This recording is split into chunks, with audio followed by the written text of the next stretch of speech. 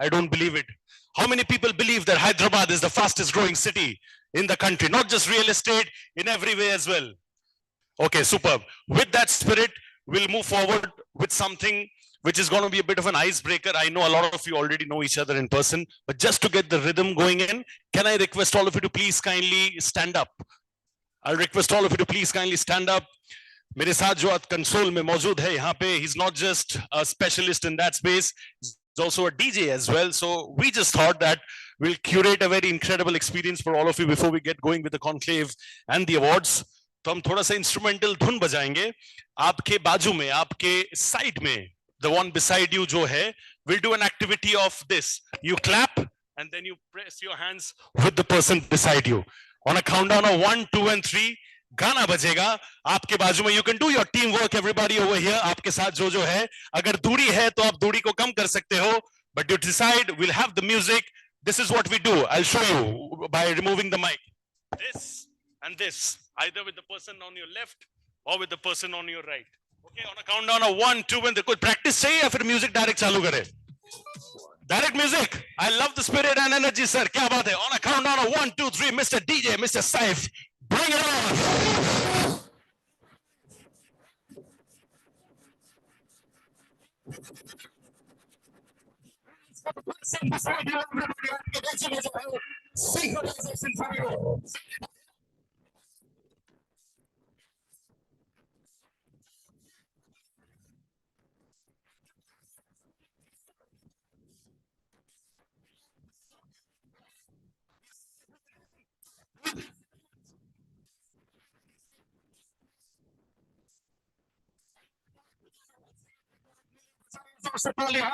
Please. Thank you so much for being so wonderful and incredible.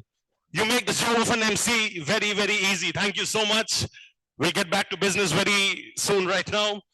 Like I mentioned, ladies and gentlemen, this is the third edition of the Realty Plus Conclave and Excellence Awards 2026 over here in Hyderabad. What I'm going to do is, before we get going with the conclave, I'm going to be requesting all my eminent guests over here to please kindly keep their mobile phones in silent mode, as we don't want to distract any of our speakers who will be coming over here. So thank you so much. It's my absolute honor and privilege to be over here for the third edition of the Realty Plus Conclave and Excellence Awards 2026 over here in Hyderabad.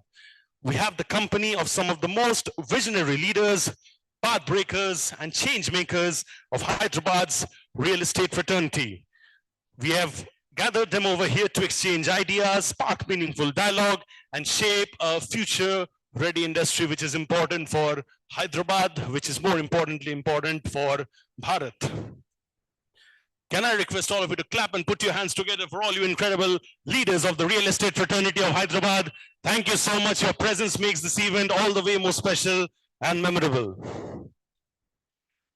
For the ones who haven't been able to join us over here in person, we have the live streaming going on because it's going to be thoroughly unfair if such an incredible event is only being seen by a few people. So we have the live streaming going on as well. You can catch up with the live streaming on the Realty Plus website, which is www.rprealtyplus.com, and also on the social media platforms of Realty Plus. You can get in touch and see the live streaming. On LinkedIn, you can find us as Realty Plus. On Facebook, you can find us as @RP Realty Plus. On X, you can find us as @RP Realty Plus as well. And on Instagram, we're there as @RP Realty. Ladies and gentlemen, we have some power pack sessions going in, but most importantly, we have a power packed audience over here. So let's get going. I have said a lot of things about Realty Plus and the incredible things that they have done over a period of time. But of course, like any other person over here feels, I also feel the same, that मैं जो बोलूंगा उससे better है कि हम एक special video देखें. 21 successful years of Realty Plus. Mashallah, they will go on and continue with 200 many more years as well. But before that, I'll request the console to play a special AV of Realty Plus for all you incredible people over here. Can we have the AV, please? Some people are born to show the world which path to choose in a crisis. Some brands are born to do the same. And during the times of challenge, the stalwarts of the Indian real estate industry have chosen to do just that, by showing others the way to finding opportunities even amidst a crisis, by showing the world how to go about delivering on promises even amidst adversity. Success doesn't just happen. It happens by design, by pushing the boundaries, by raising the path. It takes days to develop a vision and nights to make it a reality. Knowing that pictures are worth 1,000 words and that every word makes a difference. It's doing the research, trusting your instinct, and finishing what you started. For the past years, Realty Plus has been turning obstacles into opportunities, keeping the industry informed on the latest developments,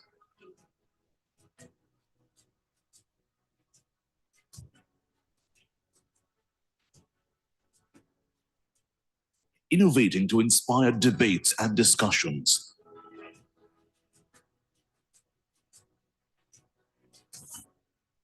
bringing forth the perspectives of the industry leaders,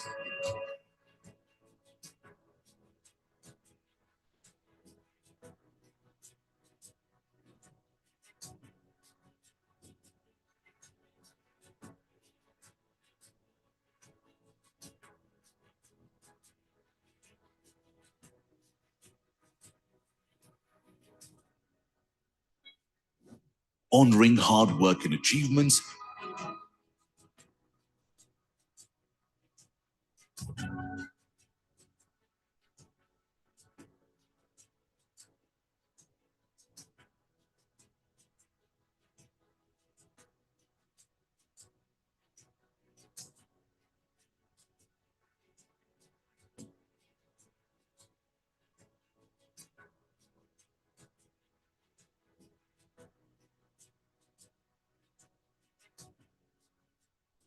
keeping the industry connected.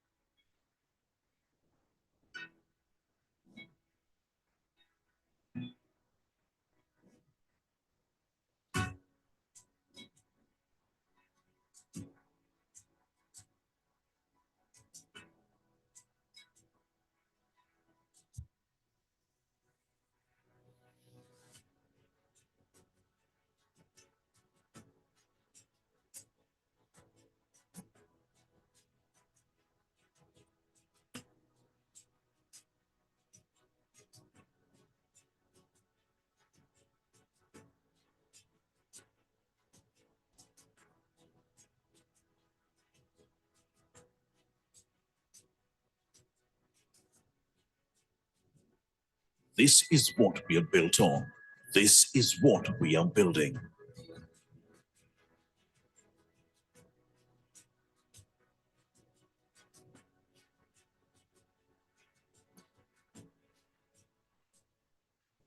We are Realty Plus, and we lead the way.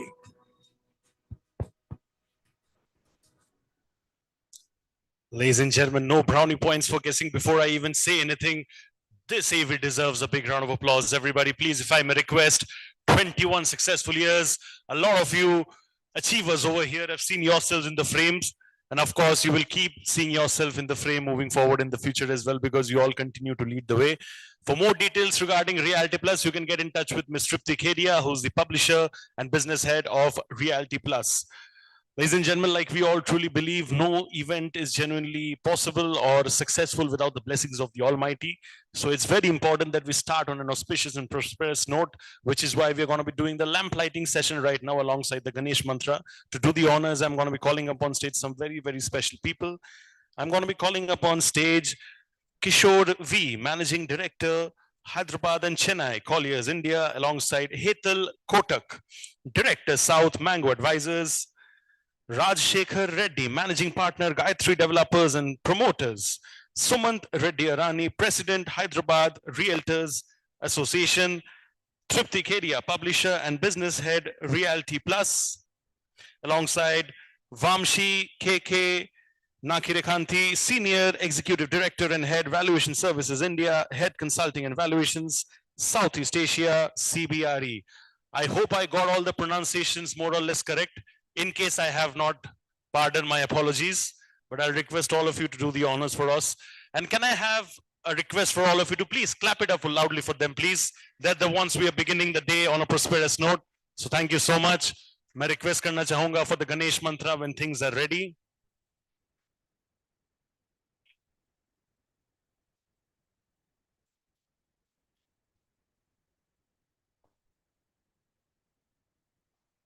Vakratunda महाकाय सूर्यकोटि समप्रभ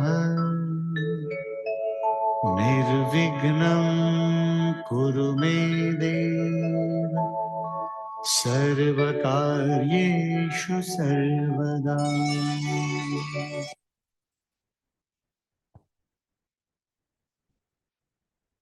Ladies and gentlemen, it's almost next to namumkin to get so many incredible stalwarts all under one roof. Can we please have a special appreciation with a bit of a clapping for this very special moment? Thank you so much to all of you over here for joining us over here. All of them all under one roof, one shelter. Thank you so much. Before we get going, this is a bit of a manifestation moment for the next 20 seconds. Everybody, please close your eyes. We just had the Ganesh Vandana right now, so everybody please close your eyes. 20 seconds manifestation moment. You don't have to stand up. I won't make you work like that. Just kindly close your eyes. Next 20 seconds, pray to Ganpati Bappa, whatever you want for yourself personally and professionally, and then we move forward. Your 20 seconds begins now.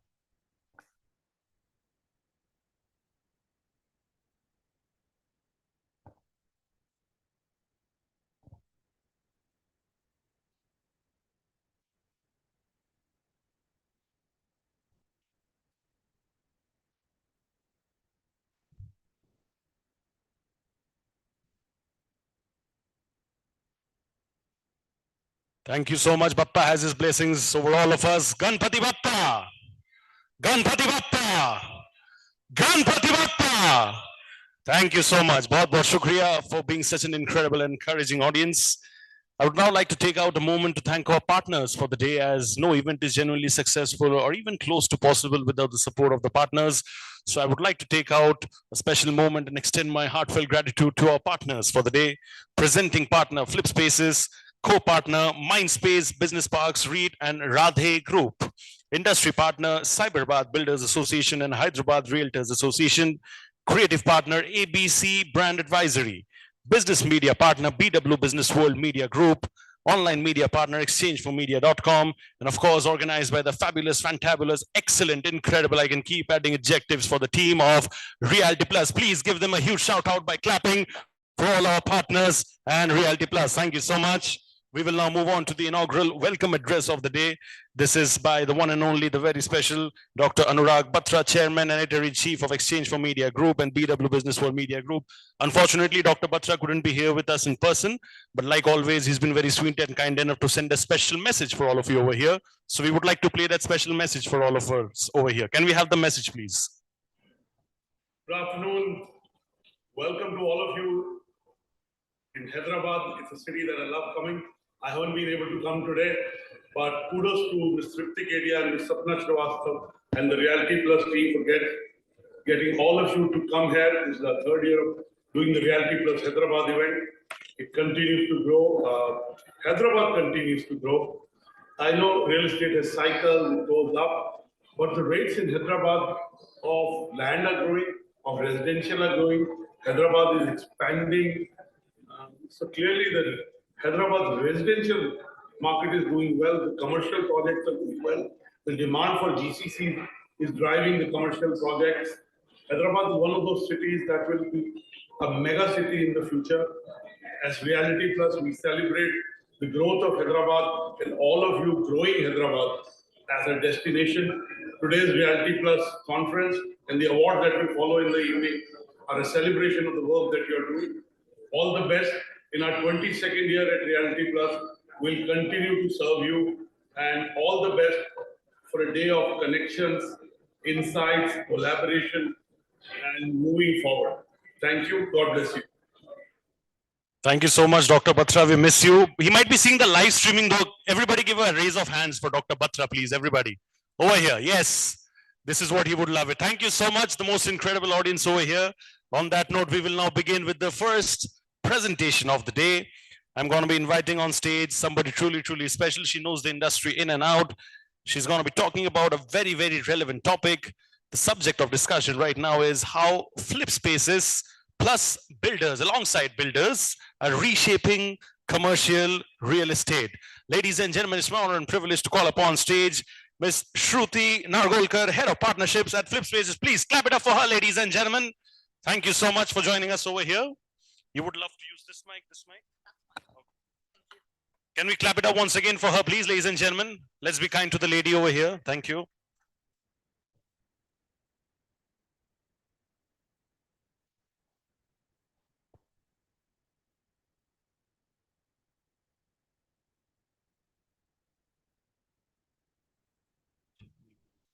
Hello? Okay. I hope you can hear me. So I'd like to start with a story. It's not exactly a story, but a fact, what happened with me. We had one of our builders once come and tell me that in one of the cities, it was booming, very similar to Hyderabad and the South market, that he has the best building, best pricing, and the best location. And yet there was a lot of tenant turnover, and which was killing him, because every single time there was a tenant, after 18 months, after 12 months, it was turning over. So my only question was one to him, which probably he might not have thought, and I'm not sure how many of you guys must have thought. It's basically, do you also think about the companies who work in your building? How do they work? Probably we all think about square feet, we think about the rent, we think about the deposit, but something that we generally miss is what and which company is going to work for us.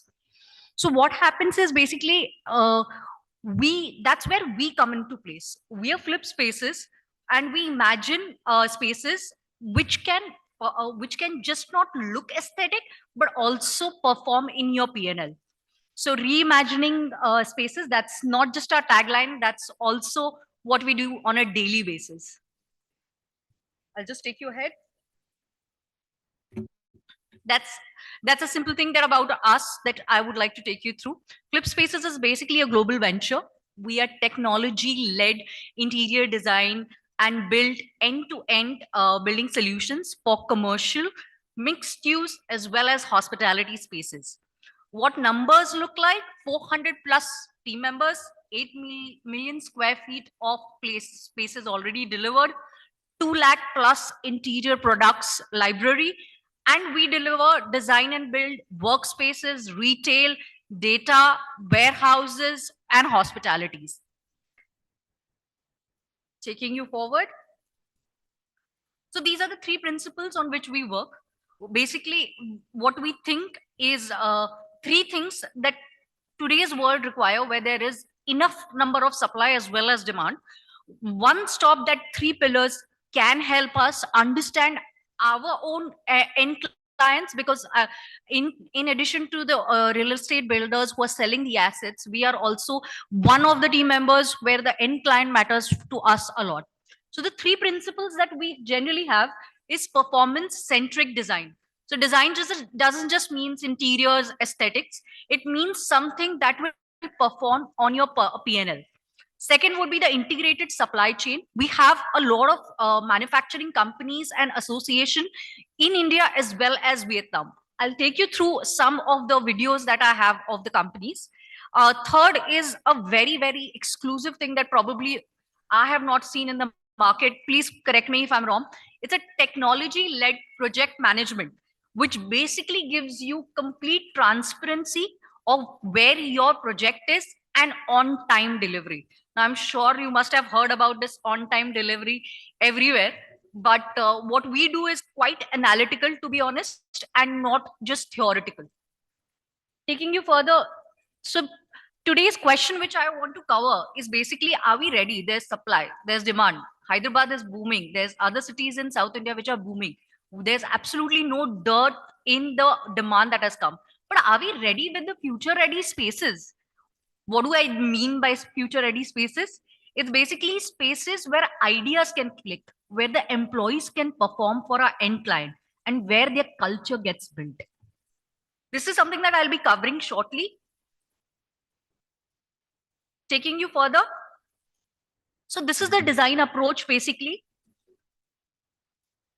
This is basically the design principles that we have. It's a game changer from what I know. We design places in the tune with brains, the people who work there. I'll give you an example. Imagine a space. There are two parts or two teams to it. One is deep thinkers. These are coders.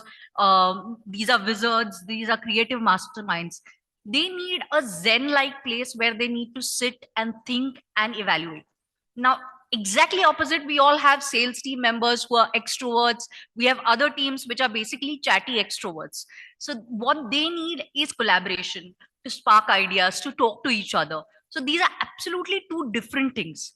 What connects them is basically designing spaces for them individually and then having a complete spine, which is also called as the serendipity spine, which connects all the places. Just imagine you're just bumping into each other and having ideas and discussions. Like everybody has said, that the best ideas have never come out of a meeting space. So here's what our design does for you. As a builder, it basically performs on your P&L, better tenant retention, premium pricing power, faster leasing cycles. Your building becomes the market benchmark. Like I said, it's not just aesthetics, it's actually space optimization.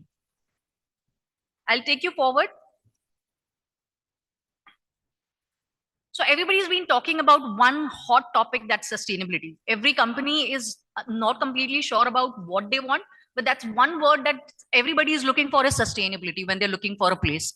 I'm sure as real estate builders, you must have heard about this favorite word of everybody. It's basically earth conscious. What we do is we track the sunlight mapping as per the building that you have.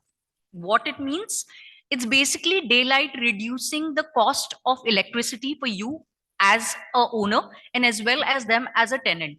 That this makes the vibe and it improves the culture in the offices, which basically makes employees more cognitive, emotional and psychological benefits, which generally is the outcome of natural light. And when your floor plan is ESG, you save energy cost, which can improve your tenant retention. That is one way probably that can help you. I will give you an example, a real life example. This is basically a TCS office that we did. It was 5.5 lakh square feet design that we have to do in Noida. I'll be very honest, the builder who actually made this was a new builder, as a non in the market, but for MNCs and workspaces. This was his first time handling an MNC, and we came into picture and exactly what we did. So we basically designed the concept. Generally, a design concept for a company like a TCS or any MNC will probably take 3 or 4 months for stake approvals. What we did is we complete the complete design as well as the execution in just 150 days. How we did it? Two things that helped us the most is the technology that we had. Wisdom, WizWalk is the two parts of a technology that help them monitor the remote monitoring of the space from wherever they are, be it TCS or the builder. There were real-time approvals that were given. So this design was basically a profit powerhouse, not just for TCS, but also for the builder. Taking you forward.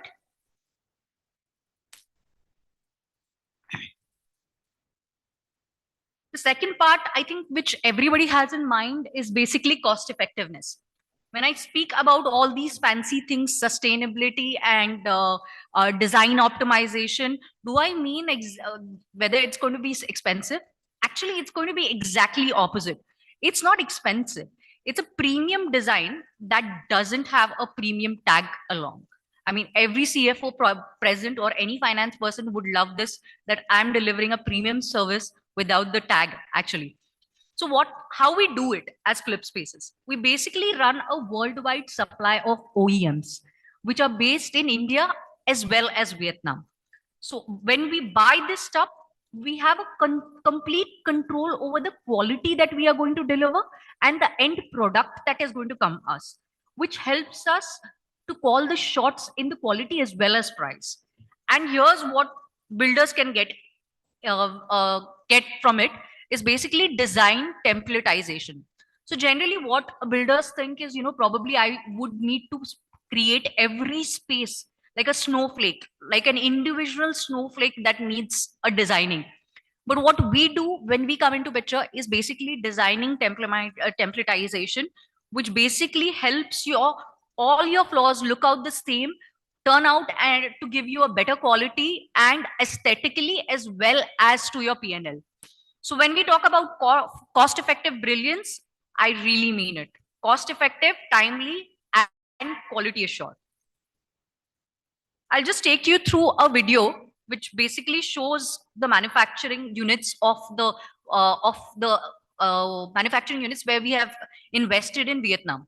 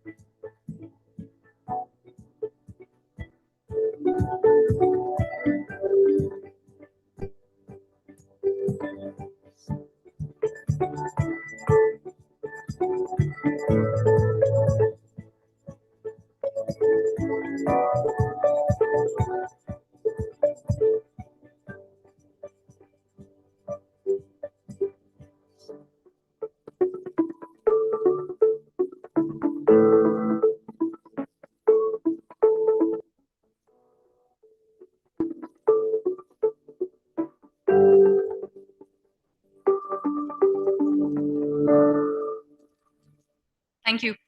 So basically, this is how we give you the premium quality without the premium tag. And for builders, what it does is basically there is no price shocks, there is no do-overs, which could be happening right now, and there is no buyer's blue. Exactly what is promised is what we deliver. I'll take you forward and just give you a glimpse into BizWalk with a small video here, which basically talks about our technology. The VisWalk 3D visualization suite lets our designers and clients collaborate in real time, bringing projects to life with an interactive digital recreation. With VisWalk's CAD to 3D, designers can import an office layout and effortlessly transform it into a complete 3D design in minutes. Designers can present the space through a fully interactive 3D recreation, serving as a clear representation of the final outcome. The video walkthrough generated by VisWalk provides clients with a detailed and immersive preview, helping to align expectations, reduce iterations, and streamline the project timeline. Designers can collaborate in real time, exploring finishes and design options interactively, whether for individual elements or entire spaces.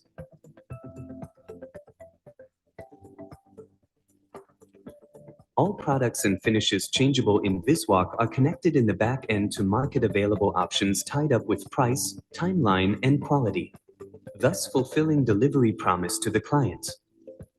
The VisWalk suite has versions available across a wide range of platforms, including desktop, browser, and VR, offering users unparalleled flexibility. VisWalk disrupts the designing of commercial spaces by making the process of design selection and visualization immersive and real-time. Thank you. So only one word for this. This is basically design which is experienced and not imagined. Today, probably designs is something that you might have to rely on the imagination of your client. But here you give a complete experience of how the office is going to come even before the execution starts. As a builder, you will have less expensive work. There'll be faster approvals, delighted clients, and longer tenured clients. Taking you forward to the last aspect and the last pillar that we have, tech-led project management. Now, I'm sure you must have heard about project management everywhere, and that's something that probably every real estate builder is well aware with. What we have done is a very small change. We have done an analytical approach and a tech approach to the same project management that probably you would be doing. Very simple, in a very simple words, probably if I have to explain, a project manager who's there on the floor, all he has to do is the list of the duties that he has to cover in that day. That gets populated to a larger dashboard, which gives you and your client a complete visibility and transparency on when the project is ending, rather than your interior or fit out partner coming to you and telling you on 55th day that this is going to take one more month. This is where we make the change. On the 10th day, if we see there's even 1 day delay, we have days in a hand to arrest the problem. That's exactly where technology helps us. So, and you would be knowing more than me that any delay on a per weekly basis is a loss of 1% revenue, which basically means we are trying to save you the cost by activating your space before or at least on the schedule, so your rent starts from the schedule. Some of the features that we can show you in terms of the project management is 360-degree camera view. You might be placed anywhere in the world, but you will have a link and your client will have the link to see what is exactly happening on the site. This will give you complete understanding of what the progress has been and what right now it looks like. As simple as a comparison of a 3D render to how the actual spaces come out to be. There will be a complete snapshot of the site transformation along with the project tracking, which will be live. I'll quickly take you through a video about this aspect of our technology. Introducing VisClient, our proprietary platform for clients to help them get real-time updates of their projects at various stages of design and execution. VisClient has two sections, Document Locker and Space Explorer. The Space Explorer section allows clients to visualize their layouts and 3D visualizations in a single interface. Finalized layouts have pins representing different spaces or zones on it. Clients can click on any space from pins to view its 3D from different views and can approve the ones they like at their convenience. During the execution phase, clients can monitor the progress of their project chronologically from any location, reducing the need for site visits and saving on time and cost. They can also compare promised visualizations with actual execution images, allowing them to view the whole zone in 360. Now coming to the document locker. Clients benefit from a lifetime repository of all project documents stored in a document locker, including sales, design, financial, execution, and handover documents. They can view, comment on, and share any document at will. This client creates client delight at every step of the design and build journey by making it transparent, efficient, and real-time. At FlipSpaces, we're using technology to reimagine design and build. Thank you. So just giving you a glimpse of what we just discussed, a workspace basically can be a guardian of well-being. It is a stage of collaboration, a mirror reflecting a company's soul. Here by company, I mean the end client, our end client, a catalyst to creativity and a coach for high performance. The space itself is a strategic asset rather than just aesthetic. We have just wanted to show you a few of the brands that we are already working with, and we are their growth partners, India as well as US. We've also entered the Dubai market as we speak.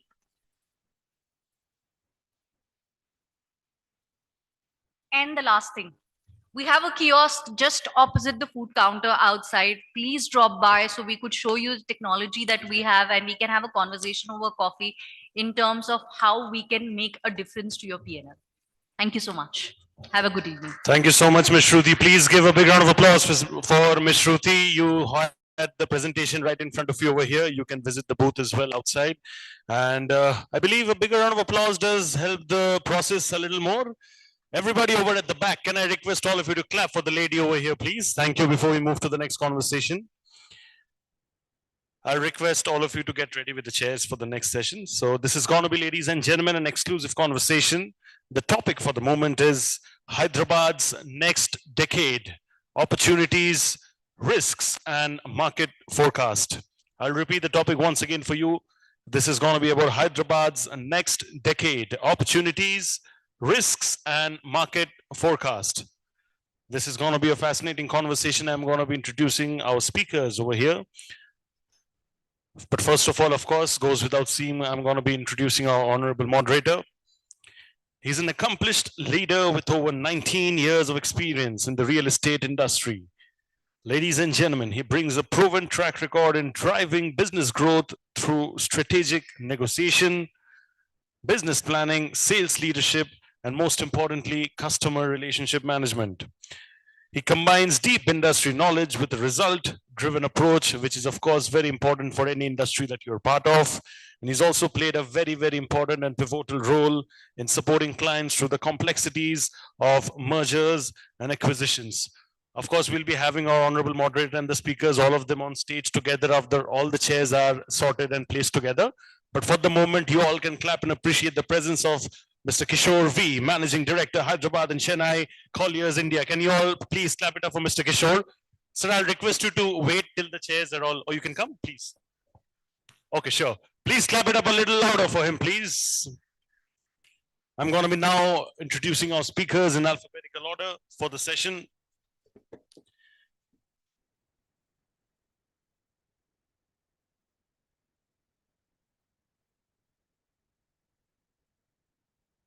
Mic, please. Thank you. I thought you don't like my voice. Mazak kar raha hu. Thank you. My next speaker is Hetal Kotak, Director, South Mango Financial Advisors Private Limited. Hetal ji is a business transformation leader with over 28 years of experience across domestic and international geographies.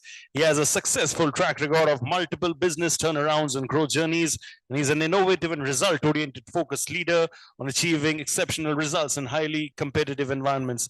Of course, he brings an entrepreneurial approach to work and has successfully spearheaded structuring customized solutions for his clients across the south of India. Please give a big round of applause for Mr. Hetal as well, please, ladies and gentlemen. Thank you so much, sir, for joining us over here. Very, very happy to have you. My next speaker over here, ladies and gentlemen, nearly 2 decades of experience. He brings expertise across key markets in Hyderabad, Bengaluru, Chennai, Visakhapatnam, and of course, Amchi, Mumbai. Under his leadership, Ramki Estates has evolved from modest beginnings into a formidable and respected player in the sector. He is widely recognized as an industry thought leader, actively engaging with industry bodies and policy forums, contributing rights on real estate, regulations, and policies. Please give a big round of applause for Nanda Kishore Mudumbai, Managing Director, Ramki Estates. Thank you so much, sir, for joining us over here. My next speaker over here is an Indian technology entrepreneur and has been successful in the Indian startup market tremendously. Please note the fact that in the year 2019, he founded and established the real estate company Realty and is working on high-profile commercial and residential projects. Ladies and gentlemen, he holds a BTech in Electronics and Communications Engineering and an MTech in Computer Science, IIT Kharagpur. Basically, brain in the right place, and of course, the right heart to complement that. Mr. Narsi Reddy Posham. Thank you so much, sir, for joining us over here. What a pleasure to have you. My next speaker over here, ladies and gentlemen, has over 25 years of experience in the real estate sector with a focus on luxury residential properties, high value land transactions, and strategic investments. He's dedicated to promoting professionalism, transparency, and most importantly, long-term growth within the fraternity. It brings a value-driven approach to leadership, emphasizing education, innovation, and client-focused solutions to the real estate of Hyderabad. He's also the chairman of National Association of Realtors India. Please give it up, everybody, for Sumant Reddy Arani, President, Hyderabad Realtors Association. Thank you so much, Mr. Arani, for joining us over here. Bahut shukriya.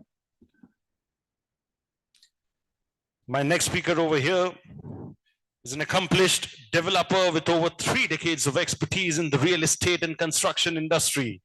He's the immediate past president of CREDAI Hyderabad and as a member of various social and security boards, including the Telangana State Social Security Board and the Hyderabad City Security Council.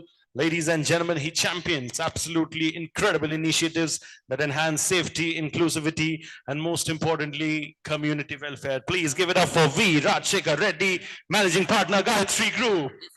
Thank you so much for joining us over here. Just a bit of a request, keeping the aesthetics in mind. I hope we are all seated as per the photo arrangement over here, or can we just keep that in mind because we want to arrange it specifically as per the aesthetics.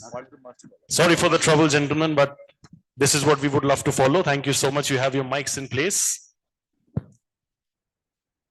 Yeah, thank you. It comes also nicely in the frame and the camera. Over to you, and let's have the water bottles ready for all of our speakers. Thank you. The timer is over there. Thank you. We're good. Thank you. So good afternoon, Realty Plus. Thanks everyone for giving me this opportunity to moderate today's topic, which is Hyderabad's next decade, opportunities, risks, and market outlook. So if we just see in past 1 decade, what we have seen, Hyderabad has transformed as a global economic powerhouse. A decade back, the leasing was happening around 5 to 6 million square feet. Today, we are talking about 10 to 12 million square feet. All thanks to the infrastructure, because infrastructure growth is much higher than the real estate growth in Hyderabad especially.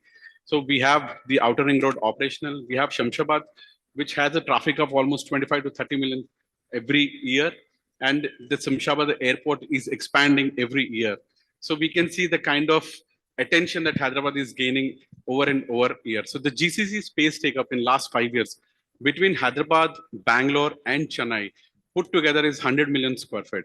Of this 100 million square feet, this south, which is a part of Hyderabad, Bangalore, and Chennai, 70% of the gross leasing across India, the GCC space take up is between Bangalore, Hyderabad, and Chennai. Last year also, we have seen an absorption of 10 million square feet. Out of 10 million square feet, 55% is GCC space take up. When we talk about the industrial sectors or the GCCs, everybody is targeting Hyderabad because this has become a global economic powerhouse. So to start our panel discussion today, because we have a eminent leader sitting here and a very experienced experts. So I love to ask question which is common to everyone. So starting with Mr. Sumant Reddy. How is Hyderabad market likely to grow in the next 10 years? What are the key transformational levers and cautious bottlenecks that will be most critical for Hyderabad real estate ecosystem over the next decade? Thank you, Kishore. So Hyderabad, according to me, for the next 10 years is going to be very robust and strong because fundamentally we have a great infrastructure and the market is also more stable.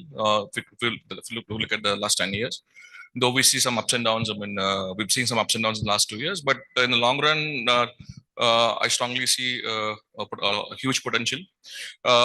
We talk about when it comes to infrastructure, we're talking about outer ring road, okay, and other things that the regional ring road and all for a very long time, and media has been covering it. And more than anything else, the one very important thing I see as an advantage for Hyderabad is the water security, because we have two rivers connected to the city, because both the Krishna and Godavari are connected to the city, because if the city has to expand to uh, mega city, we need that first, because that is going to be the fundamental need for people, any city to grow. That's something which I strongly see as an advantage. And more than this, we have a lot of land around the city, and along with the infrastructure, which is like the outer ring road and regional ring road, which I mentioned. And in the recent budget, we see the bullet train connectivity coming to Hyderabad.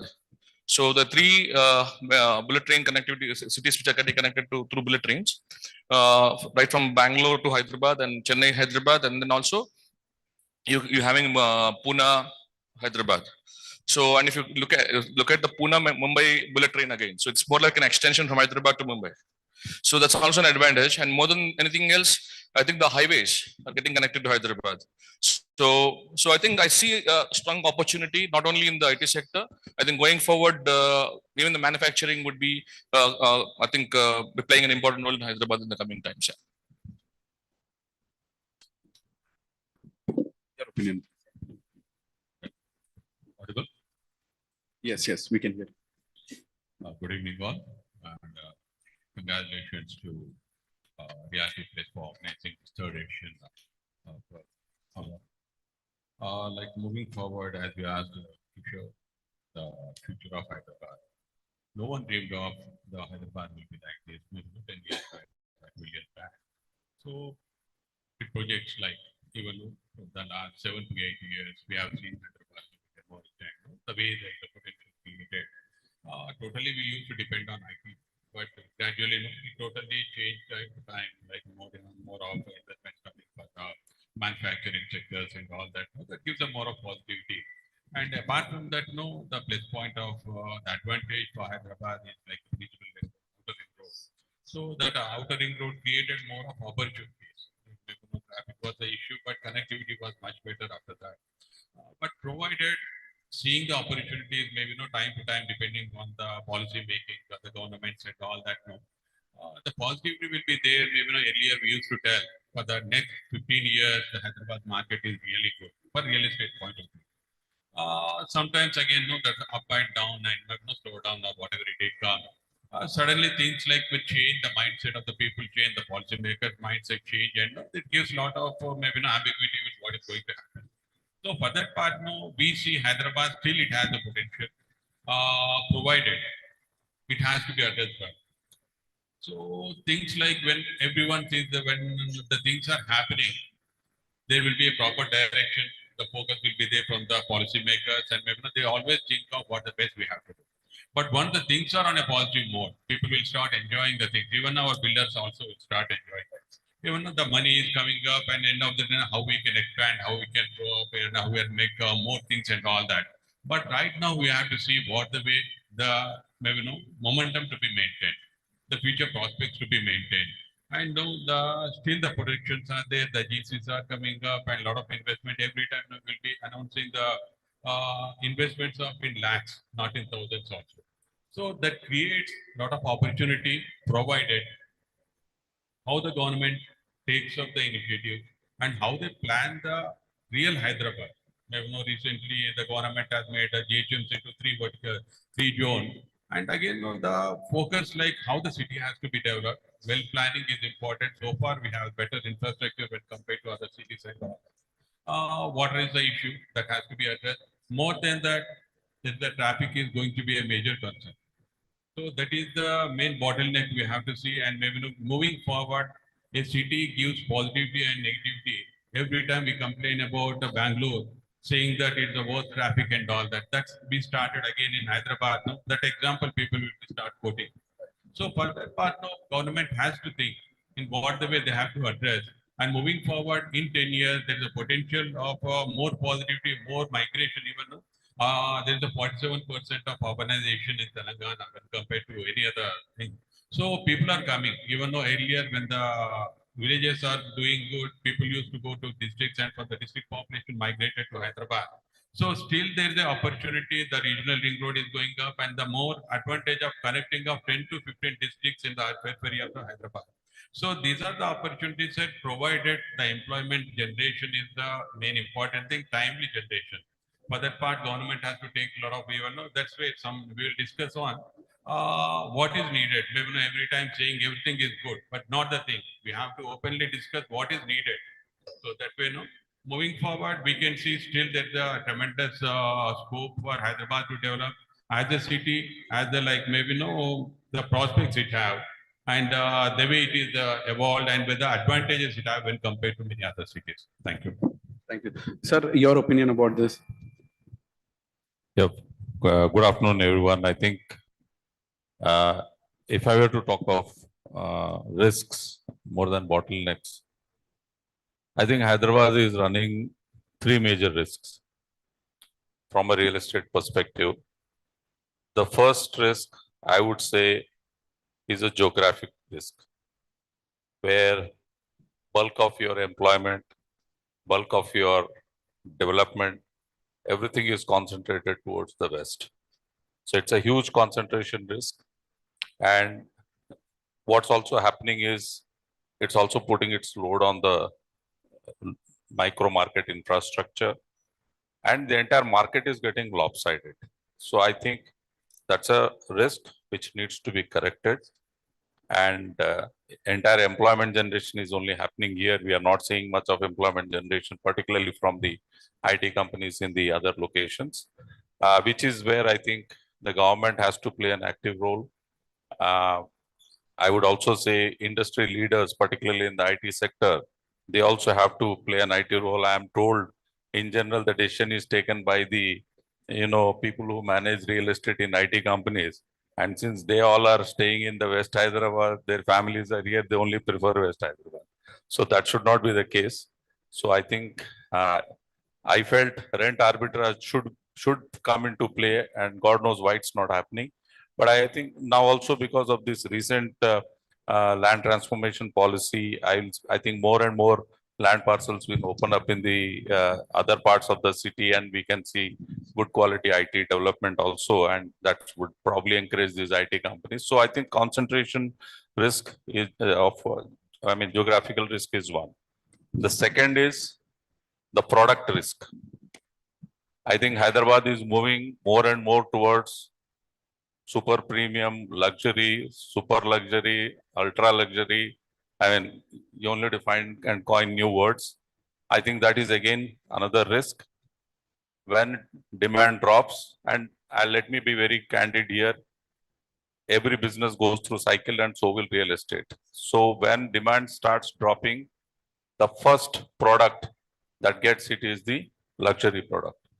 I think that again, that trend, so developers, as Rashekar Garu mentioned, should not get carried away, should not think that the good times will last forever. So product risk is again, I feel, one more challenge, large units, 5,000, 6,000, 10,000. So all these things, there has to be some kind of a moderation. So product risk is again another thing. The third, which is a much larger thing, is I would say economic concentration risk. So here, if you see what's happening is 60% of employment generation is still from the IT sector. Hyderabad, barring pharma, you don't have any other sector which employs huge number of people. The rest all constitute a very small component. But if you see markets like Pune, Bangalore, or Mumbai, Delhi, they all have huge manufacturing units. And I think Hyderabad is lagging in that area. If you look at Mumbai, Mumbai is into so many other things also. They're into manufacturing. There you have a finance industry that itself is a huge. And you have media, you have so many other industries which are there. Hyderabad doesn't have that spread. So there is an economic concentration which I feel again could pose a big risk. So if Hyderabad has to really evolve in the next 10 years, I think these risks have to be mitigated. Some correction has to happen. And most importantly, let me also tell you, because we have a fancy of comparing ourselves with Bangalore all the time, like our infrastructure is super brilliant and all that. Yes, but let's also note, if I'm not wrong, Bangalore has 50% more cars on the road than Hyderabad. Okay, just imagine all those cars coming onto the road, number one. Number two, Hyderabad's infrastructure, we are only talking of mobility infrastructure. I would say rather roads only. Infrastructure is not just roads. There are so many other components to infrastructure which are not developed. You don't have a proper sewerage system along the ORR or any of these regional ring roads or anything. There are plans, yes, but nothing has been implemented. And water supply alone is not going to be enough. Okay. So I think infrastructure has to keep pace, and with the way the concentration is happening, the infrastructure is bound to crumble. And let's accept it. If Hyderabad has to really go to the next level of development, I think there has to be something really worked upon on the infrastructure from a more holistic perspective. Thank you, sir. Narsi, sir, your opinion about this? I think whatever we have been speaking, right, every city goes through all these risks and opportunities. But I see like there's a particular situation for the Hyderabad. If you see that as a risk, I think every of the developer knows, every of the buyer knows, every of the Hyderabad whoever is living knows that's FSI.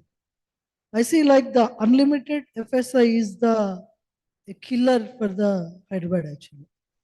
See, we have a fantastic infrastructure. We have a great outer ring road. We have a nice roads.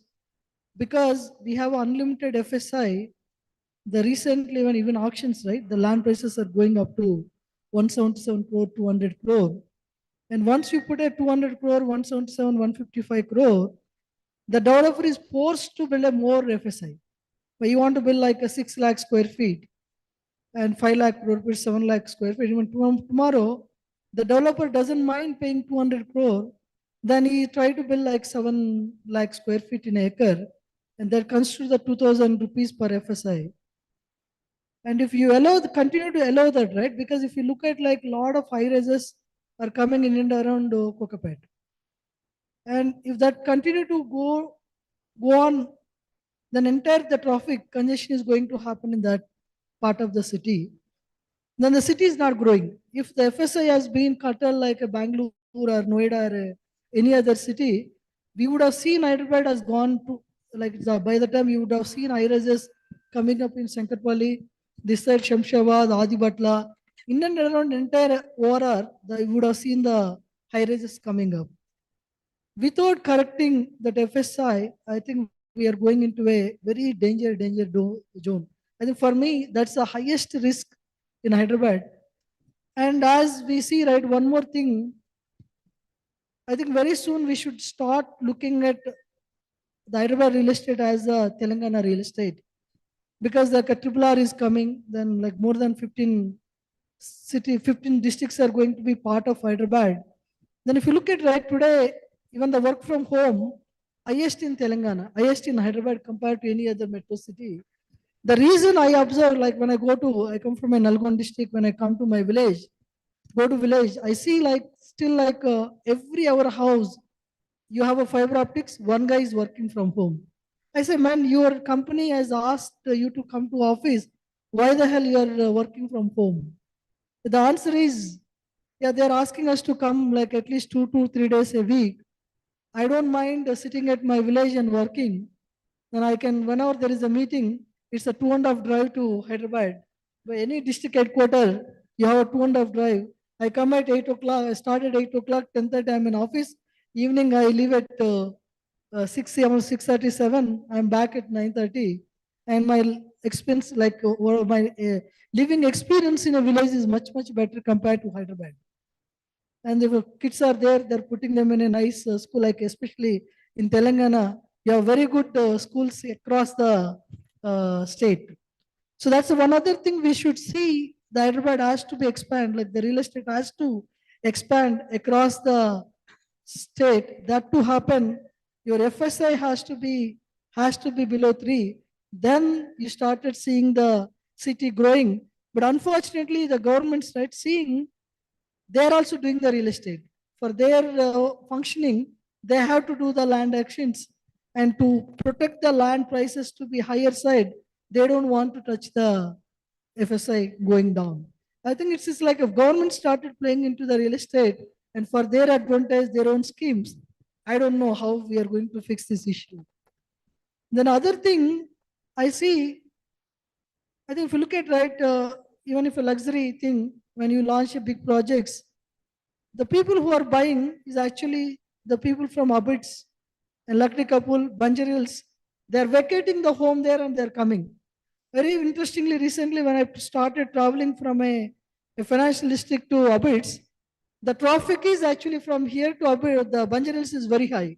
Then after that, the traffic, there's no traffic because the floating population coming towards the west and outside. I think that's actually need to be addressed by the governments. But if you look at the opportunities, right, one thing Hyderabad as a Telangana state has not done well, I think we all need to start focusing on the hospitality. There's a huge opportunity on the hospitality side in the real estate. But if you're living in a Bangalore, any weekend if you want to go and a 2 to 3 hours, 4 hours drive, you see at least like you have opportunity to go 15, 20 5-star resorts. You can go spend time over the weekend and come back. But Hyderabad, you don't have that. If I had to step out of Hyderabad for a 5-star resort, the number of resorts in and around Hyderabad is a zero. The hospitality, I think there is a major role the Hyderabad city can, the real estate can play. I think that's where whenever there is some young entrepreneurs and somebody want to come into the real estate play, I say that, man, don't come into try to do an apartment or a villa project. Rather, you focus something on a hospitality. I think that's the greatest one. Other opportunity is the tourism department of Hyderabad. We have more than 100, 200 the fantastic locations where we can start investing a lot of our capital into the hospitality. Thank you. Thank you. So just to add on what Narsi sir was saying, 2013, in fact, we have seen real estate costs of the residential flats at 3,000 rupees per square feet. Today, it is trading at 12,000 to 14,000 rupees in Kokapet. People were scared to go to that location also that part of the time. Just to add to that, Hital, if you can just, from an investment banker perspective, what do you feel Hyderabad growth story would be in next 10 years? Thanks, yeah. So look, a lot of the colleagues here have given a reality check on the reality of Hyderabad. Yeah, so that was what I could hear. But I believe overall, if you look at the journey for Hyderabad in last 10 years or so, it has been about demand creation as an ecosystem. So in different pockets, demands have got created. Certain pockets, as rightly said, it's concentrated. However, what is the next decade going to be about? Maybe it's about structuring, it's about financing that demand and executing that demand, because demand has got created. It has really displayed the potential which Hyderabad carries, and that excites me. While there is, of course, a reality check, so I have to counterbalance that and bring in some excitement to the entire thing. So I believe there is a lot of optimism about Hyderabad. It's truly a cosmo ecosystem. It's extremely receptive to outside people coming in and getting integrated as a society, which is an important thing. Look, I have myself lived in 6 cities within the country. So I understand that reception here is very, very warm, and generally it's a genuine thing. So all of those things matter. To add to it, one of the statistics I was reading, and when you read that, you see that when you compare, let's say, the typical comparison, Hyderabad and Bangalore, here, it is more family-led migration which is happening, whereas in case of Bangalore, it is more deferred family-led. So it automatically changes the perspective. But then affordability, which is a critical part of the reality checks that we were talking about, that's a barrier maybe. But other than that, the ecosystem is more conducive to the growth of Hyderabad. That way, the ecosystem is already conducive. Infra is preceded, as you brought to the entire thing, but infra is not sufficient also. Yes, but I think that's a never-ending story. Horse before the cart before the horse. It will continue, and India has anyway thrived in the midst of adversities. Whether we like it or not, that's it's been the case. So we are not going to stop growing, and the opportunity is there in terms of looking at from a fundraising perspective or liquidity and capital being available. The right capital is available for sure. Yes, there is now a bit of reality check from the investors and the lenders also that they are also a little skeptical, and hence that is getting priced in the manner in which they are looking at the market per se, in terms of how are they looking at funding and how are they building the pricing within that in terms of the risk factors which is getting priced in.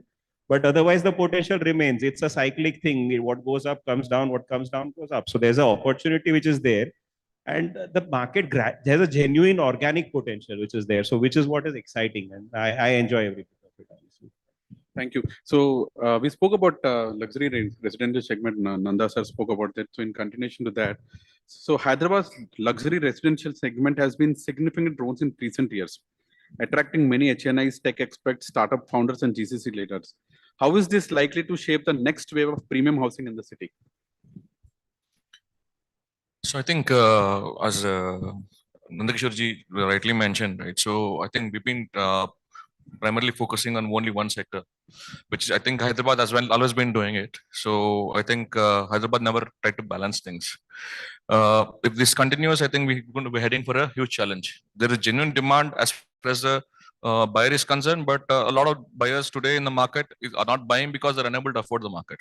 It is not that they don't want to buy. The sentiment is still strong, but I think real estate valuations have gone up. At the same time, most of the inventories that are there in the market are upwards of about 2,500 square foot. So which actually puts off a lot of buyers in the market. So I think this is something which Hyderabad has to developers and all the stakeholders have to keep in mind, that we are never rational, okay, when it comes to creating supply. Because we get carried away, because we most of the times we come up with projects, okay, looking at our peers or other developers, or we get into the peer pressure, because if somebody is doing good, okay, we tend to think that okay, we should also be doing the same. I think that has to change. And if you recently see, right, on one side, I think for the last 1.5 years, especially in the luxury sector, there's been every developer has been under extreme stress. But we still see developers keep launching new projects in the same category, knowing very well that the others are under pressure. So they had opportunity to actually tweak it.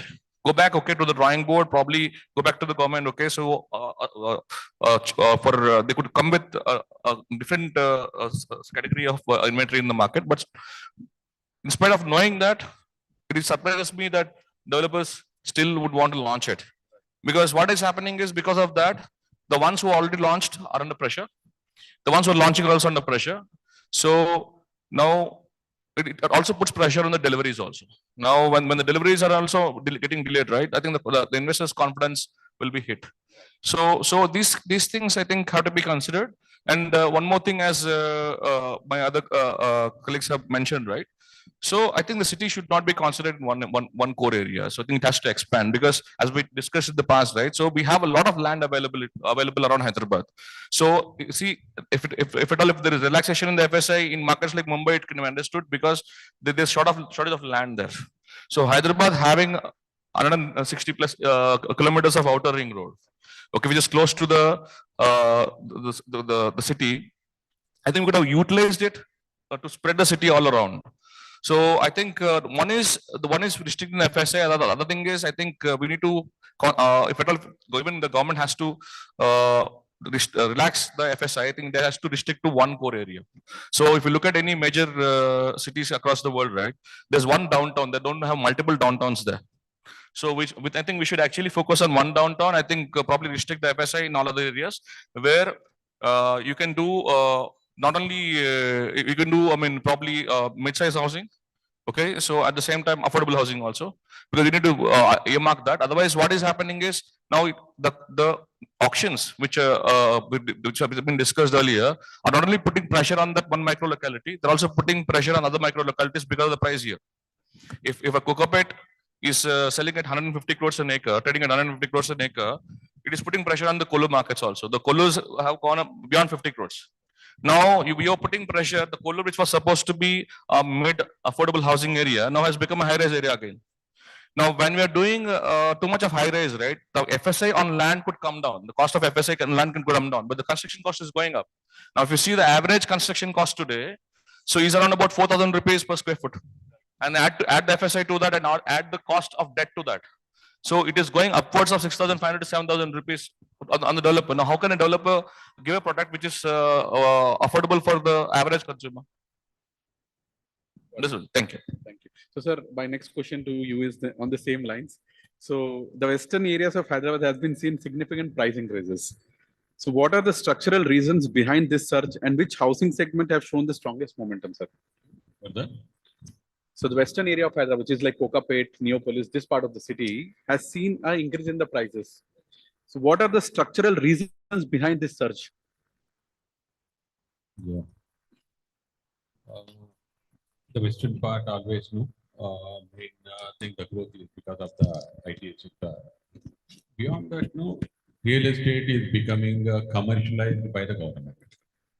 So that's the main aspect. It is so for that, we are seeing only 30%. We have the ring road in 360 degrees. There's like only western part, southwestern part majorly we can say it is focused. And the residential it is coming up over there, and maybe commercial part is also. For that, opportunities are more, and for that, the demand is created, and people have started becoming like more of the auction, Neopolis auction, quoting around 150 crores and all that. That totally killed the Hyderabad real estate market, which is like reasonable to the end user. So for that part, government has to start thinking. Everyone will start thinking like Hyderabad is unaffordable. But we can't see only the 30% section, which is on the southwestern part and the western part majorly we can say. But beyond the other parts, 70% north, east and southeastern part, still there are flats available in the range of 5,000 to 5,500 max, you can say. And now for that part, government has to think what the way it has to be addressed, what the way the people has to start buying the houses in the other part also. Even Rampi, there's another, they have a project in the Habsiguda area. So that sales are even a good project, the quality is good in part with the western part and all that, but still the buyers won't be giving that much price, and again the demand won't be there. So this we can see even as per the analysis survey and all that, 30 to 40% of the people who are working in the IT industry are coming from the north and east. So for them, the government has to start addressing what the way they can create employment opportunities in that area. So this is where the major issue of western part just triggering the high prices, even though sometime, even as Sumant was saying, the Kollur area is really quite affordable. Even at that time, people started, when there was no market, people started to stop construction activity. Now it has become a such that the area and again people coming out with the high-rise buildings and all that. So it again prices will be coming up and the land prices has gone up to 40 to 50 crores. So this is all giving some kind of negativity to the overall market scenario. Government has to start thinking how it has earlier, there is a growth and dispersion policy was there. And now the government also has to start. Last week, I remember like our property show, which we have conducted in Eastern Hyderabad. We requested the IT minister to announce a IT park, even in the eastern part. See, a lot of people are coming from there, a lot of opportunities are there, people are staying there, and all the way without any proper transport convenience, and all those are coming all the way through metro or own transport. So for them, they can create opportunities that side. Even long back in 2019, when we organized the property show in Northern Hyderabad, we conveyed to the then minister KTR Garu to come out with the IT park there. They announced even though that's not happening now. Malakpet also they are not happening now. These are the places the government has to start thinking on, and how the housing for all need can be fulfilled. So only western part still we can say it's going in a wrong way. Hyderabad totally the growth depends on how they really address this kind of issues. And more of like the builders will be like with the present market scenario. If things going on, one part is prices are going up, even the no builder is getting benefited in that part. See, pricing is there high because of the high-rise buildings, and now the TDR issue has come up. Even the government has to think, why can't we go horizontal expansion? Why can't we start something even though we have the abundant land available across the region ORR? So we are not, even though sometime back I told to CM Garo also, he was once saying like, I am giving opportunity for the next 15 years announcing a future city. I told him, we are talking about the long term, think about the short term. So which we have to address well. The present need of the builders you have to understand, and the present need of the people, what is needed for them to buy a house, where it is needed, that also it has to be addressed. Then I was saying like, even why can't we start thinking about the northern part? Genome Valley is coming up. A lot of employment is being created over there. Around no 50,000 employment they have now. Even though some kind of housing is there, that creates the opportunity for the real estate. And that also creates the need, I mean, addressing the need of the people who are working over there. And other part, no, the affordable housing is also major concern. Government thinks and says something like 2,000, 3,000 acres of land, not required. Only 400 to 500 acres they can pull it up, and now they can develop the infrastructure and give it to the builder. Even Chandan Valley area, that also always I tell. There is also manufacturing clusters are coming up. Lot of mid-segment employment is there. Why can't they address that kind of areas? Why we have to think about the future city? Future city is very long, it is needed. But still beyond, before that, there are issues to be addressed. And for that part now, government, even from our builder's point also, we have to, even sometimes we'll be going to the government for requesting some kind of issues, what we are facing. But as an organization, we have to reach the government coming out with a policy initiative where it is needed for the end user, and not only for us, for the end user also, even for the people of Hyderabad and state also, how to the way it can prosper and all that. That way it has to come out and we have to work a lot on that. Thank you, sir. Thank you. So, sir, when we talk about the government policies and all, so in your opinion, what policy and regulatory shift would help Hyderabad's growth beyond the existing real estate catchment areas and maintain its competitiveness in longer term, sir? So I think the policymakers, hello. I think the policymakers have a lot of thinking and work to do. Given where Hyderabad stands, I think it's a point of inflection where Hyderabad is trying to break into the next level of growth and expansion. If I were to list out few, one of the trend which is going to continue, and like someone was mentioning, the city suburbs have to really develop well. And today, if you see, one of the best way of developing suburbs is where you get large integrated townships or large gated communities, mixed developments have to happen in the suburbs.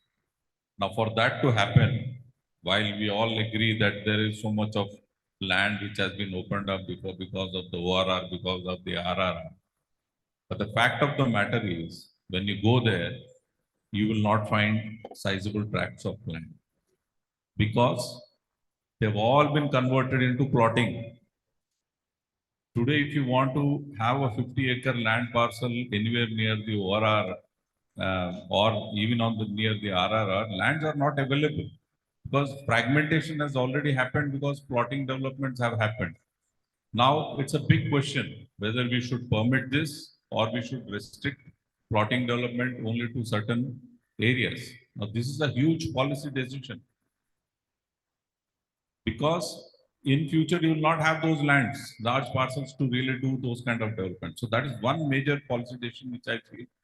Today, if you see the Vijayawada Highway is the victim of such a thing that which has happened over last 30, 40 years, where along the highway you have plotting developments and you don't have a large tract of land at all.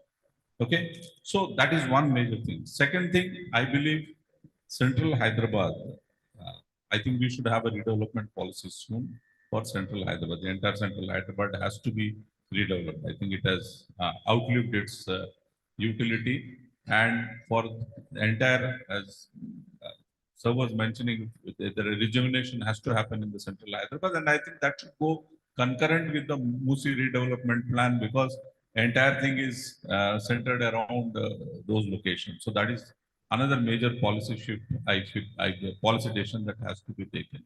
And the third thing, as Nursery had mentioned, is on the zoning. I would touch upon less on FSI, more on the zoning. You cannot be having, all kinds of development everywhere.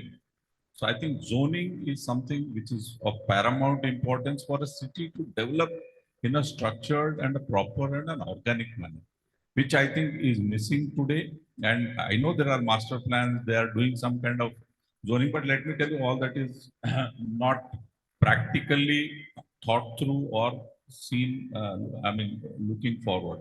So I think these are some of the policies which the government has to really focus upon if they really want to, make the city livable for the next, say, 30, 40 years. Thank you, sir. So, Narsika, my next question. So, as a technology-driven real estate founder, where do you see AI creating the most practical impact today? Land valuation, design optimization, occupier experience, or leasing activity or construction management? Interesting question. I think before that, I would like to comment on the luxury homes. I think Sumant was trying to answer it. But one interesting thing, right? Whenever I come from a technology, whatever we do, right, we try to do a analysis and try to go and see that which market, which we can address it. But one interesting thing with Hyderabad, right? If you look at, I based on my study, like you have close to 15,000 families that like can still afford more than like 5 crore kind of a worth of a home in Hyderabad, right? I'm kind of, if you look at Banjarhills, Jubilee Hills, and some business families, traditional business families in infra, IT, pharma. And when you like all these families is right now is able to generate close to the 4 to 6 new houses in luxury segment. So that means there is a demand for a close to, like if you have 15,000 traditional families which are rich, and that could generate a close to 90,000 new homes. And if you look at the current Hyderabad real estate with where anywhere the projects are, like I'm calling it as the luxury means the apartment or a villa which is more than 4 to 5 crore worth. If I look at the entire Hyderabad for next 10 years also, we don't have that much inventory which is coming up in Hyderabad. I think that's one of the reason, right? If you see the sales, even today, I'm not able to sell it in Kollur. But if I have a project in Kokapet, which are a super luxury like a Trump Towers, and every day, right, I get it like without even asking, I get a 2-3 pings saying that, okay, can I have a flat in Trump Towers? I think I see like Hyderabad is one thing is missing is a branded residence as a true luxury. And one of my friend was while sitting, he was saying that what is the meaning of a luxury? I think luxury always doesn't mean the like it's a bigger space. It could be a super luxury, like today branded residency of a 200 square feet apartment for a 3 crore could be a luxury. My lifestyle suits that, right? So that's I think one segment of I think I see it like next 10 years also the luxury with the branded residences and more like a crafted homes would be the market opportunity in Hyderabad. I just want to just clarify to the audience if they have a conflicting thoughts on the luxury. I think that segment will very well do it in Hyderabad. And the other thing that the current question, right, the AI. I think there's too much talk going on AI. AI will definitely help the design automation, right? Design optimization. Because the AI will definitely, like tomorrow I was saying that one guy recently come and has been pitching me on a facility management, how we do we started handing over few apartments. Then naturally, right, last minute we realized, man, where is the facility management team? Then who are going to because I don't have experience, I've never handed over a project. And recently we realized, man, we need to go and talk to somebody. Then like we were talking to 2-3 companies and they started coming and pitching it. I say like, are there any facility management technology companies? So everything we started calling now X, right? Like anything, right? Today it's end with X. I was asking like, Are there any facility or a property management X company? Then they were like looking at me like, what the hell you're talking? I was saying that in our like maybe in a decade, you started seeing your houses, your common areas is cleaned by or it's maintained by the robots. Because if you look at the technology, the way, right, today the technology, if you look at the AI, simple AI, right, if you are a technologist, it's not like a too far, it's there in front of you. Because the learning algorithms are there. If I have a robo which has like 10 movements, like I can move head, I can move the legs, I can move the hands. It's like we call it as a 10 moves. If I'm able to build a 10 moves robo and I make the robo stand there, I show how do I clean my washroom, like a bathroom, and how do I fold my like a blanket or a clothes.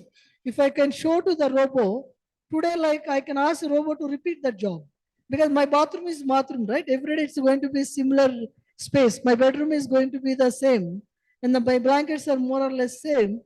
If I can stand there, stand the robot there and I can go and show that and say that repeat the work and robo is going to do much faster work. Similarly, construction. I show like today the lot of labor because India is going to have, even though we have so much people, but today if I need a driver, I can't find it. Today I need a maid, I can't find it. Today I need a construction worker, I can't find it. Everywhere we are going to see a short of the human power. I think this is the era where the technology is going to give a technology means like even they or a robot or anything is going to give a free space to the human. One of the biggest inflection point in the human race, if you look at right, the industrialization of the last thing, whatever happened in 20, 25 years, like when our parents was working, morning they wake up, they happily have a coffee, they read the newspaper, they go for a walk, they do the chit chat, they work, they come back and they relax. But any of us, right, we are running. We don't have a space to like a time to spend with our kids, our families. Like we are dealing lot of trivial things other than the your work of 6 to 8 hours. Then we come home and we do lot of trivial things. I think next decade, if you look at right, the technology is going to start helping you to take care of the trivial things.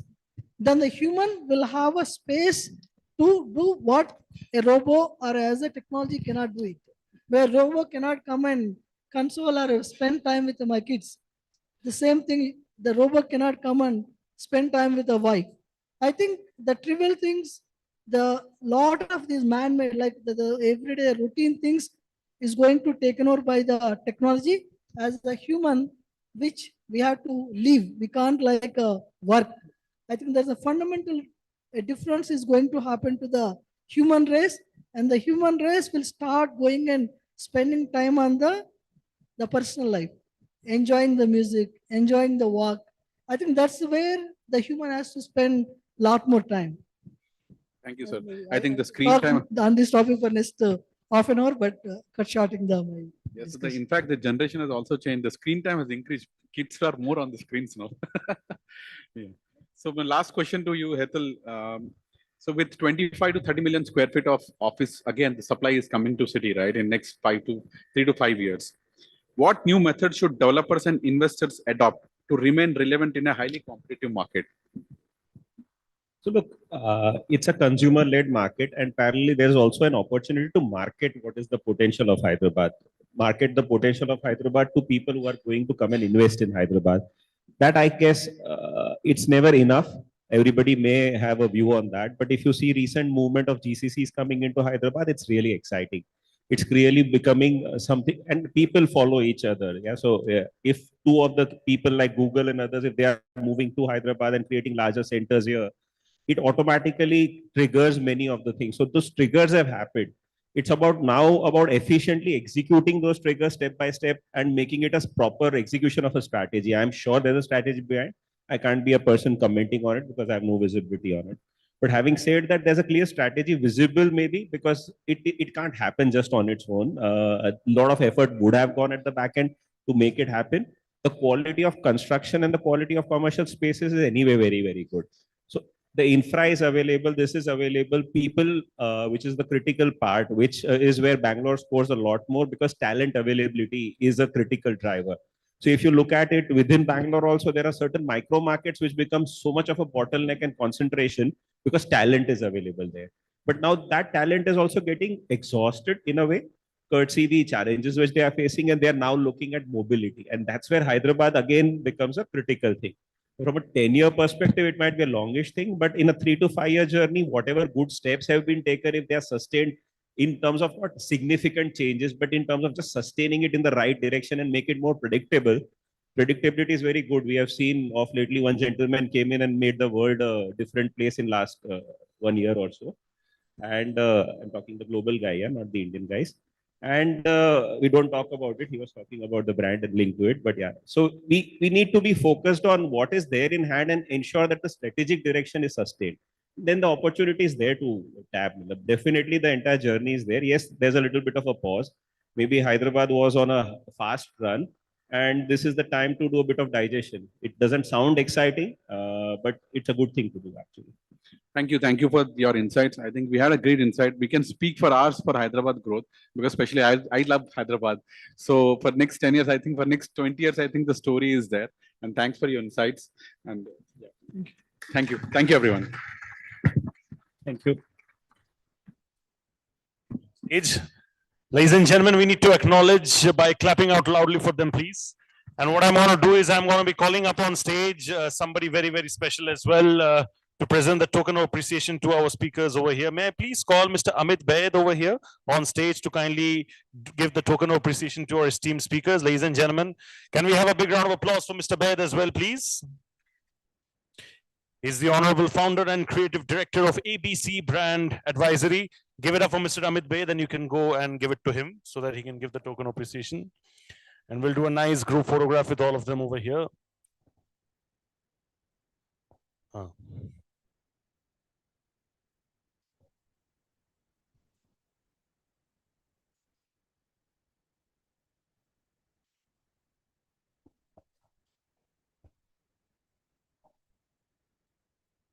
Hyderabad, it's a full house. People enjoying their tea, people enjoying their coffee. We're enjoying what we see in front of us. A bit of clapping will definitely set the tone right for what's set to unfold in front of us.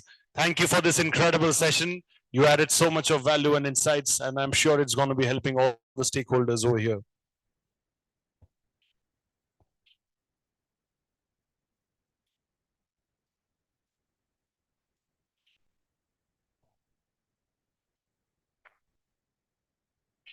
We'll do a nice group photograph, ladies and gentlemen.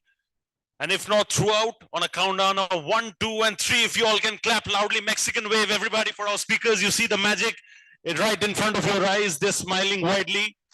All thanks to your acknowledgement. Thank you so much, all of you, gentlemen. We look forward to having all of you the next time when we do this. Thank you, Amit ji. Thank you, thank you, thank you. एक और chair kindly हटा दीजिए please एक बार दूसरी तरफ से.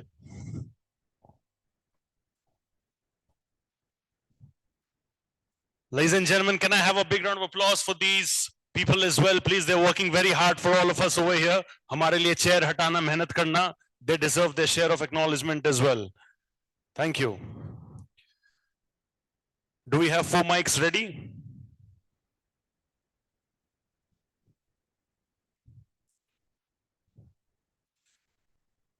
We have had the first exclusive conversation, which was full of incredible people. We have 3 more panel discussions to come up, ladies and gentlemen, and then we will be having a very interesting real talk session by somebody, of course, that's going to be moderated later by Sapna, and she's going to be joined on stage by somebody truly special and a doyen in the real estate space, if I may say. But right now we move to the first panel discussion of the day after the exclusive conversation. This is going to be a panel discussion on the topic, Hyderabad's commercial boom, powering India's IT and corporate hubs. I repeat the topic for everybody over here.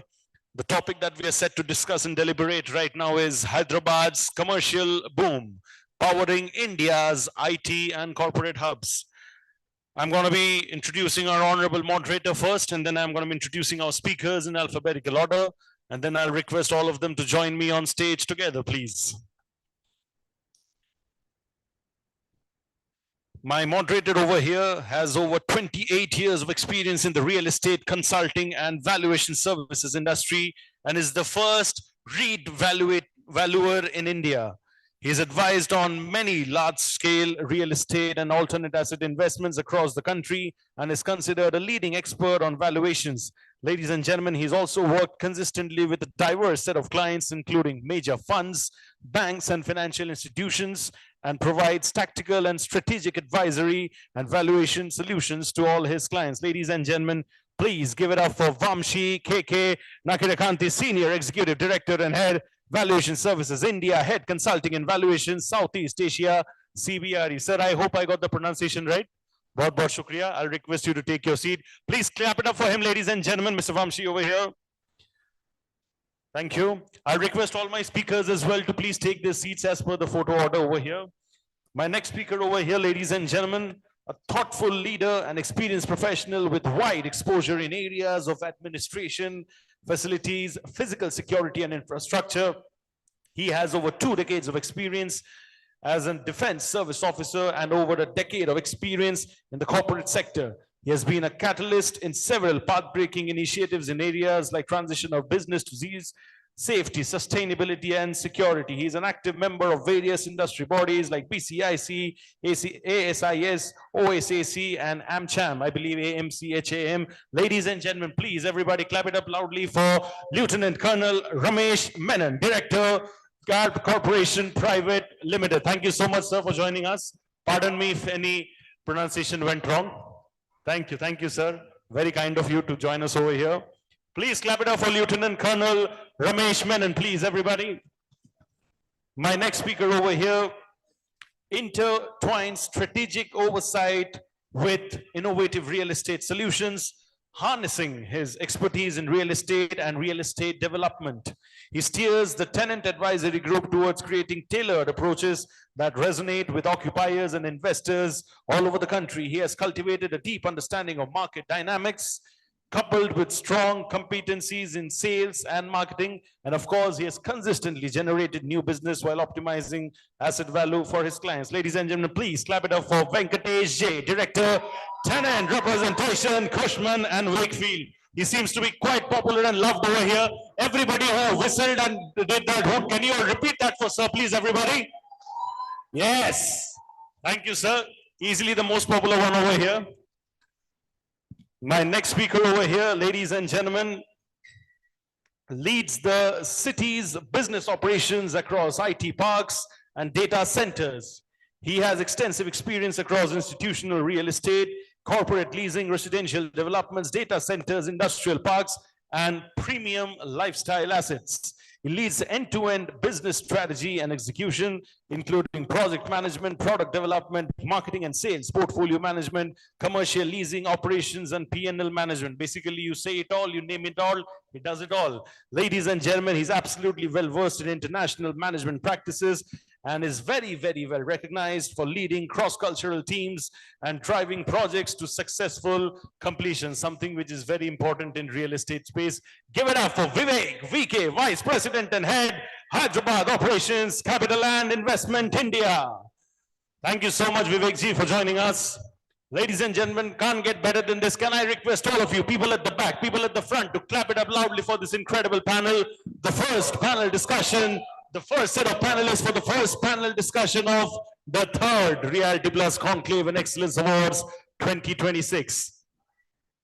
We need to swap? Acha, we need to swap. Sorry. No, yeah, correct. Yeah. Thank you, sir. Social media ka zamana, aesthetics important, kya kare abhi, bataiye. But thank you so much, kind of all of you. The timer is over there for your reference, and we look forward to hearing all of you. Shukriya. So I didn't catch your name. Shubhajit. Shubhajit, he's doing a great job. Big round of applause for him also. Thank you. So great, thank you, distinguished guests, my fellow panelists and colleagues and team members who worked with me across different organizations. Thank you for being here at the Realty Plus Conclave and Excellence Awards 2026 Hyderabad. Today we're talking about the commercial boom, IT and corporate hub. Sorry, the name keeps moving around, but that's what we are here to talk about. I'm thankful to Sapna and Tripti for having me here in Hyderabad. I mostly do this in Bombay. I feel very happy doing this in Hyderabad. This is my hometown, and I feel very proud about where Hyderabad has come from when I started working to now. Yeah, and it's a long while. So I think Hyderabad has moved. We were just discussing in the speaker lounge just now on what has changed, and was it always this as a city in terms of where it stands, or did it start off as a more back-end office market, or how did it evolve into what it is today? So we have three themes today that we will cover in the next 30 minutes. One is around why Hyderabad from a larger India context. Why Hyderabad? What sets Hyderabad apart? The second theme that we will focus on is how is the demand evolving, right? We've seen there's talk about, previous panel spoke about a lot of supply coming up, right? So we'll talk about what are occupiers thinking, how are the assets looking, and what are the operating models and how they are changing. And the last one is around what's next, right? It's come to a stage where it can stand on its own feet, demand its claim in the hall of IT fame or corporate technology and IT fame. But where next for Hyderabad? So that on that note, thank you so much. I just invite all of you. Vivek, I'll bring you in on this conversation first, right? So you are a global investor, developer, and you have a lot of markets that you have looked at even in India. How do you look at Hyderabad? What makes this city work from an institutional developer, national developer, institutional capital perspective? So I'm saying number speaks for itself. Venkatesh, if I'm not wrong, 12 million gross. 12.5 million. More than a crore. 500,000 here or there, depending on who's producing the report. Yeah. And the net leasing is also close to 1 CR. Around 9 point some million is the. So the number speaks for them for themselves. That's the best part. Anyone need not to now talk about Hyderabad. Why Hyderabad? The numbers are very, very good.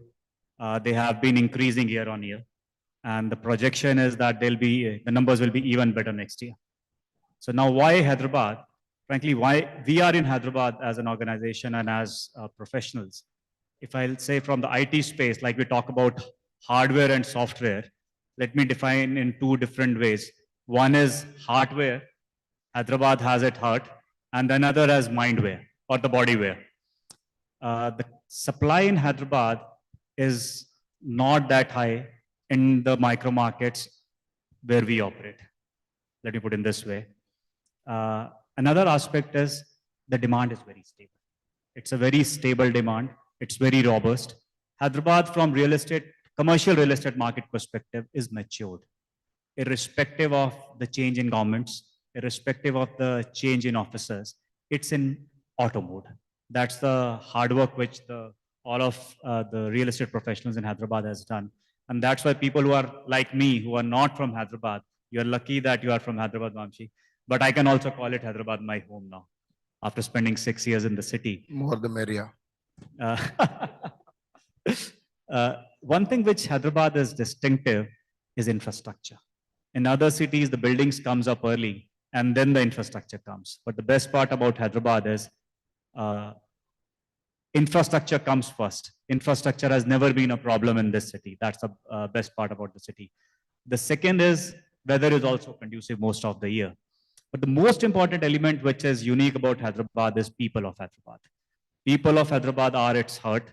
They never make people like me who have come from outside, from somewhere else, say somewhere around 1800 kilometers away. They never let us feel that we are from somewhere outside. That's the beauty about Hyderabad and that kind of hospitality. I was kidding with my sons the other day that H for Hyderabad, H for hospitality, when we shifted to Hyderabad as a family. And now after 6 years, they're saying it was the right decision. They're loving the city. Another element which is really nice about Hyderabad is the government machine. After experiencing multiple states and the provinces in India, the comfort which this government gives, At any, I even take a liberty to call sometime late in the evening or late in the nights, they are receptive. It's in some of the states it's difficult to get the appointments, but it has never been an issue in Hyderabad. The compounding factor of all this is that Hyderabad now has close to 120 million of grade A supply, which took around 28 years. If I start a journey from 1998 when I was in my school, I would say, but in the last 28 years, that took for around 100 million plus. But if this the scale continues, I'll not be surprised if another 100 million comes in less than a decade. So that's the beauty about Hyderabad option. Yeah. You said there's not much space available in the markets you operate, but which are the new micro markets that stand out for next leg of growth? Just I had a follow-on question. I'll come to that. The panelists, they're patiently waiting. Yes, yeah. Hyderabad is a funny thing.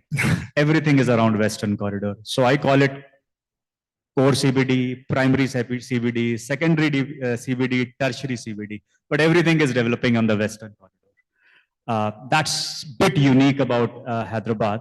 I think Hyderabad is the only city in India per se which has growth concentrated in one Western Corridor. But the best part is here the West goes because it's not next to the sea, the city where Vamshi frequents a lot, Bombay.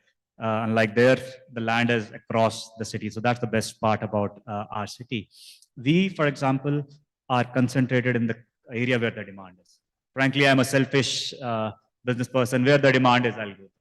I have to be there. That's how we operate in our scheme of things. But we see that Hyderabad is now extending towards further west. What I would say is the new markets like Neopolis is also coming up. Kokapet, Gachibowli has been there for long. So one thing is, which is really good about Hyderabad is, even if his asset is in the tertiary CBD, if I take Raidurg as a nerve center, the transactions are happening there, demand is there. So irrespective where the location of the project is, as the project is good, it ticks the boxes of amenities, ESG and the other elements. There is demand for that project, which was not the case earlier. We have seen where the Hyderabad as a city was branded as a very high vacancy rates not because of the high-tech city, but because of the other peripheral markets. That is slowly dipping. That is a good part to see. So we see with the government efforts, the lookist policy may come, then the city can be decentralized.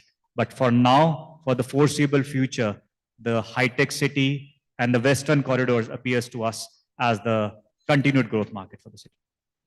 Perfect. I think I know I'm not following order. I'll bring Lieutenant Colonel, I hope I'm pronouncing it right, Ramesh Menanji. Vivek spoke about infrastructure, Vivek spoke about connectivity, and I think this is the only city where I can time myself to the airport. That's a side note, but in India, right? But in terms of these large campuses and SEZs requiring strong physical, operational and security infrastructure, this has been a problem across different markets on how these buildings evolve and develop. How has Hyderabad evolved on this front? I think it's good to talk about the real estate, not in terms of square footage, but in terms of the quality of real estate. So what's your view on that as Hyderabad? And also the second question is around, are there any infrastructure gaps that can constrain this growth? I know I'm asking a wrong question in a wrong city where infrastructure is fantastic, but I still want to ask the question because you need to be mindful. Yeah. Okay. So let me answer this way. Firstly, I'm going to talk more about the IT industry because that has been the big growth accelerator for Hyderabad. And as we speak today, also the largest absorption is happening in the IT space. Pharma is also coming up in a big way here. So for these industries, the most important thing is business continuity.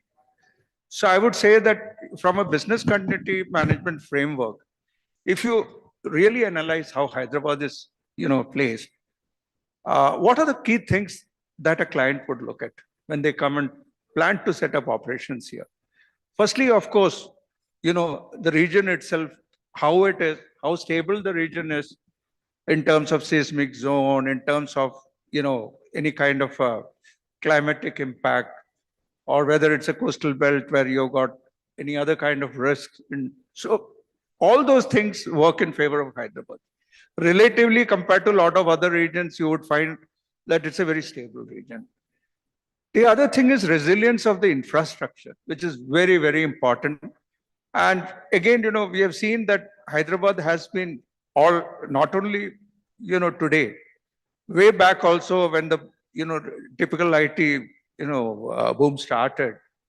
So one of the states that was there and one of the visionaries, who really catapulted, the IT industry to a global stage has been our own Chandrababu Naidu. Okay. And so at that time, if I compare with the way Bangalore grew under S.M. Krishna, and here it was Chandrababu Naidu. And from that time onwards, one thing which because I am a Bangalorean, I work today in Hyderabad, I've seen the growth of both the cities. What I see different about Hyderabad is that Bangalore grew around this, MG Road. So everything that was there, or initially, it was that, anything which is out of 10-kilometer radius of MG Road was considered out of Bangalore.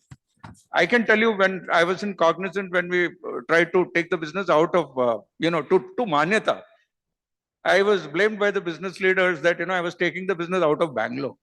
Today, you see where is Manyata and, how much the city has grown. One good thing which happened for Hyderabad was that we, I don't know, the right thing which was done was, take the business away from the core and develop a new area.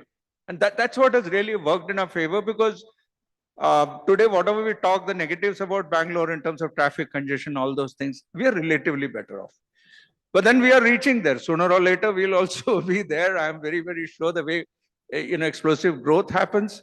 And that's where I will go back to Vivek, the way he said that, how the city is skewed towards one side and how the growth happens. As of today, the way it is, the infrastructure, the government has planned well, the roads are much better. We have got flyovers. We have got all those things. All the wrongs that Bangalore has done, we have been able to do the right things here in Hyderabad. So that is one thing that I would say. The other thing is, the second aspect that you look at is always, safety, security. Here, I would give a lot of credit to the public-private partnership model, which is a very, very unique model in Hyderabad. The Society for Cyberabad Security Council that was set up, and I have been a member of that for a very long time, maybe right from the time the inception happened. And I have seen how it has helped business during periods of turbulence. When that agitation happened, when that, Andhra, Telugu, this thing, that kind of, when the state bifurcation thing happened also, there was no impact to business. The way that has again happened is, because these things are spoken about, that, it's a very stable area where, so the political aspect of it also is a very big thing for business. So there can be a lot of disruption caused by these kind of things. And that is where, from a security and safety of people aspect is concerned, Hyderabad has done very, very well for itself. We never feel impacted. Now, if there is a Bandh, now today also when we speak, we are talking about a national Bandh and all those things. I don't see that impacting business in any way. So that has been really a phenomenal thing in Hyderabad, that whatever is happening in the rest of India, there is an assurance that business will be relatively, free from all those things. So that again has helped. The second part of your question, let me tell you, you were talking about some of the flip sides about, when this, your question was related to when this explosive growth happens. What are the things that you find as, red flags, or what happens, the negative part of it? See, what I feel is that today we are growing as, it's being even spoken about as the high-rise capital of India today. The way high-rises are coming up, I think we are giving a tough competition to Bangalore, Gurgaon, all those, Pune and all those areas together. If you really see the number of high-rises that are coming, huge. So that is where I see a little bit of a problem, because are we geared up from a safety perspective? Does our fire department have the capability to, handle those kind of problems that can happen, suppose a fire happens? So business would also be concerned about that. But then if you really see, when 9/11 happened, even the best city in the world was not prepared from that angle. So there is a limit up to which, all these things can be taken care of. So that is one thing where I feel the problem is there. And the other thing is always, the traffic, roads, all those things. So until unless the government is planning ahead, preparing the right sort of infrastructure, we are going to face a problem sooner or later. Now, another good thing in Hyderabad is that, the lake encroachments. It's a problem, universal problem. All cities, all areas you'll find, encroachment of lakes. So here, Hyderabad, by creating the draconian, some people use the word draconian, but Hydra is an organization that has come. I feel these things are required. Some checks and measures are required where, when these kind of things are happening, at least, some counterbalancing force has to be built up. There again, I think we are doing right thing. I can go on, but then Yeah, I know. No, it's very interesting to listen, but I think a lot of people want Venkatesh to speak. I'm not putting you under pressure, but they're all eagerly waiting. See, we spoke about what drives the city, why the city is very adaptive for everybody to come in. We spoke about the infrastructure that is available, but the most critical element of all this real estate that we create is people who are occupying it. I'm not talking about the talent, but the occupiers. I mean, the companies that are coming in. So, and of course, this is your bread and butter. So, Venkatesh, from an occupier perspective, what is it that makes tenants prioritize Hyderabad today? Okay. Is it, of course, it used to be cost efficient. I don't know if it is still cost efficient. That's what we were discussing a little while back, or whether people still care about it. Is it the employee experiences these properties, or what is it? I mean, I don't want to put words, but yeah, why don't you take it? Thanks, Vamsi. I think Vivek covered most towards how a developer side of Hyderabad, and Colonel covered how a client or a facility related kind of Hyderabad looking at. Just to put towards an occupier perspective, when it comes to Hyderabad, majorly, what still we continue to have as a value city. Still it continues, that mark of the value for the money is still there within the Hyderabad, is irrespective of a 3-digit growth in Hyderabad in terms of rental, or the less vacancy and all. Still Hyderabad, the major driving factor, whatever we see whenever we speak to any of the occupiers, is the kind of value for money what still it continues to provide when we compare to any other metros, let it be a Bangalore, Bombay, or any other metros. That still continues. Other than that, the infrastructure, I think Vivek covered clearly that the infrastructure comes first, because we already have an infrastructure which is already in place in the city, and the government is also very proactive before creating any of the pocket. They first build in the infrastructure, and then the land auctions happens, and the builders come up with IT tech parks or any other kind of developments, which is by another USP, which is attracting a lot of companies to come to Hyderabad other than value. And the third is the talent availability. Talent availability wise also, it's very good, because we have a number of good institutions, IITs, IIMs, everything is in there in Hyderabad. And the third is cost of living. The cost of living is also very cheaper when we compare to any other metro cities. Still the rental wise, or someone want to purchase a property in Hyderabad, still it's much affordable when it compared to any other metros. These are the few driving factors where a lot of companies still looking at Hyderabad as one of the key destination to come in, and followed by the people are very you get all kind of language speaking people here. That is one of the unique advantage what we have. When someone coming from north of India or any part of India, it's very adaptable city, is one of the USP what we have for occupiers to step in. Wonderful. I think leading from that on the demand side, Vivek, I want to bring you in here.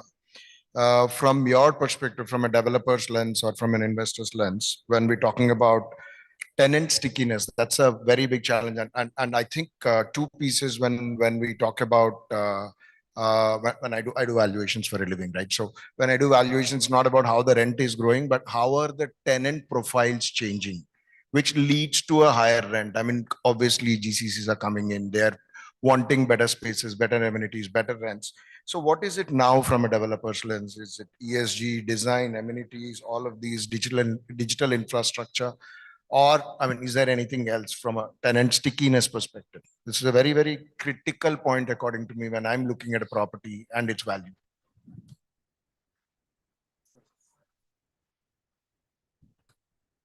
I think I need to be diligent in answering this because you value my properties also. So from that perspective, frankly, design or ESG or amenities and the digital, they are no more differentiators. The time when these were good to have is not there. These are actually must to have. Design is a key leasing accelerator. The unique, the design in terms of not just the look and feel, in terms of, and not just the carpet efficiency, in terms of usable efficiencies, plays a key role. How much is the penetration of the sunlight? So all these aspects really help in getting the bar that where we stand in the stacking order or the packing order of the occupiers. In terms of digital, digital is now a backbone. We call it, for example, I personally believe in a wellness inspired smart ecosystem is going to be the way forward. In terms of, if we talk about amenities, amenities are the retention tool.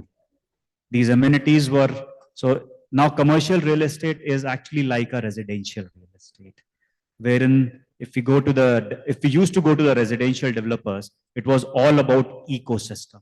It was never about a home. It was about the ecosystem where the home is a part of. The same concept has now transitioned into the commercial real estate. In our experience, the amenities play a very critical role, not in just in terms of attracting the talent, but also in terms of the retaining the talent. So as space solution providers, we see ourselves as an extended arm of the HR of our corporate occupiers, where we provide them those amenities which are not there generally in a multi-tenanted environment, but they're in the campus-like feel. In terms of and giving a tadka of various events so as to complement that. And the compounding effect of all this helps us to get the right patron at the right time and making sure we are in their journey, because in our line of business, signing of a lease is just the starting of the relationship, especially for a new client which is entering into the family. How we carry forward in them along with them in terms of understanding their HR needs, complementing them with not just the design or by the digital, but with the tadka of amenities, events, ESG plays a very, very critical role. For us, it has helped us to achieve an average retention for us in our portfolio pan-India is now more than a decade. Even the leases are going for mark-to-market renewal, but it helps us, this software or hardware helps us to get that stickiness element. I think a lot of planning is going on in terms of just giving experiences to tenants, because like you said, the new normal is ESG, the new normal is all these. So I think what else? And I think it's playing to the choir because the tenants want so much and so much more. It's just about engaging I just people. wanted to add a little bit to what he has told. I think he has covered the ESG part, that no longer it's a thing. It's not a matter of choice any longer. That's a basic requirement that is there. Everybody is concerned about the environment.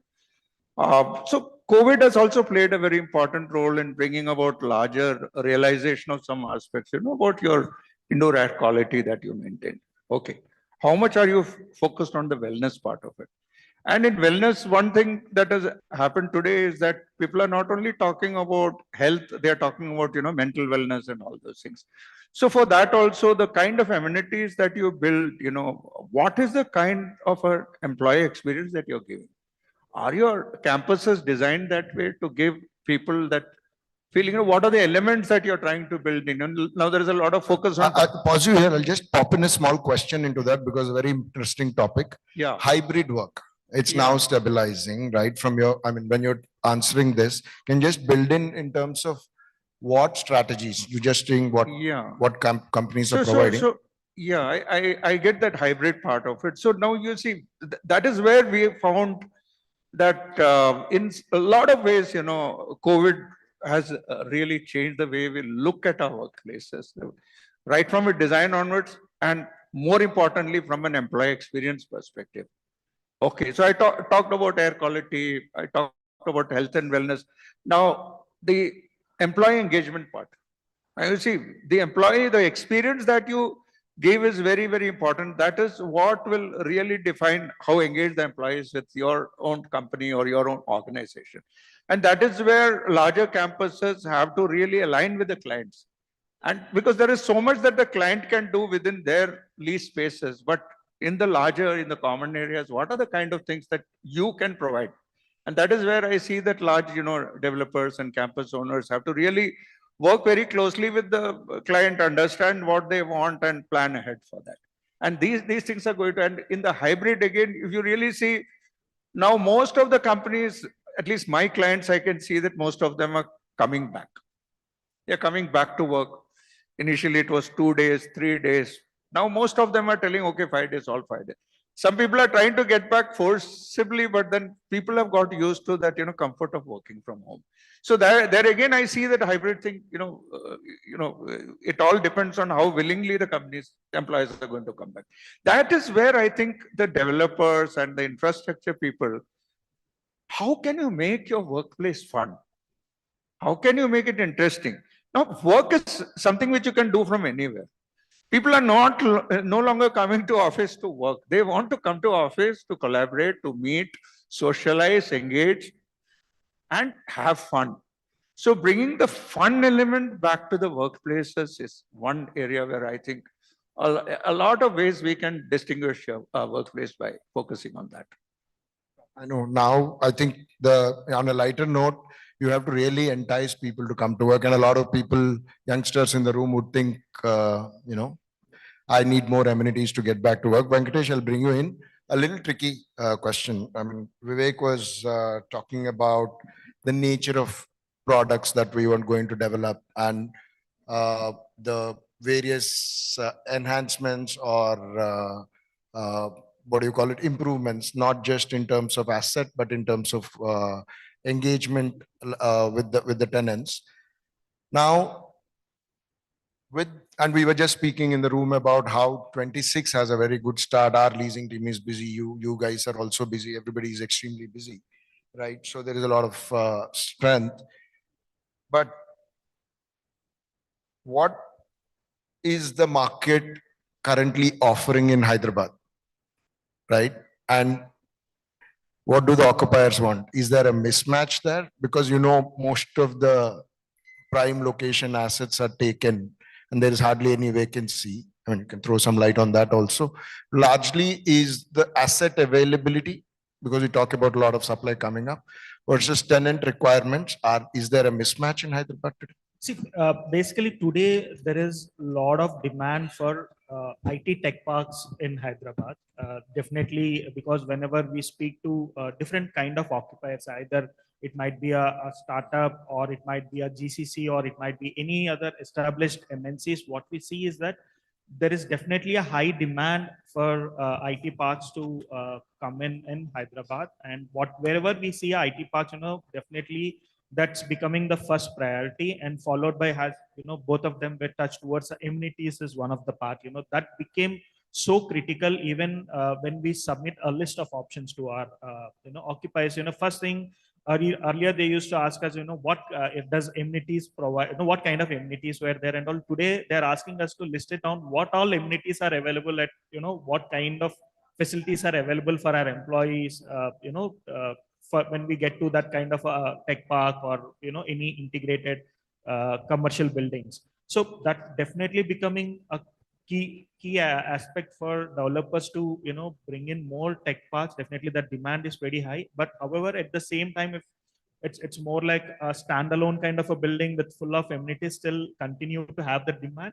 And what we grossly see is that for a developers, a good graded developers, coming up with a good availability, definitely there is a good demand and there is no mismatch or anything as such. We don't see with anything from the occupier perspective as such. Only thing is that because the growth is completely concentrated towards the western corridor, mainly High-Tech City and Gachibowli. Presently, the vacancy rate which came down in High-Tech City of around 2.65%. However, it's equally compensating with Gachibowli, where we have good graded developers coming up in Gachibowli and Kokapet and other locations.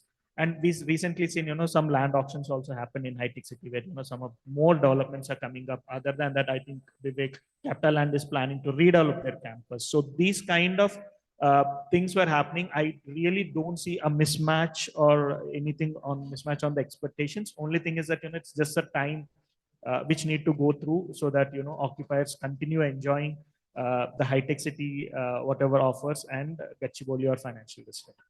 I think Shubhajit is already here trying to get us to wind up, but I will take 2 more minutes. There is a lot of questions, but I guess I'll just stick to one important elephant in the room: artificial intelligence and automation. Right? Just 30 seconds view from each of you on, is it a game changer in a positive way or a negative way? See, for us, it's not actually AI stands for us as artificial intelligence. I'll call it augmented intelligence. So if we go from that perspective and that thought process, it is game changer in multiple ways. It's helping us to manage our properties more efficiently, more effectively. That is from the developer side. From the occupiers partner side, we see that they are in the process of re-looking at their strategies, but it is not the way that it is going to be rationalizing the space, because that's what our bread and butter is. And I'm not saying this because that's our bread and butter is. We see they are also making their operations more effective, more efficient. And that means for all those developments which they need to do AI, end of that, they need the engineers to do that. So for us, it means that it is going to be another shooter in terms of getting a different kind of space. The space, nature of the space will change, the peripherals will change, but demand is going to be there. That's what our estimation is. As far as whatever I see as artificial intelligence is more to do with the kind of integration which is going to come up between occupier and the developer. That's one area where we think a lot of work, scope of work to be done from artificial intelligence side, where more robust systems where someone sitting miles away should understand what actually happening as an occupier. If I lease a square foot, 1 million square foot in one of the locations in Hyderabad, someone sitting miles away should really monitor a real time what's happening in the building, what's happening in the campus. These kind of areas where a lot of artificial intelligence or any other technology plays a critical role, and there's a lot of work to be done towards those kind of aspects as well. Okay. I think just I know while what you're saying sounds plausible, but there seems to be this whole narrative around job losses. I'll just bring in. Sorry, we are out of time. So okay, I'll cover that. From a people perspective, let me talk about the industry that we are in right now. From a real estate, and there are two type of workers that are going to be very critical in the future. One side is a knowledge worker, the other side is a skill worker. Okay, and for us, both are equally important. From a knowledge side, I would say that the AI penetration would result in job losses in some categories, at least the lower end and all those things, while some category of workers would continue to survive, at least during the interim period. But skill side is where I would say that even today or in the immediate future, I would say that people are really going to be important, because as they say, AI may be able to remove a lot of jobs, but the job of the plumber is going to be the guy who will still be there when all others have lost their jobs. So let me stop at that. No, I guess the roles will transform, but there are new roles that get created because of AI. And I think coming back to Hyderabad, I think you've heard the panelists, and it's a strong market, stands on its own feet, second to none, and is in good shape for the future to come. I think we're in a good space. Thank you so much for patiently listening to us. I don't think we have time for questions. He'll throw me off the stage. Thank you very much. Thank you. Unfortunately not, but ladies and gentlemen, very, very fortunately, you all can clap for their wonderful session. I'm sure the ITs and corporate hubs are in safe hands. I'll request all of you to remain on stage. I'm going to be requesting Ms. Shruti Nargolkar, Head of Partnerships at Flip Spaces, to please kindly come up on stage and give the token of appreciation to our esteemed speakers over here.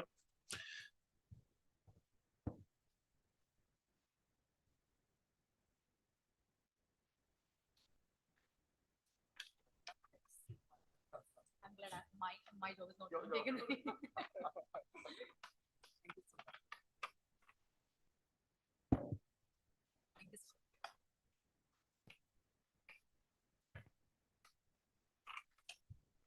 We'll do a nice group photograph with all of you and over here at the front. We don't want the tables to photobomb. Idhar aage aa jaiye aap log sab, please. Thank you. And ladies and gentlemen, when the group photographs are being taken, you all know the drill, what you need to do. On a countdown of 1, 2, and 3, everybody please clap it up for them. Thank you. Bahut bahut shukriya. Very, very encouraging on your part. Thank you. We look forward to hearing all of you the next year in the 4th edition when we do this. Can we add 3 more chairs on stage, please, sir?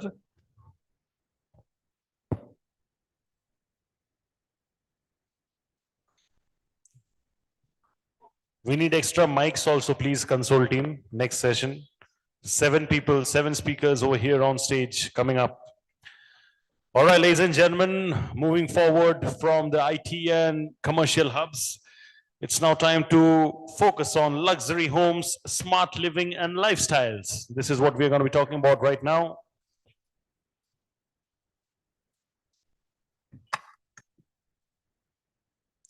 So what I'm going to do is I'm going to be introducing the topic for the second panel discussion. This is about the new Hyderabad elite, luxury homes, smart living, and lifestyles. I'll repeat the topic once again for all of you. This is going to be about the new Hyderabad elite, luxury homes, smart living, and lifestyles. Like always, I'm going to be first introducing our honorable moderator, and then I'm going to be requesting our speakers in alphabetical order to join me on stage together. My moderator over here, ladies and gentlemen, for the session has an overall work experience of more than 26 years, and he steers firms' strategic and operational decisions, ensuring firms' obligations are fulfilled and is responsible for the overall business growth in the region.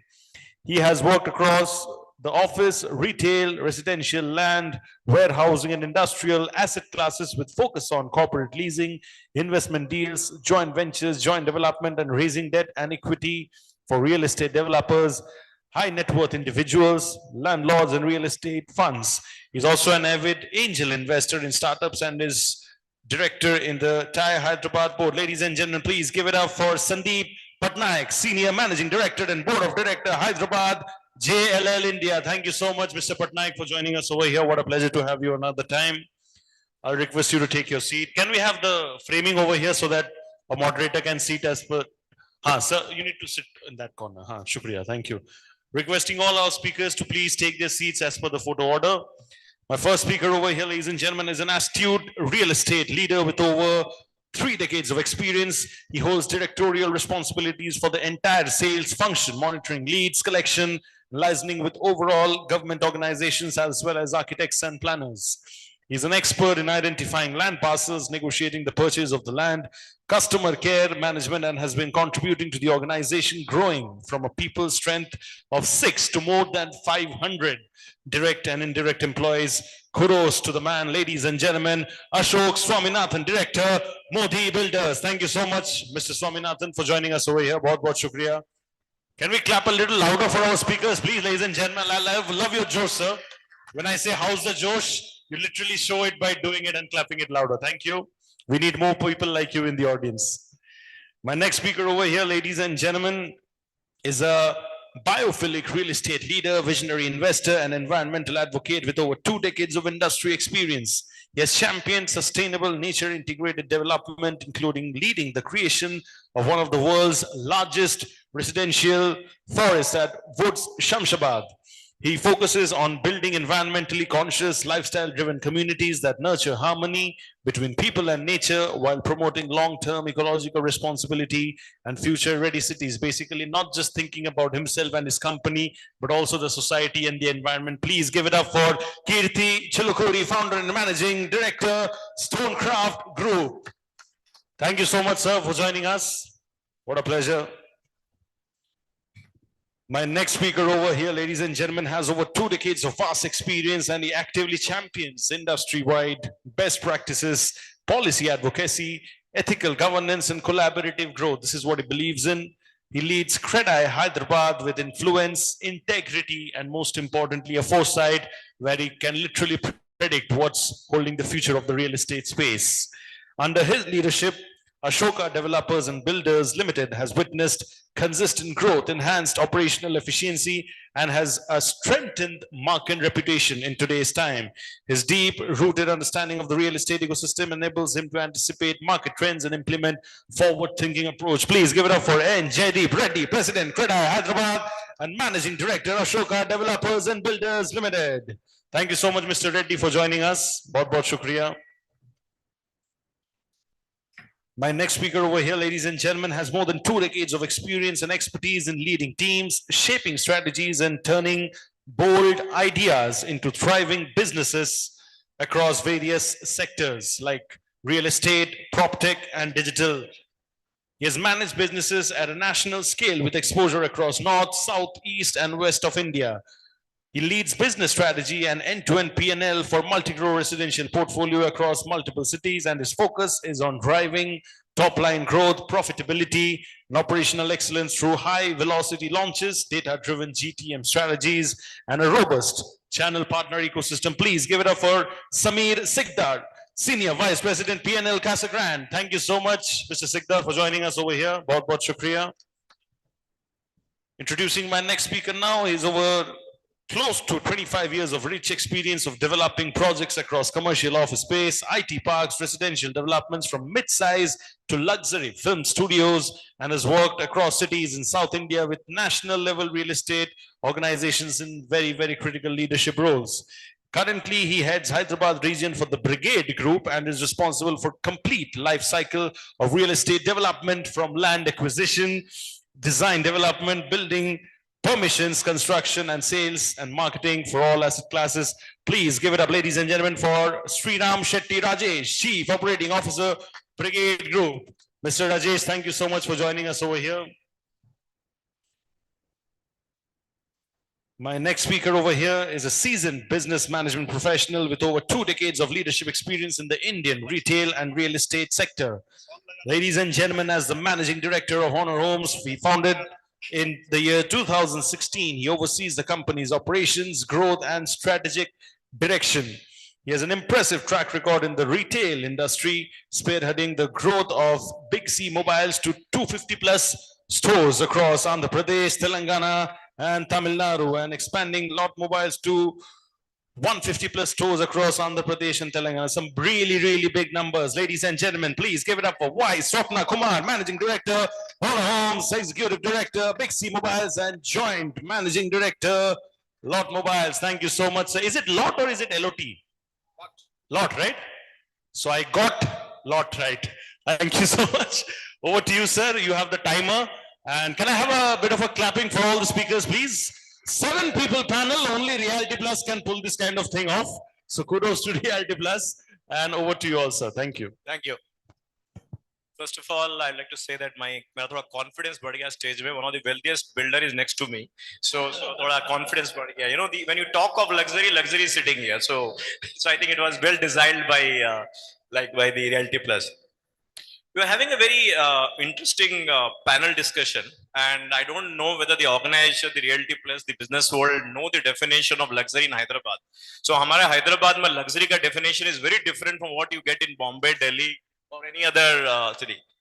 Hyderabad में luxury का definition is anything less than 6,000 square feet is not luxury in the mind of the developer, right? There is something really something very different as compared to anywhere in India. Let's start with a very rapid fire. Only short answers. We'll start with Ashok.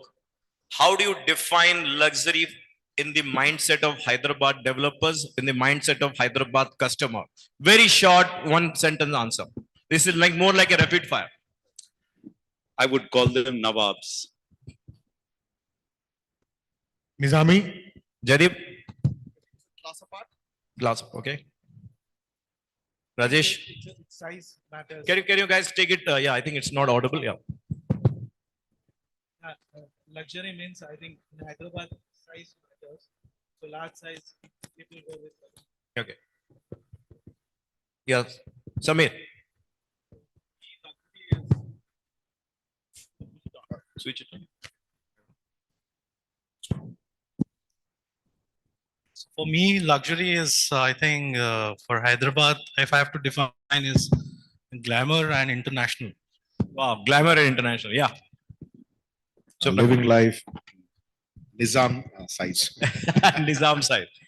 I don't know whether you know the audience that Hyderabad now from last, I'll say 7 to 8 years, we've been officially, what do you say, announced as the Delhi of South India, right? A lot of, lot of reasons for that. I think Hyderabad, like Delhi, we have the Hyderabad as an entire ecosystem and society has become very flashy, very opulent, top of the world style of living, right? And that is what people say that Hyderabad is the Delhi of South India. I will ask a very, I'll say, let's say, a very debatable topic, but I want to each one of you to answer it very honestly and not diplomatically. Do you think in Hyderabad people spend that millions of dollars to buy that luxury because to make a statement, because it's a status symbol, or there is a sound investment strategy? We'll start with Ashok. Thank you, Sandeep. According to me, people buy a luxury home essentially, I think, to make a statement more importantly.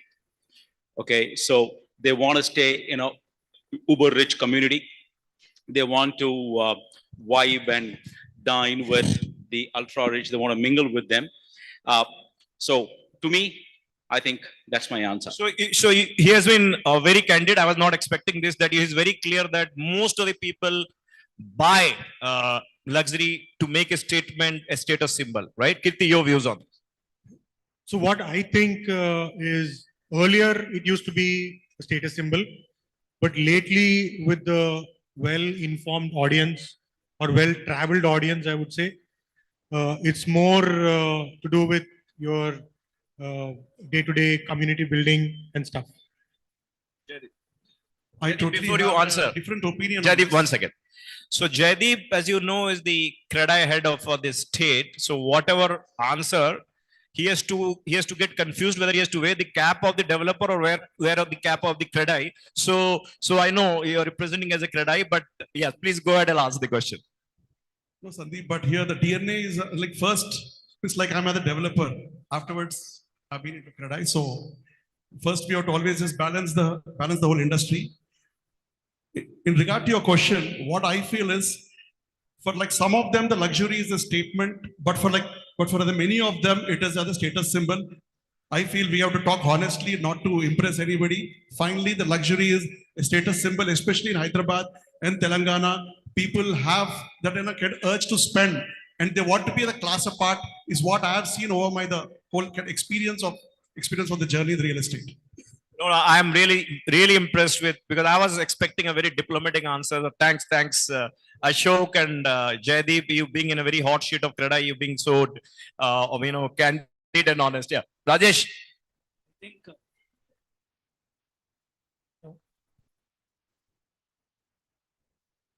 I think it is also a symbol of success or perceived success. When you stay in a community with the who is who in Hyderabad, so that neighborhood matters for many people. Earlier it was Jubilee Hills, every film actor and politician or a businessman.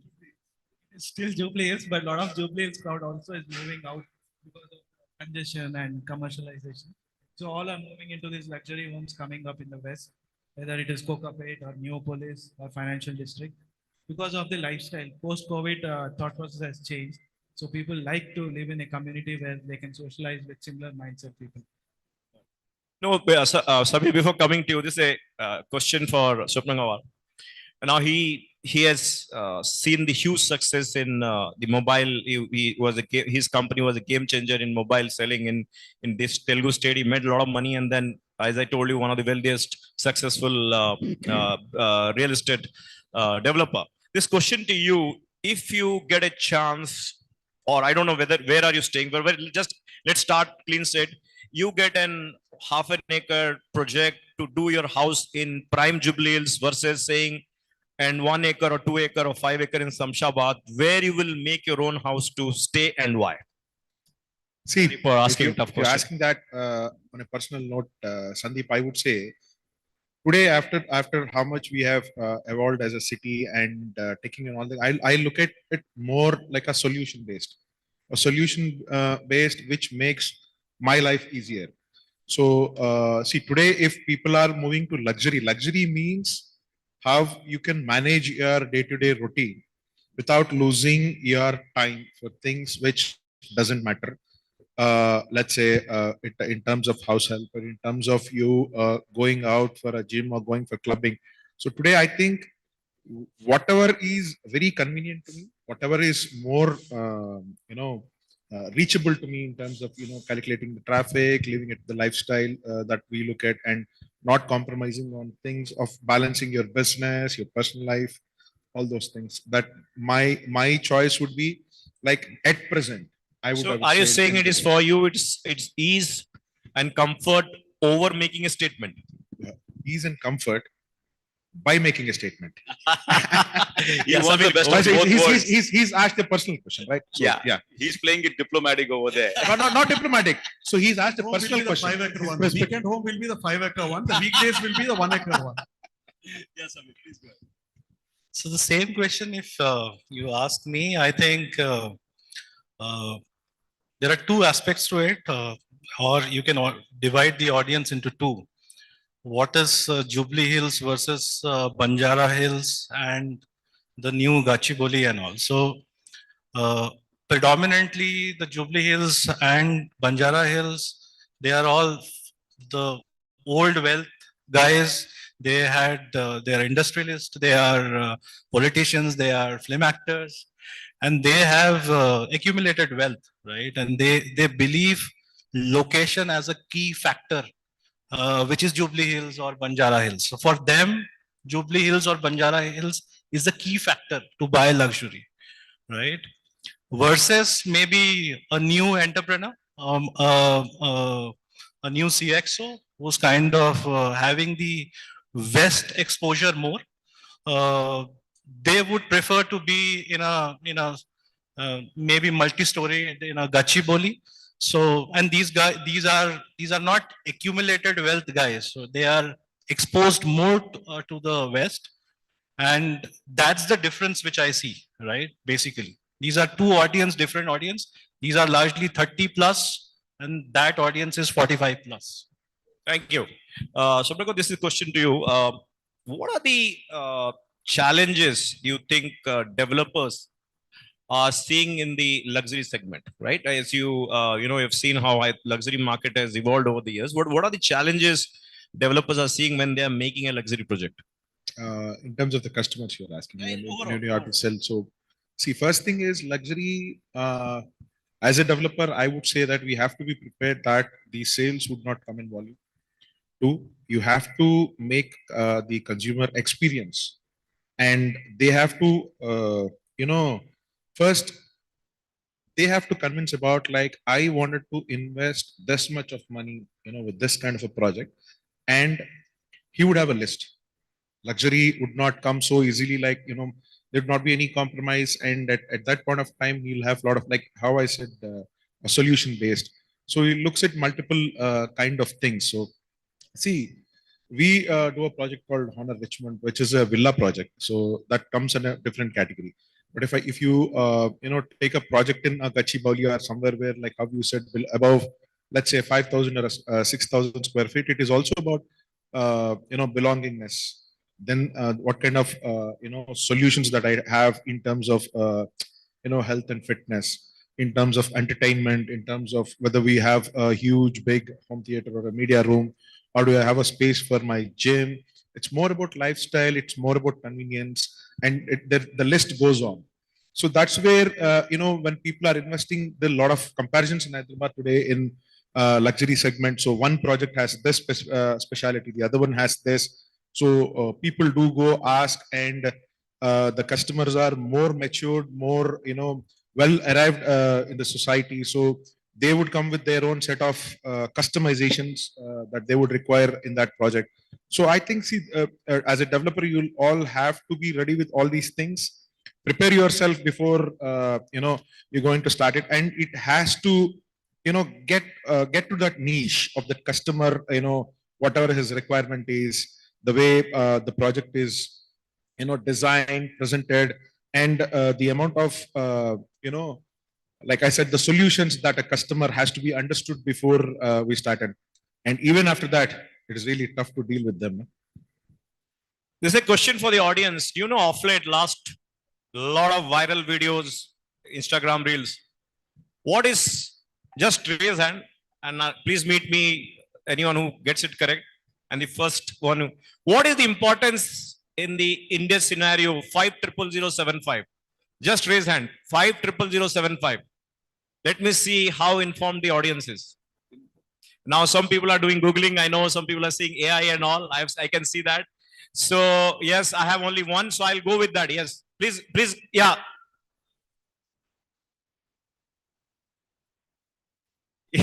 So 500075 is the pin code of the region of Kokapet, in and around Kokapet. Sorry, yeah, sorry. Yes, I think you please meet me after this. I'll give you a goodie from my side. So 500075 across India has been voted or considered as one of the wealthiest location or pin code, depending on what is the value of the villa, what is the value of the land, and what future is coming. All the high skyscraper, luxury, and all. So luxury real estate in Hyderabad after Jubilee is 500075. Just wanted to share that information with you. But Ashok, the next question is that what are the key factors for this huge demand of luxury real estate in Hyderabad? Your take on that? Okay. See, based on the available reports of 2026, India has been seeing sustainable and very, very staggering growth in when it comes to the uber rich. There is a 39% increase in the uber rich. Okay, let me give you some more stats. In the year 2021, we had 4,58,000 millionaires. A millionaire is someone who has 8.5 crores of net worth. That has grown to 9 lakhs in the year 2026. We are talking of a 90% increase in the number of millionaires. Now, in the next decade, this 9 lakhs is expected to double, which means we're going to see about 18 to 20 lakh millionaires in India. When I say 9 lakhs, it is 0.31% of the Indian households. Do you think this is going to fuel your luxury segment? 100%. I think what I always believe that next decade is nothing can stop India, right? Nothing can stop India, nothing can stop Hyderabad and all. Next decade is the India story. And to add to what I was saying, see, what is happening is the rise is also largely fueled by a very robust IT growth. 2, very strong corporate sector. And 3, I would say there is also a significant increase of first generation entrepreneurs, especially under the age of 40. That is what is going to essentially fuel your demand for luxury homes. Now, coming to Hyderabad, what is it? I mean, why is Hyderabad also creating the buzz? Why is Hyderabad attracting all these investors and buyers for luxury homes? So one, we have a very proactive government policies, like you have your TSI pass for industries, you have a TSB pass or build now for your sanctions, you have a stable RERA setup, very, I mean, what shall I say? The framework is very solid. Now, all these actually attract investors. It boosts the investor confidence. And these investors are not only local, they're also NRI based. Though the luxury house prices is increasing, or reasonably, or I would say they're increasing in Hyderabad, what is happening is compared to a Mumbai or a Bangalore, it is comparable or even lower. So this is also giving you a value for money and attracting our investors. Thanks, Ashok. Question next to Kirti. You know what? As he said, there are a lot of wealth now for people under 40, right? Tech entrepreneurs and there's a second generation real estate guys. They look at luxury is very different than what people, let's say, above 50, 55 or 60 look at. So above 50, 55, 60 look at luxury as a huge plot, a massive bungalow in Banjara Hills, Jubilee Hills versus tech enterprise. I don't know whether you know this. All these startup, huge startup founder who got to see a lot of money in Delhi, they bought this 6,000 square feet to 9,000 square feet flat in DLF, Dahlias and Camellias, especially the Dahlias, which is 100 crore now, right? So they decided to go for that luxury because clearly sees a very marked difference in how young successful entrepreneur look at luxury real estate as compared to someone who's at their father's age or someone who's at above 55. So Kirti, you have seen and you deal with, you being, I can say, one of the young panel member here. How do you see how young entrepreneurs who have made a lot of money look at luxury different from their fathers or their uncles? Yeah. Yeah, I'll try to keep it short as well. So, as you said, olden days, Jubilee Hills, Banjara Hills, with 10, 20 staff, big house, legacy. But lately, with new generation, new wealth. If I want to stay, I want to stay in a good community where my housekeeping is taken care, my services are taken care. I don't want to bother about plumber, electrician, laundry, parking, etc. So I would pay maintenance fees, get things done, and I would focus on my regular day-to-day activities. So that's how it is. Thank you. Let's keep it short because we have just 11 minutes. Add to what he's saying. Let me just a small sentence. See what happens is for an independent house. You need, like I was chatting with somebody. They need 3 or 4 guards. You need a manager to run your house, someone to do your errands. All that setup is so big. When it comes to a luxury house, most of it is taken care of. Everything is taken care of, and you're living in style too. Everything taken care of is luxury. Privacy matters, right? But also privacy matters. Yeah. I'm sure he's giving it in his project. I'm sure he'll ensure privacy too. No, Samir, next question. See, there is a little bit of irony in while people go for luxury, they say we want very exclusive, right? But we hear that a lot of people from Banjara Hills, Jubilee Hills who are used to staying in a say villa or a bungalow are going for this high-rise apartment, luxurious apartment. So how does a developer or the mindset of the buyer to sort of deal with this? You need exclusivity. You at the same time you need community living. Can community living and exclusive protecting the people privacy, can they coexist? Can these two coexist? Definitely, Sandeep, and that's how the new development is happening. And this is what is called smart designing and smart development, which all the premium developers are doing. So while you give a community experience and added with that, you also give wellness, you also give them, so gone are the days when you give a big hall, what do you say, that hall, meeting hall or whatever, that hall. Now it is more of a, what do you say, auditorium, gym, yoga centers. So it is like you are creating that privacy within the community, and that's all can be done by the design work with the developer, which they are specializing right now. Jaideep, if you can just answer to this question. Yeah, there are if you see the 2 aspects of it. For this, the point is, everybody feels the luxury has to be unlimited. No, the luxury, the product has to be quite limited. It has to be exclusive. Only there is a demand continuously for that. In every project, in case we're doing a very large project, have this a 10% for the ultra luxury and then have the segmentation. So there's always a demand for that. Don't make the luxury entire project of 1,000 apartments, which you'll not be able to sell because you have to just create the demand. And this demand comes in form of the resale. This demand comes in the form of rental. And ultimately, if you want the real luxuries, the location and all the facilities, amenities, it's to be packaged very well, including privacy aspects of those HNIs and etc. But finally, for our city, Hyderabad, the biggest luxury is our ORR, whether we accept or not. From here to airport is 30 minutes. From there to here is 30 minutes. So please plan the projects across the travel time. Will just save you a long way. On a lighter load, the first 3 questions Jaideep answered as a developer. This one he answered as a credit chief. So he balanced both the thing. Now we have only 7 minutes. I'm just seeing the time. How do you think, Swapna, the luxury real estate is going to change in next 5 to 10 years from the customer's mindset in terms of the behavior of buying as compared to what it is now? As compared to what it is now, I think it is evolving, Sandeep. See, like how Jaideep has said, yes, it is about convenience of my travel. Today, people who are most successful and people who can afford luxury are definitely always on the move, and they don't, have a business or something set up at one single place. But then what they look at is the most, safety and the kind of security and kind of lifestyle that they can provide to their family.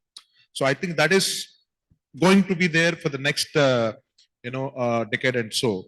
And moving forward, I don't know. So if you ask, luxury is like people may, there's a lot of things called REITs, tokenization of even assets and all. So the investment pattern of people into the homes may change. But I think the basics of, having your lifestyle, having that belongingness of that, like how today or the old generation had that belongingness of, address in Jubilee Hills or a Banjara Hills, or similarly to a project or to a location where there is, ultra larger than life houses. I think that would be going forward, this thing. Or maybe in terms of technological evolutions or something, smart homes, which you can, you can operate even if you're remote, because people would all be on traveling and look at your safety, security, even when you're away from the home, and technology evolving. I think these would be the things. I think luxury would be, evolving, maybe, moving. Thanks. I have one. You have to answer in yes or no. One second. There's a very interesting thing. You have to answer in yes or no. Is there, brutally honest, is there a huge oversupply situation in luxury housing in Hyderabad? Yes or no? Yes. Yes. Yes. I say it's no, because Okay. it's not been a No. connected No. well. Okay. It's Okay. not. Yes. Yes. Yeah. No. Yeah. No. No. No. No. Okay. I think yes. So how many yes, including me? I am voting. 1 yes, 2, 3, and then 4 are no. So 4 no. I want a raise of hands. How many of you think there is the luxury housing is oversupplied? Please raise your hand. Okay. Okay. By the way, whether it is voters out there or here, it is no. So one second, I'll come for all. So basically what happened, to my surprise, I thought that majority of the people on this stage and out there will vote, but I have lost and you have lost.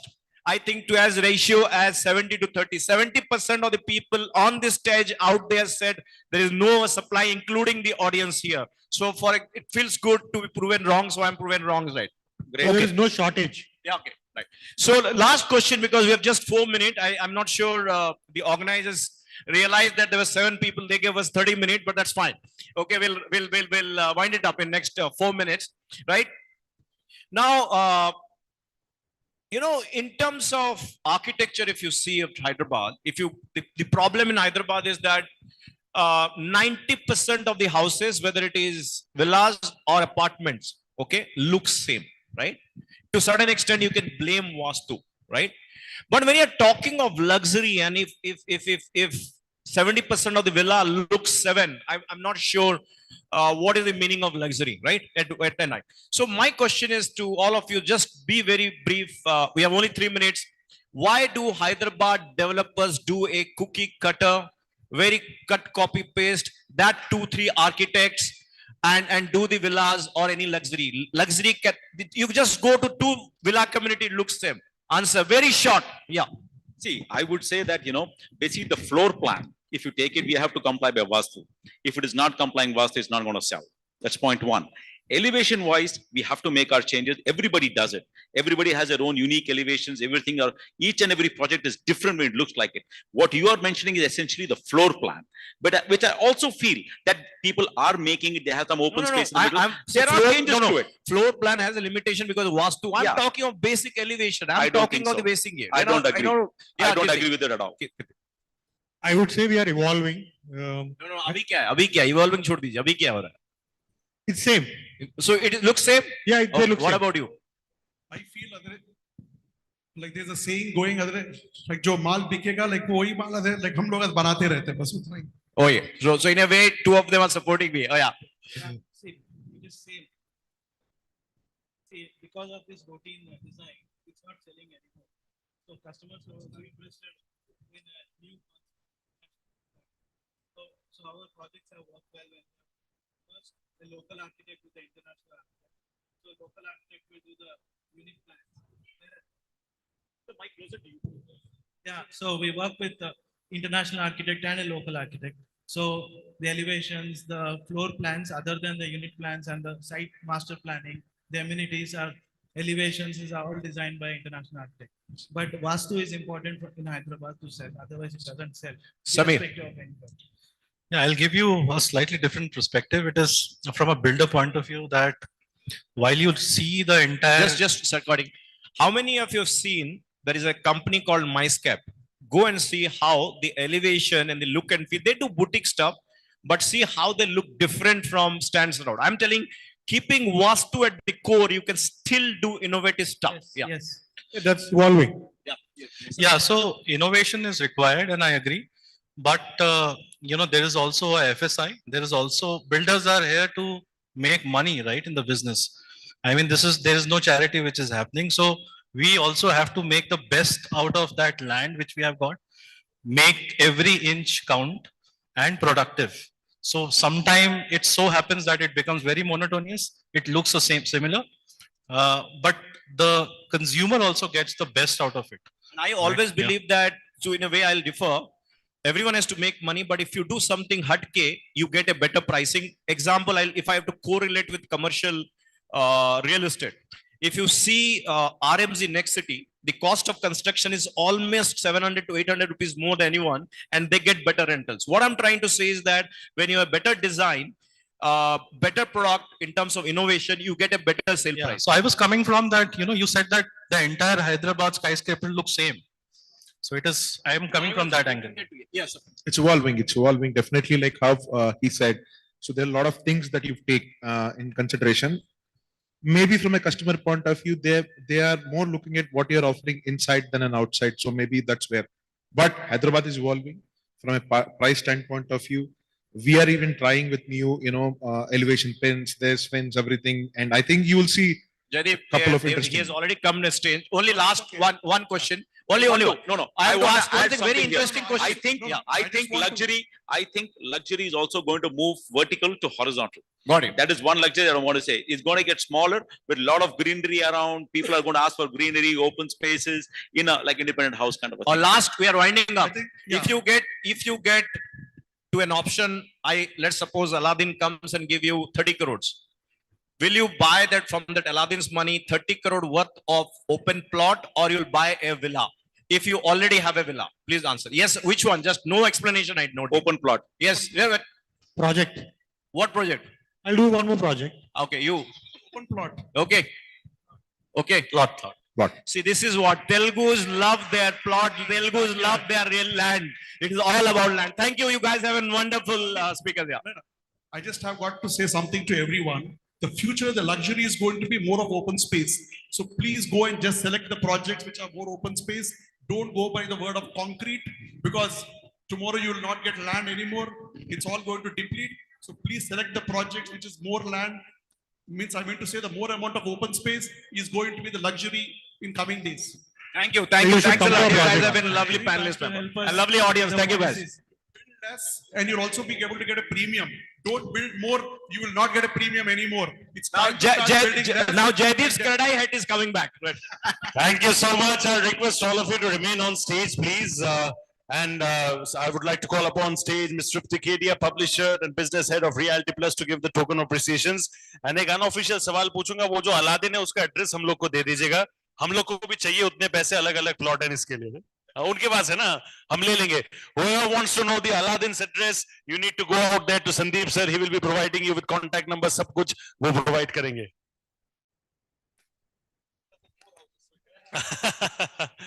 But thank you for a very interesting session. This is the kind of session we want, right? A blend of humor and good content flowing smooth like butter. Everybody thoroughly entertained.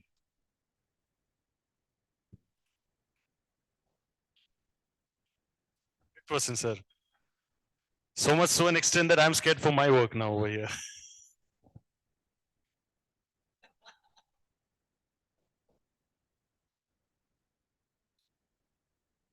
Maybe he might co-host with me the next time.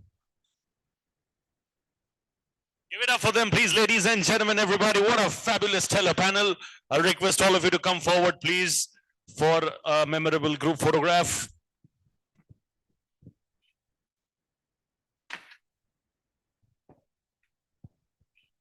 Ladies and gentlemen, countdown of 1, 2, and 3, and you know the drill, right? How you cheer was an experts in their fraternity. Thank you. And Tripti in the middle, of course, adding that much needed lady charm. Can you all clap it up for Tripti, please, everybody? Thank you. Thank you. Thank you to all of you. Thank you. Thank you. Best wishes. Can we add a chord chair, please, sir? 3, 4, 5, 6, 7. 7 है, एक और लगेगा. And I'll ask my videographer, कौन से तरफ बिठाई? इस तरफ कि उस तरफ? इस तरफ?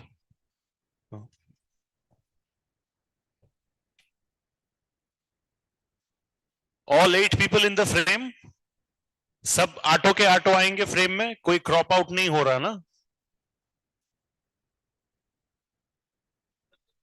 हाँ, आ रहे ना? नहीं, I have to ask him ना. आ रहे ना? और थोड़ा इस तरफ करें. हाँ.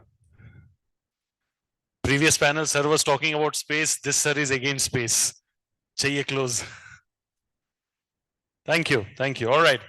We'll now move on to the third panel discussion of the day. This is going to be about selling homes smarter, how AI is transforming residential sales in Hyderabad. I'm repeating the topic for the panel discussion once again. The final panel discussion of the day, which is to be followed by a real talk session hosted by Sapna Srivastav, editor Realty Plus. Final panel discussion ka topic hai selling homes smarter, how AI is transforming residential sales in Hyderabad. AI is basically everywhere, you can't really ignore it. So how you actually integrate its skills and potential to best effect to sell your home smarter. This is something that we're going to be learning in this panel. I'm going to be first talking about our moderator over here for the session. He has over 17 years of experience in the real estate industry, specializing in business strategy, product development, sales, marketing, and of course, branding. He has worked with renowned developers such as the Lodha Group, Godrej Properties, and Tata Realty, gaining extensive experience in the West, North, and South India across major cities. His expertise lies in exploring new markets, creating distribution networks, implementing effective marketing strategies, and managing diverse business verticals. Ladies and gentlemen, no brownie points for guessing. Please give it up for Mudit Gupta, Senior Director and City Lead, Hyderabad Analog Property Consultants Private Limited. Can we please have Mr. Gupta over here on stage, please? Thank you so much. Clap it up for Mr. Gupta, please. Thank you so much. I request you to take that seat over there at the corner, sir. Thank you. I'm going to be now introducing our speakers in alphabetical order. There are 7 people, so give me the desired time that I need. Thank you. All right, my first one over here, with over 2 decades of experience across real estate and automobile industry, he's absolutely perfectly skilled in negotiation, market research, investment advisory, business relationship management, and business planning. He's also known in the industry as a strong consulting professional. Give it up for the Honorable CMO and business head of Navanami, R. Naveen Kumar. Kudos to Mr. Kumar. Thank you so much, sir, for joining us. We'll request you to, sir, take this seat over here as per the photo arrangement. Social media aesthetics, huh? All right, thank you.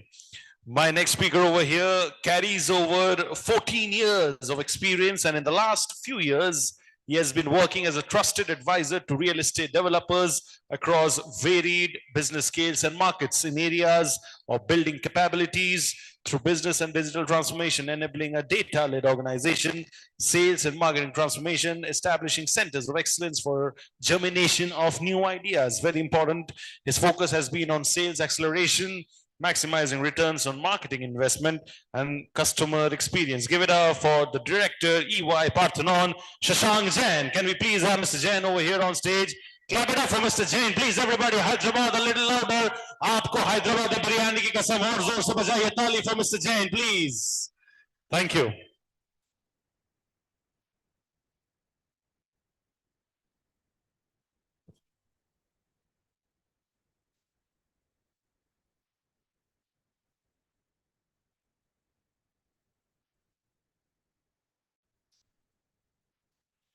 My next speaker over here, ladies and gentlemen, is a seasoned entrepreneur. He's co-founder of Hala Mobility and partner at E-Infra, established in the year 2011. E-Infra portfolio includes a diverse range of residential, commercial, and luxury real estate projects.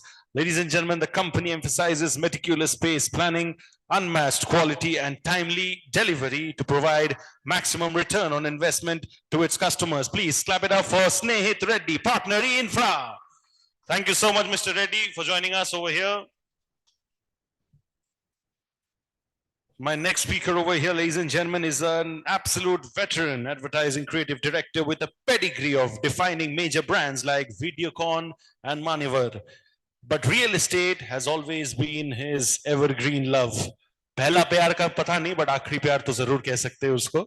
That is how it is. Spread across India's leading real estate developers. If I put numbers into specifics, 300 plus real estate brands and 1,000 plus real estate projects. His current passion is to nurture distinct real estate communications where brands and not just projects stand out. And of course, give it up for the one and only Mr. Amit Bed, founder and creative director, ABC Brand Advisory. Thank you so much, Mr. Bed, for joining us. Clap it up a little louder for Mr. Bed, please. Maybe creatively, because he's into the business of creativity, right? Thank you. My next speaker over here leads the brand's strategic vision that he's associated with to redefine luxury real estate experiences in the country. With over a decade of experience across marketing, brand management, and performance strategy, he has helped organizations scale through creative storytelling, digital transformation, and data-led campaigns. His experience spans diverse industries from technology and ed tech to luxury real estate. Please give it up for Debopratim Sinha, Head of Marketing, Polomi Estates. Give it up for Mr. Sinha, please. Can we have Mr. Sinha over here on stage? He's not here? Oh, he's not here. I'm going to miss you, Mr. Sinha. I'm sure everybody will. No problem. We'll move on to our next speaker. Ladies and gentlemen, my next speaker is a construction entrepreneur with more than a decade of experience. He leads residential apartment projects and electrical transformer manufacturing business. Vajra Infra envisions creating a new standard in real estate with a relentless focus on quality, design, and user centricity, and to be the brand that pioneers the future of living, be it locally or globally. Global jisko bolte hai, local is the new global, ya fir global is the new local. Whatever it is, it defines the man. Give it up for Surya V, partner, Vajra Infra. Thank you so much, sir. As much as I love your work, I'm very, very jealous of your height. If you could give that, please clap it up for the man, ladies and gentlemen. Thank you so much. So I believe all our speakers have joined, and one more.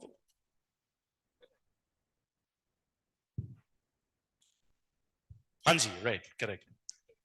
Apologies, not my fault. The stapler has unwinded. All right, my next speaker is a multimedia designer and strategist and has led select residential and commercial projects in New York as well as this very own city of Hyderabad. His work reflects a thoughtful balance between heritage and modernity, something that a lot of people actually crave in today's time. His work reflects a thoughtful balance and at Terminus brings a global perspective to a company committed to creating thoughtfully planned communities and modern urban environments. Ladies and gentlemen, he is whole and soul committed to delivering solutions that are not only visually compelling, but also purposeful, functional, and impactful. Basically, if I put it in words, result-oriented approach is his mantra, and he always delivers results to good effect. Please give it up for Vinay S, Head Design and Strategy, Terminus Group. Thank you so much for joining us over here. I believe the panel is ready and the timer is over there. And sir, we would love to hear all of you over here. Thank you. Thank you very much.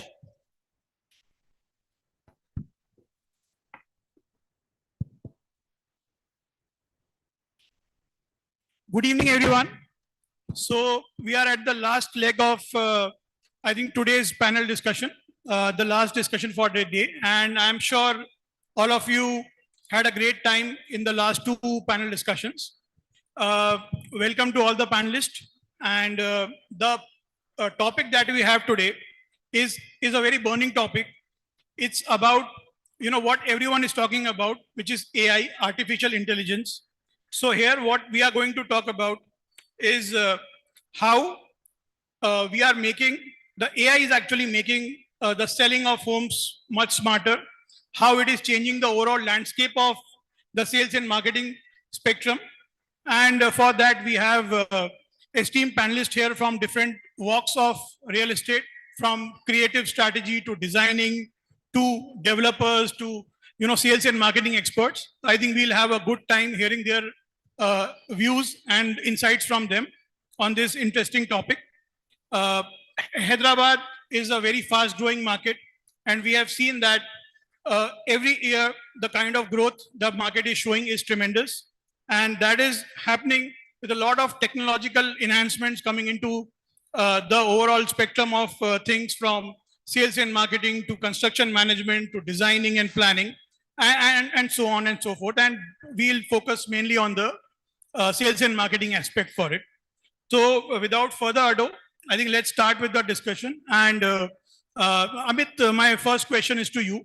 Since you have been working with more than 200, 300 developers across India, so from a branding perspective, where do you see AI coming into it? And how does your entire game of storytelling changes with AI coming into the picture? Thank you, Mudit. Good evening, all of you.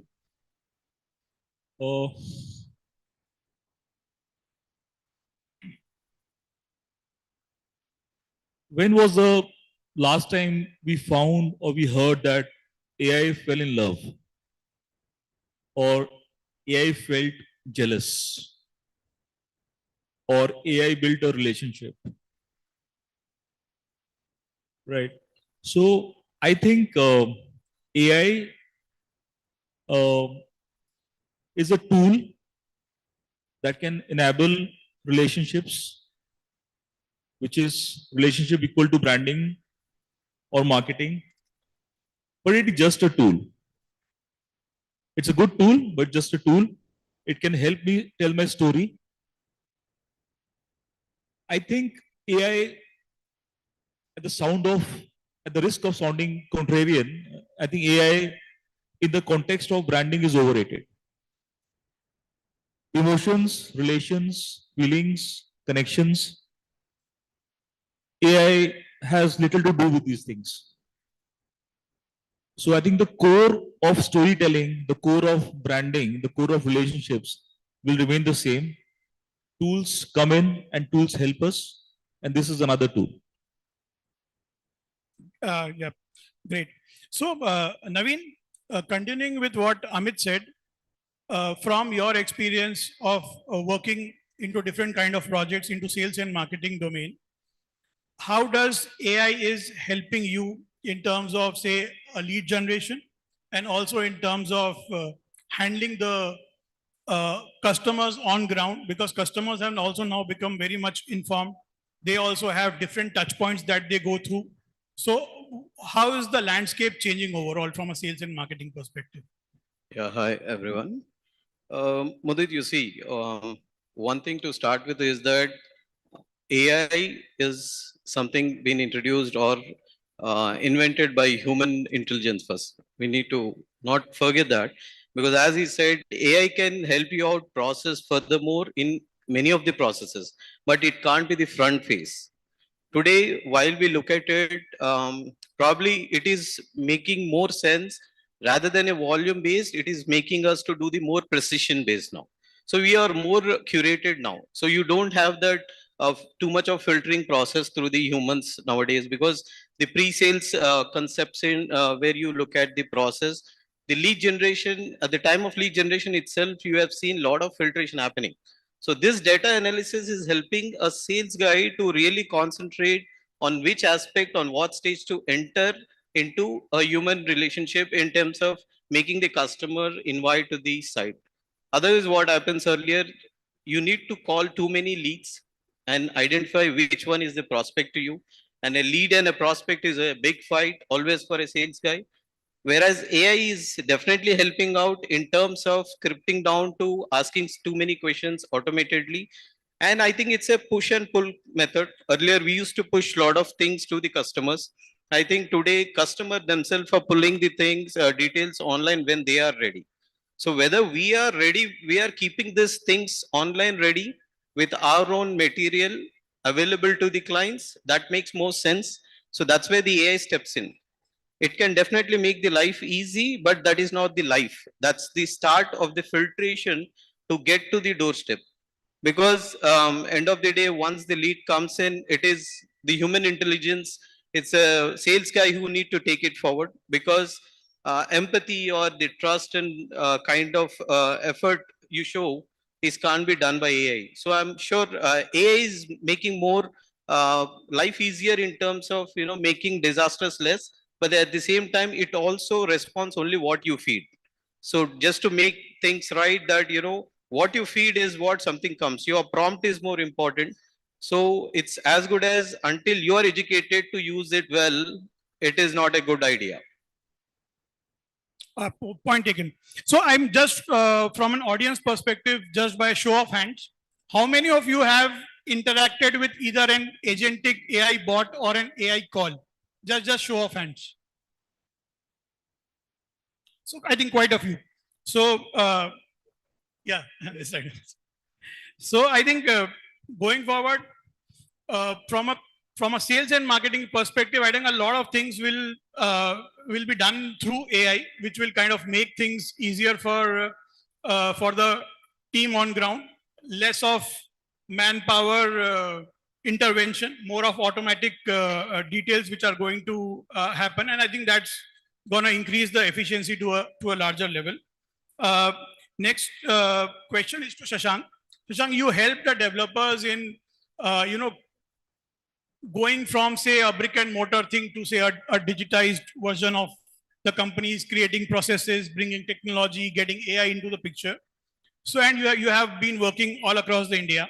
So, what are the do's and don'ts that a developer should look into when they are planning a digital transformation for their company? So good evening. Thank you for the question. Great question. I've seen many developers burn their hands on this journey. What they do is they look at this in a very fragmented manner. They find some solution of the market, they'll deploy it without assessing where does it fit in the larger scheme of things, what impact will it deliver. As a developer, do I have the capability to live that journey? So for example, he spoke about pre-sales. If pre-sales, if we don't have the right data, we don't have customer information, you put an agentic AI bot, chances are you'll fail. So in my view, the do's and don'ts are, the first point is you should have a clear, be it digital roadmap or a Gen AI roadmap in place. Second, it should have a very clear business case to say, if I'm willing to invest into this technology, what are the returns? Third is, as an organization, what is my readiness for it? And when I say readiness, readiness will be across people, process, technology, and data. From a people perspective, do I have the people with the right competency? From a data perspective, do I have standard data which the model will use to get trained on? And process standardization. So for me, having the right operating model, roadmap, and a business case, these are a must to be able to maximize the value of any investments you do. So, Snehit, continuing to what Shashank said, as a developer, where do you see AI fitting in well in your say scheme of things, from say construction management or sales and marketing or CRM, and where do you feel AI coming into first? Sneha, firstly, like I'm a tech founder, so this I think relevant experience here. One of the things that we are working very closely is a passion project of mine. Construction is a very data poor environment. Like it's a very, very data poor environment, and it starts from design. So some of the things that we should start working with is we build digital twins for motorbikes for large corporations. That's part of the business that I'm part of. So the first initial thought was, why don't we build digital twins for the buildings themselves, right? When I'm saying digital twins, not the 3D renders, it's the services digital, and then the getting the right sensors and getting the right amount of data from the building. See, AI only works in a data-rich environment, guys. So it's very easy for us today to say that it's far away before AI helps where it's supposed to be helping, but it starts from the first process. If you are getting the right design in, getting the design digitized, getting the services digitized, integrated it, get the right sensors in, integrate it to a building management system, visualize it, and then run analytics, machine learning, and then you get AI. So the curve is a much longer curve, and I think the real smart buildings in our country, or I think in our country, are at least 5 to 10 years away.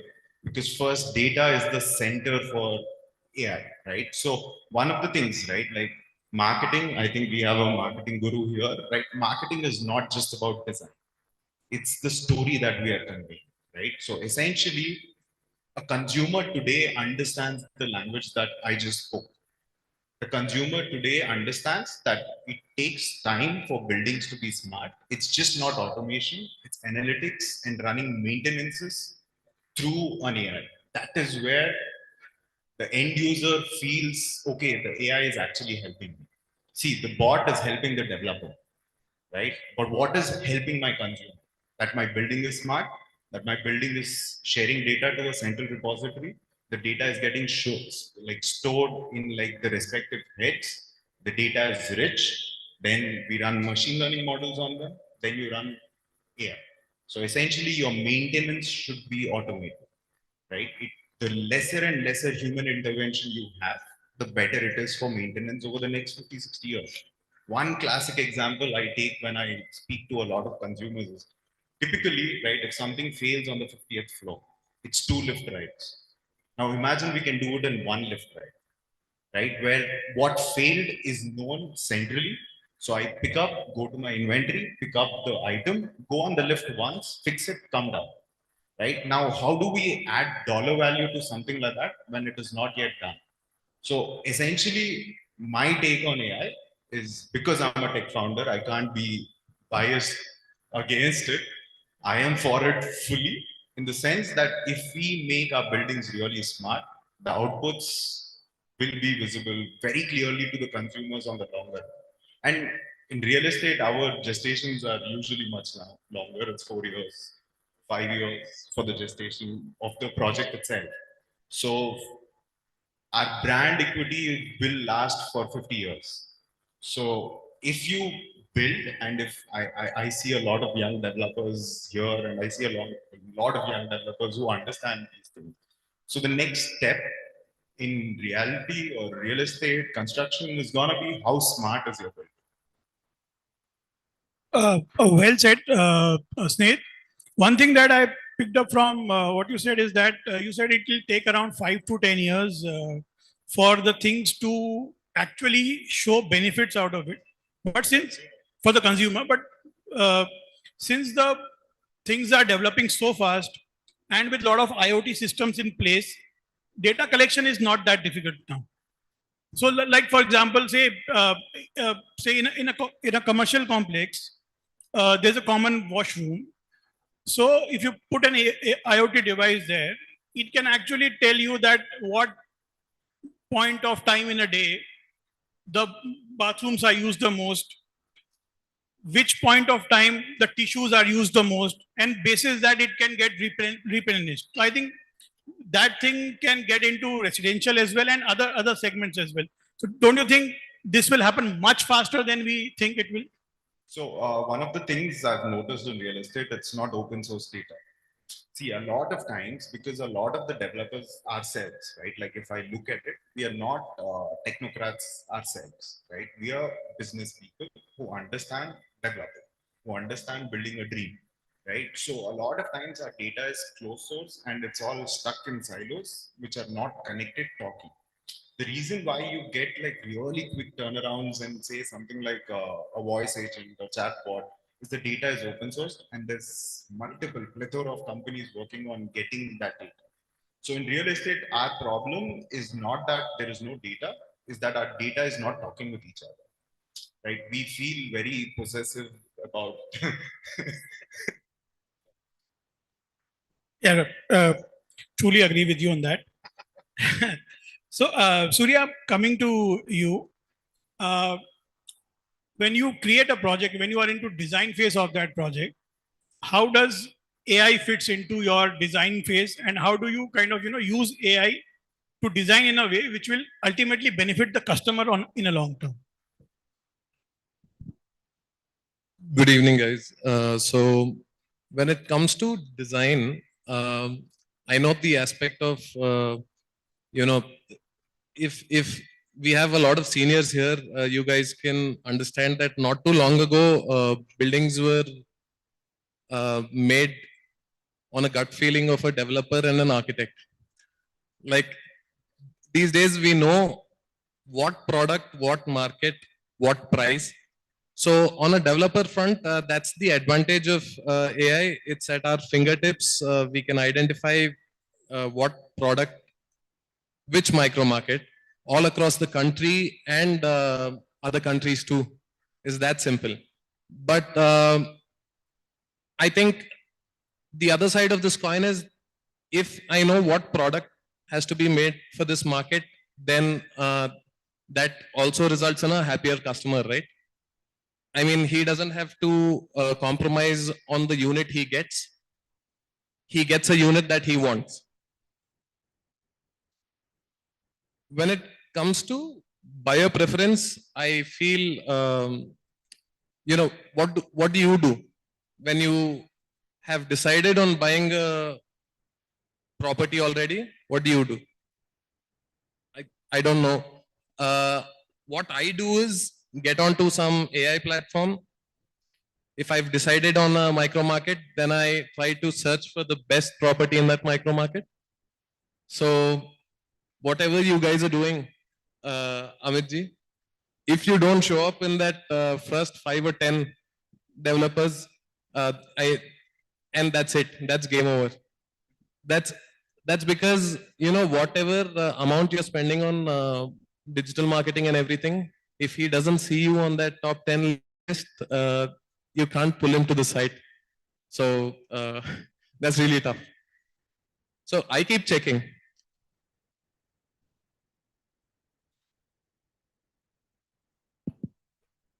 One small point here. I have got nothing against AI. I just feel that as with everything new, the hype overshadows the function. So AI, completely respect AI. We are using a lot of AI. Every member of my team is AI enabled. What small example I would like to share is that if I check myself on AI, there is so much information that is there about me. So AI is quite friendly to me, like irrespective of me finding it overrated. So I think if you're on Google, if you're online, AI is going to find you, and so you will show up. What my point was that in terms of branding, in terms of storytelling, in terms of emotional connect, AI will remain a tool and not be the focus. So, Amit, continuing to what you just said, now from a creative agency's perspective, we can write copies through AI, we can design creatives through AI. So what do you think? Is it complementing, or is it like, making the work easier, or making the work difficult in terms of, no innovation? And is it complementing the work that you do? It is definitely helping us. It's a great assistant. And I think if somebody finds it like a boss or equal colleague, then that person's job is at risk. So if you're not doing something far beyond what AI can do or AI is doing, if you're not writing beyond what AI can write, you are going to lose your job. That's a possibility. So continuing to that, Vinay, you are selling very high-end projects. And when you sell a very high-end project, level of personalization and level of personal connect with the buyer and the consumer is very important. So how do you think in that segment of property, how will AI kind of fit in, and how do you kind of use it to design it to help the consumer from that perspective? Hello. Yep. Okay. So hello everyone and good evening. So to answer your question with it, I think I get a lot of questions about AI.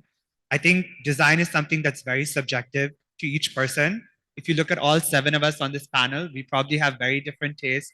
We prefer different things in our houses.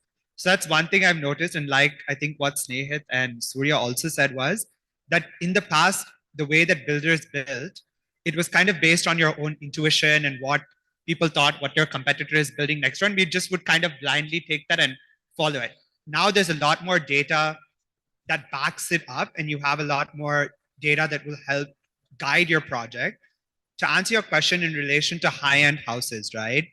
We're doing a project in Hyderabad that's really high-end homes. The clients expect to sit with the owners one-on-one. They want that interaction. They will not be happy if I direct them to an AI-generated bot or anything like that that would even help pitch the project. They wouldn't be interested. They want to come, meet the owner, sit in the cabin with them, have tea, have coffee. That's where I feel like when it comes to really high-end residential projects, we might not be able to use AI in terms of that, but in terms of the sales. But when it comes to design, there's a lot that you can do in terms of customization. It's also something that as a developer, I hate sometimes when I get these 3D models that are done and it says change flooring, change this, change that. I always tell the team, I said, no, just put 2 options. Don't give the client too many because it goes into haywire again. But I feel like that is something that is very nice that AI has been able to do is when you see these systems, right, where everything is fully customizable, where the client can sit in, pick out their wardrobe, pick out the glass, pick out their shower cubicles, etc. We give so many options, in these high-end projects. That's where I feel like AI helps you in terms of the visualization. Another thing that I feel in India is in general, the penetration into the market is we're always pretty late, right? Even if you look at it, we still use AutoCAD for most of our drawings, but Revit exists, right? And Revit as a system, I've worked with few architects who use Revit and they curse the teams who use AutoCAD. They say, if you're using Revit, everything is there. If you have your MEP consultant, everybody, if they're into the same system, your design becomes much more efficient.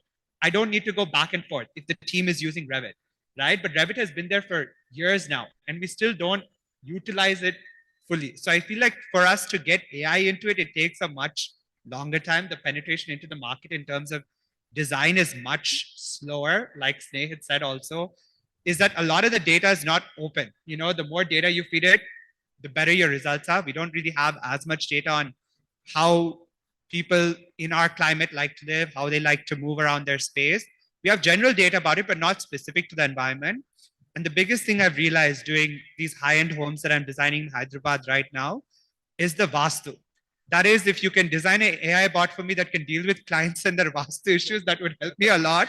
Because, in one project we did a lot of AI studies too, right? That showcase daylight, how light moves throughout the house, etc. Right? And there's a lot of solutions that showcase that. We've designed a very open floor plan, cross ventilation, etc.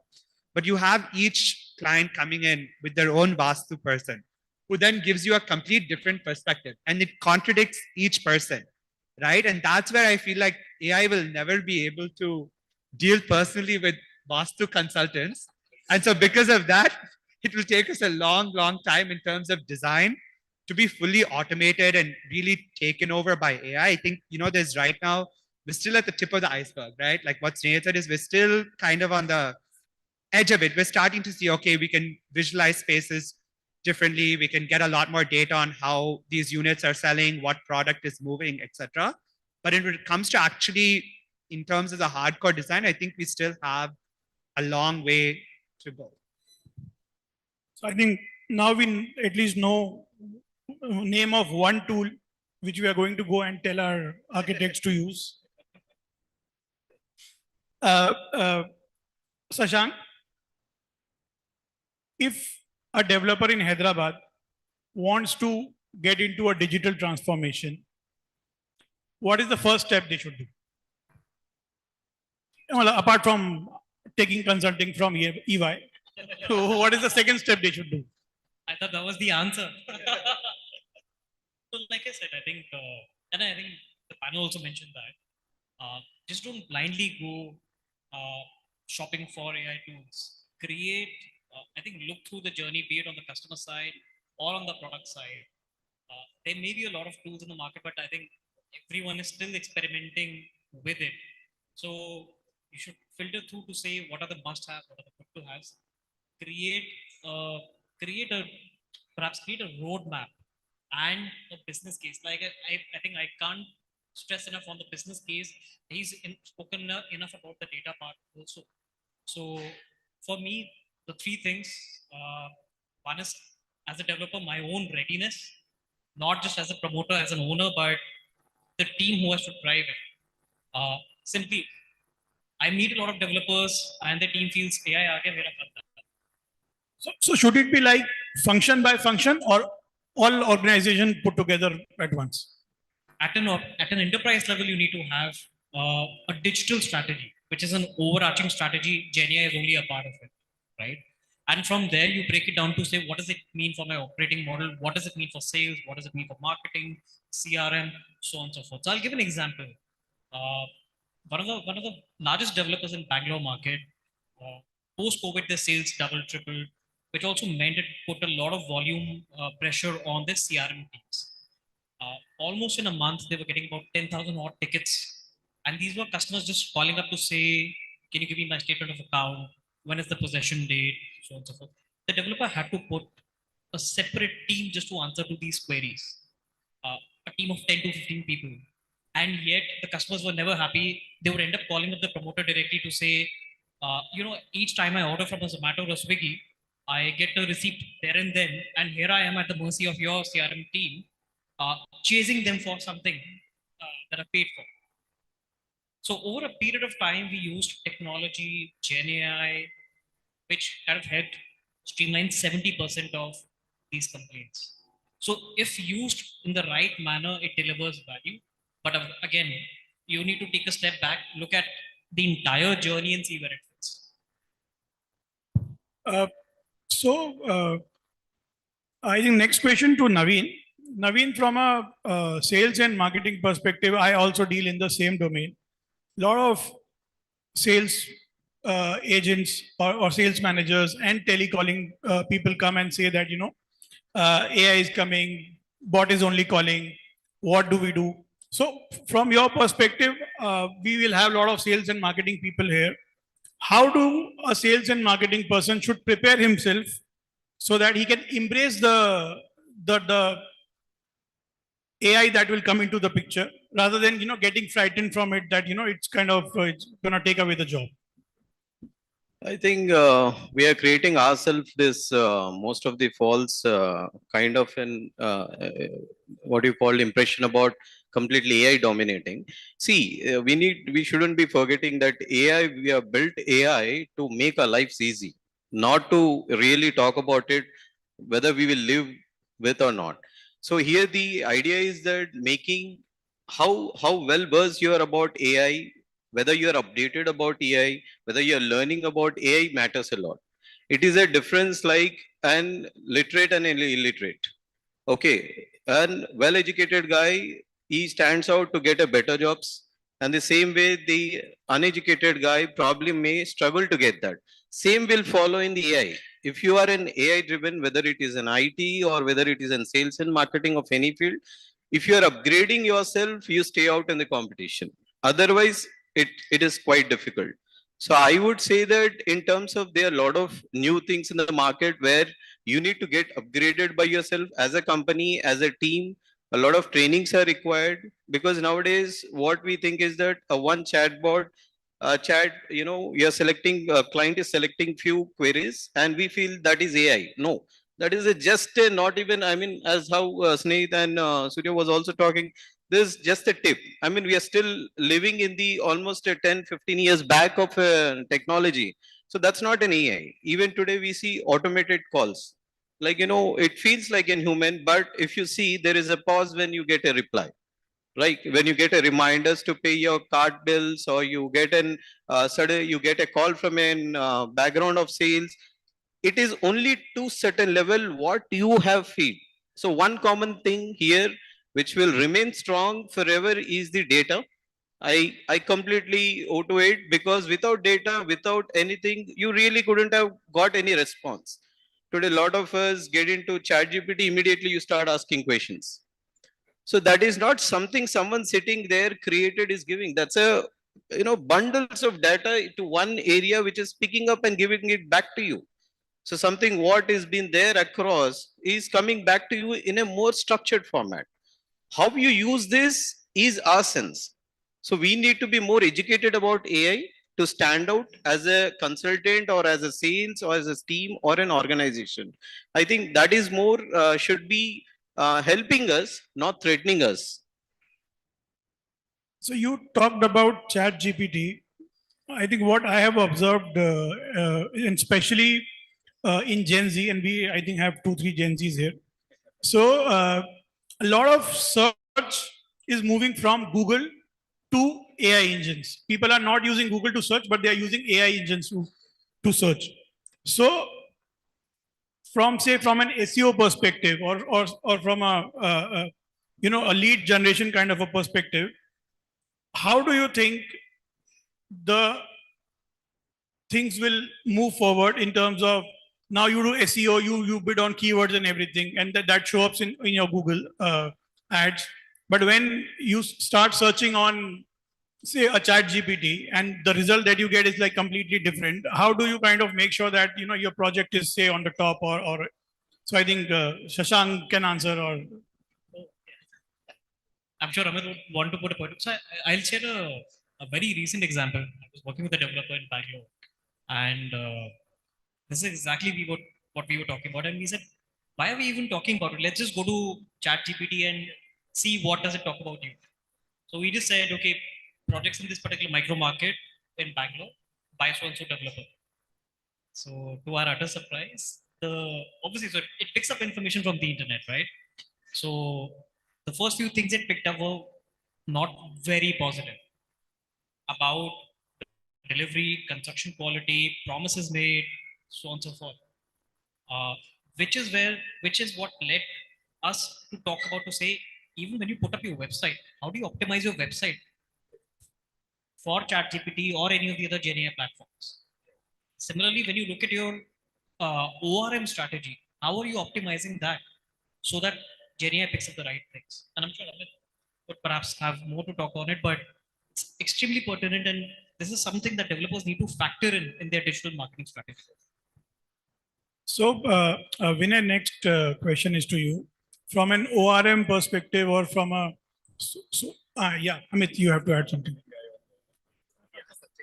It's a subject that is close to me, so yeah. So there's an entire industry based on gaming Google. We call it the SEO industry business.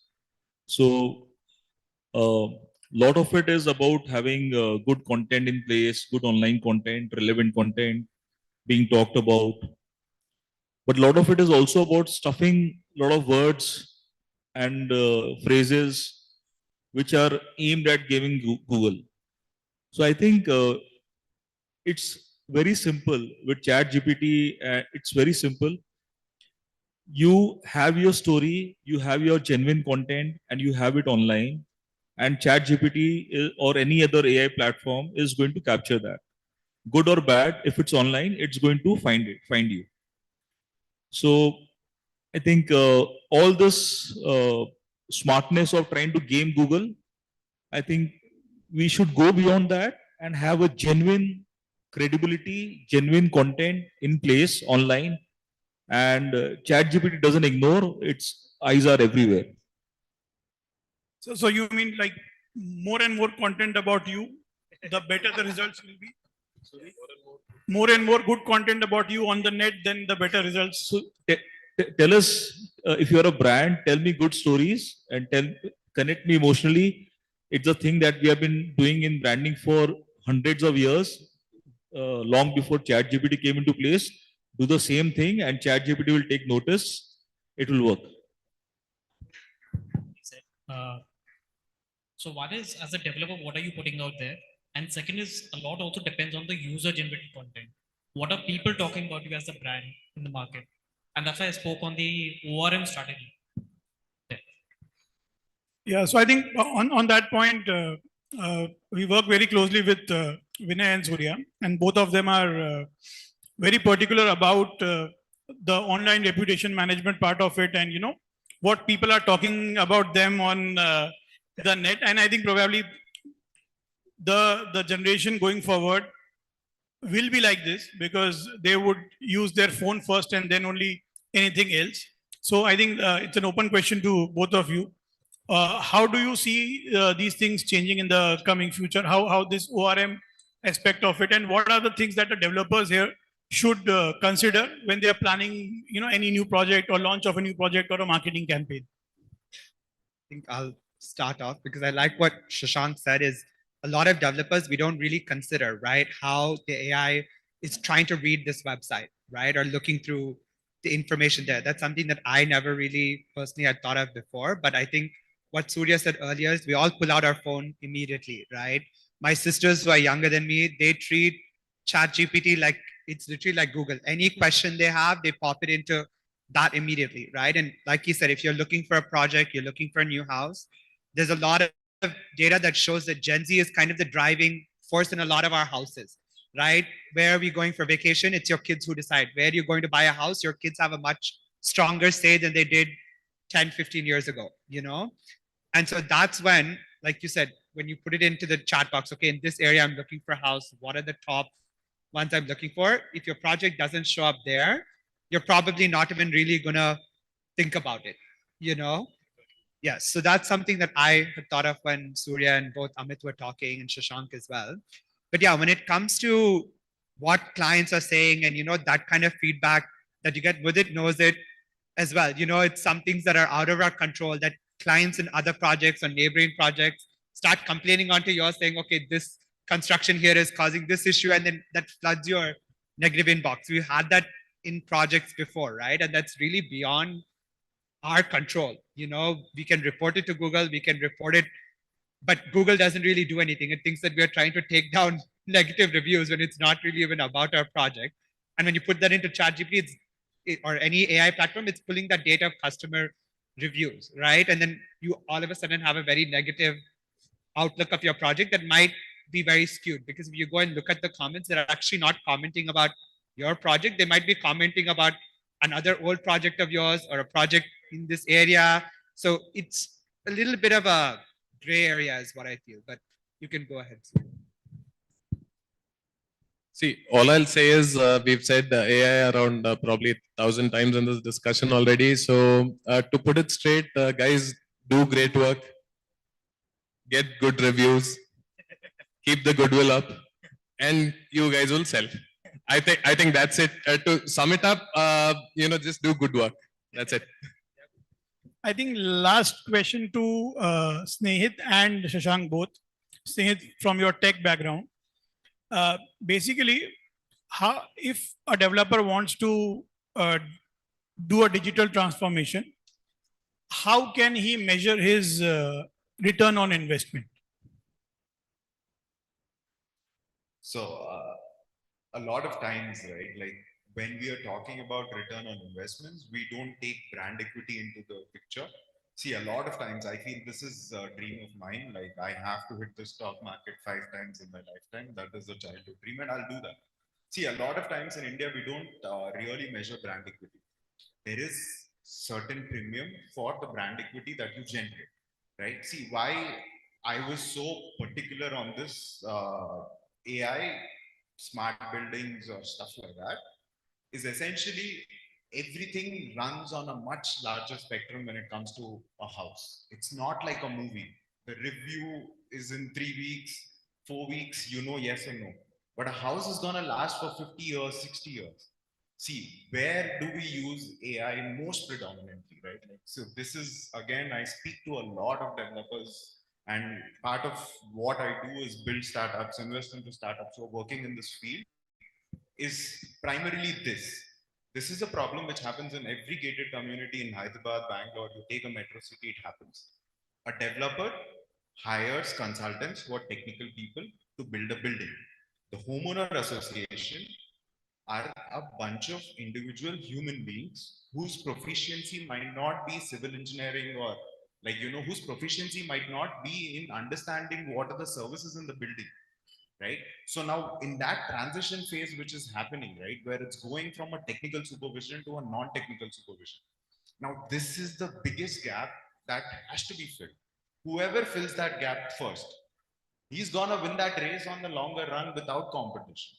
Why? You take so many examples of this, right? You take any gated community, most of the community, the pools don't, like, you know, if it is not well maintained, they dry off the pool. The sewage treatment plant, like, eventually gives up, right? Like the DG, there is no way to like measure what is happening with it. We keep enforcing this behavior, that bad behaviors will also be rewarded. See, any time a change has to happen, it has to be transitional in my mind, right? So any developer who's looking at AI right now, if we are talking about the bots and the calling and all, that is reducing your turnaround time for a lead.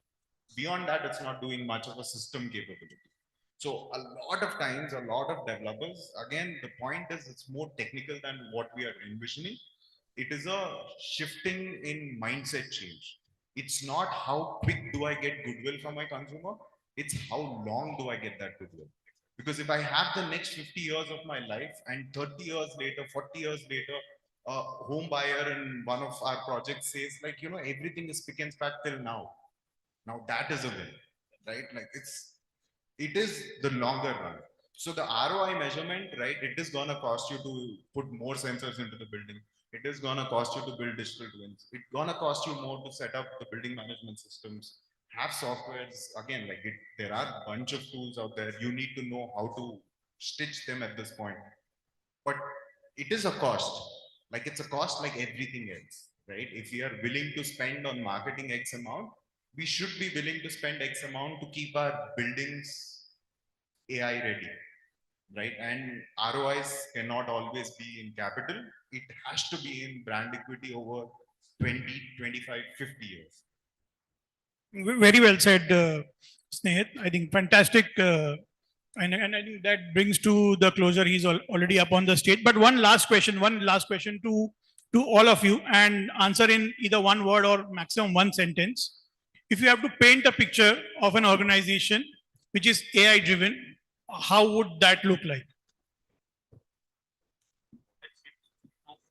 If you have to paint a picture of a real estate, say a developer, which is AI driven, how would that look like? Building for the greater good because it's cheaper to do it with AI.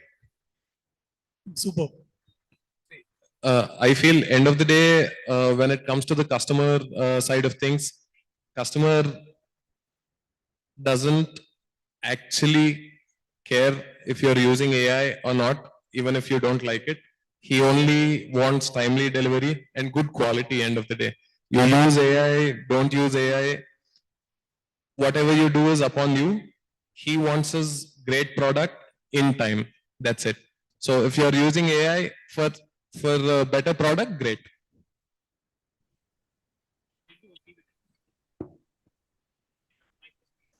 Please use my mic, sir. I think I agree with you. So I think, see, be it AI or any other technology, it's only an enabler, right? So AI could happen or enable your backend operations. 100% agreed with him, as long as you're able to meet your commitments to all your stakeholders, your investors, customers, channel partners, whoever is there in the ecosystem. that would be the right way to judge the effectiveness? I think AI should be part of one of the part of the ecosystem, not the entire ecosystem. I think this all comes together, like the building trust and build on time, and you talk about quality. Of course, as a branding manner, the storyline, what you are, what you really want to build, makes a sense. And above all, again, the data, how far you are able to update it online, because that is where you are nowadays. I mean, as you say, a lot of Gen Zs on the phone chat GPT, suddenly you see the data is something else and what you are presenting something else, and then there is a crash. So technology is that if it is a disaster, it will give you disaster. If you're putting the right manner, then you're getting the right results. So we need to be careful on that front. That's it.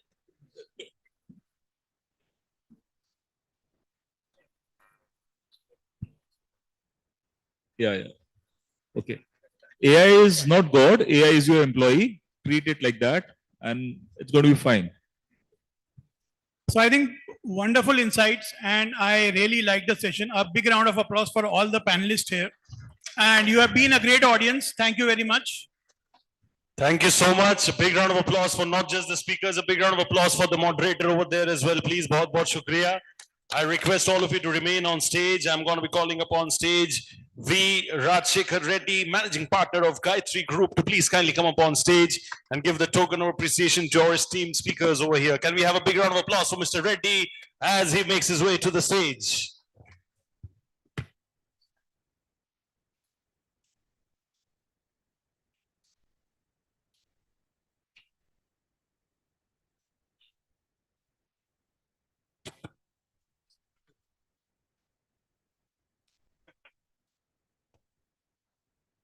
We're doing a group photograph directly after all the giveaways are done.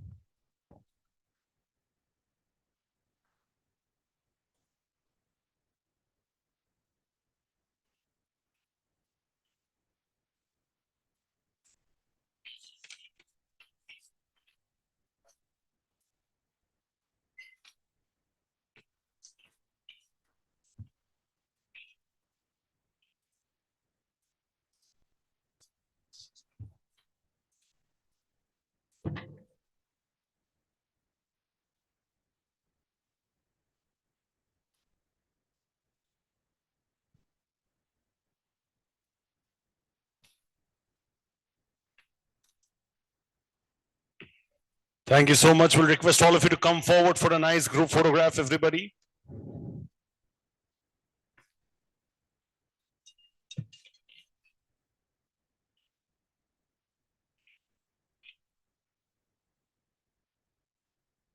Ladies and gentlemen, when the group photographs happen, you know the gesture that's very, very important, right?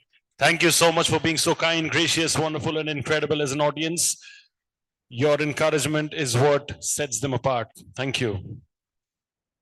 Thank you so much to all the speakers. We look forward to having all of you in the 4th edition the next year. Bahut shukriya. Thank you for joining us. I'll request all the chairs to be cleared away, please, apart from 2 chairs on stage. Can we please remove all the chairs? Hum sare chairs hatana chahenge, please. I promise next time I come, my local language seek ke aunga so that it's easier to communicate. Thank you. What do you say, brother? Garu, right? Say brother, how do you say brother? Garu. Hi.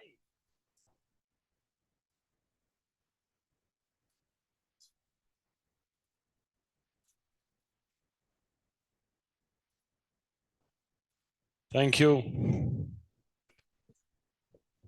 Just 2 chair रख दीजिए and बाकी के please हटा लीजिए. बीच में रहने दीजिए वो 2 चेयर, बाकी कोने के हटा लीजिए please.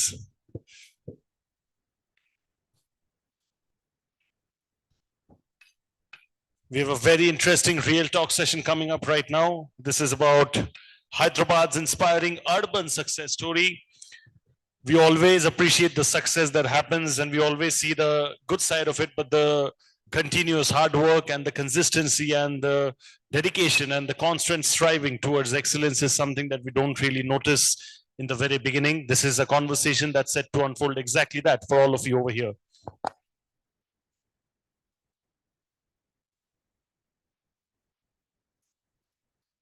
This is going to be a real talk session with two incredible individuals, tremendously knowledgeable when it comes to real estate. We're just waiting for the chair to be cleared. Thank you.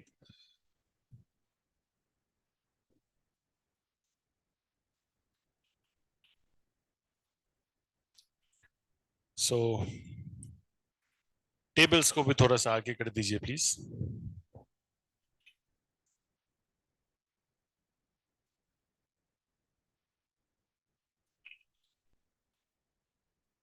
थोड़ा सा.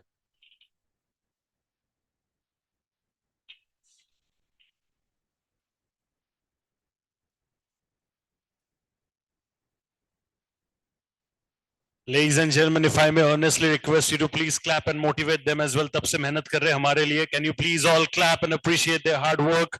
The hotel staff, they deserve every bit of it as well. बहुत बहुत शुक्रिया. आप लोगों ने ताली बजाया, उनका smile मैंने यहाँ पे capture किया.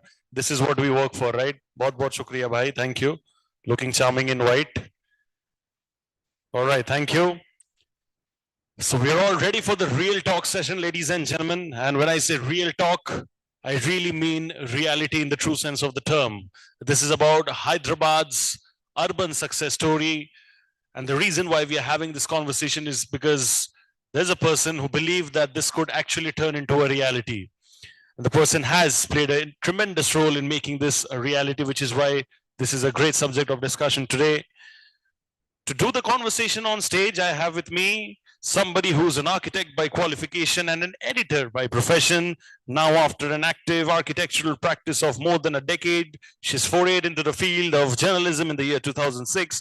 Her work has been published in some of the major national newspapers, and she has also been a regular guest expert for all the real estate shows.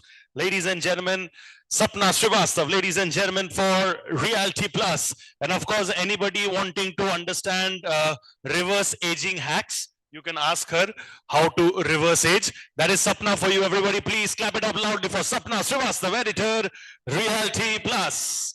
Thank you so much, Sapna.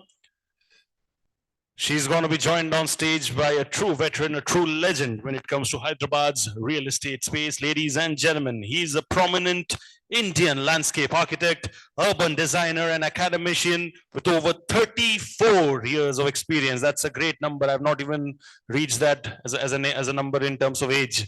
So I can truly kind of respect the fact and the experience that he brings to the table. He's the founder and chairman of Narsimham Associates, a design consultancy firm rendering consulting services majorly in the field of landscape architecture, along with building and interior architectural fields. Ladies and gentlemen, he's also a renowned and very interesting motivational TEDx speaker and recipient of numerous awards. Ladies and gentlemen, at the third edition of the Realty Plus Conclave and Awards 2026 over here in your beautiful city of Hyderabad, it's my absolute honor and privilege to call up the man who has actually believed in urban growth story of Hyderabad, architect Professor Narsimham, VVL, Chairman, Telangana State Chapter. Thank you so much, sir, for joining us. What a pleasure. Can we please clap it up loudly for sir over here? Sapna, thank you. The timer is in front of you, and yeah, over to you.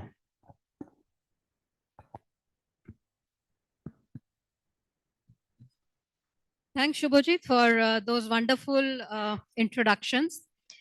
Mr. Narasimhan, architect, he's an architect, he's a professor.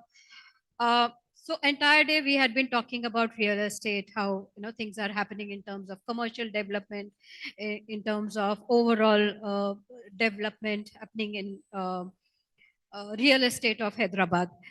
Now, when we say real estate, it is progressing, the urbanization is progressing. You've been in the industry, like we heard, for more than 3 decades now. You've been in the building and construction sector. If I have to ask you 2 right things that Hyderabad is doing when it comes to urban development, and probably 2 things that are not right when it comes to Hyderabad urban development, in your observation, in your experience, what would that be? 2 right things and 2 wrong things that Hyderabad is doing. Good evening. thank you for having me here today, along with many of the big builders and real estate experts. Well, I am an architect basically, and we've been designing buildings and a lot of landscape, and I'm a specialist landscape architect and ecological planner, so to say. So for the last 3.5 decades, and happen to be the chairperson of Indian Institute of Architects. We have Telangana chapter. We have in India all over states chapters. We do a lot of activities. Well, for your question, I mean, the whole world is progressing, and the way in cities of India that they are growing, there are good things happening. There are problems that also crop up along with the good things. So good things, when we look at, we can look at infrastructure scaling and connectivity.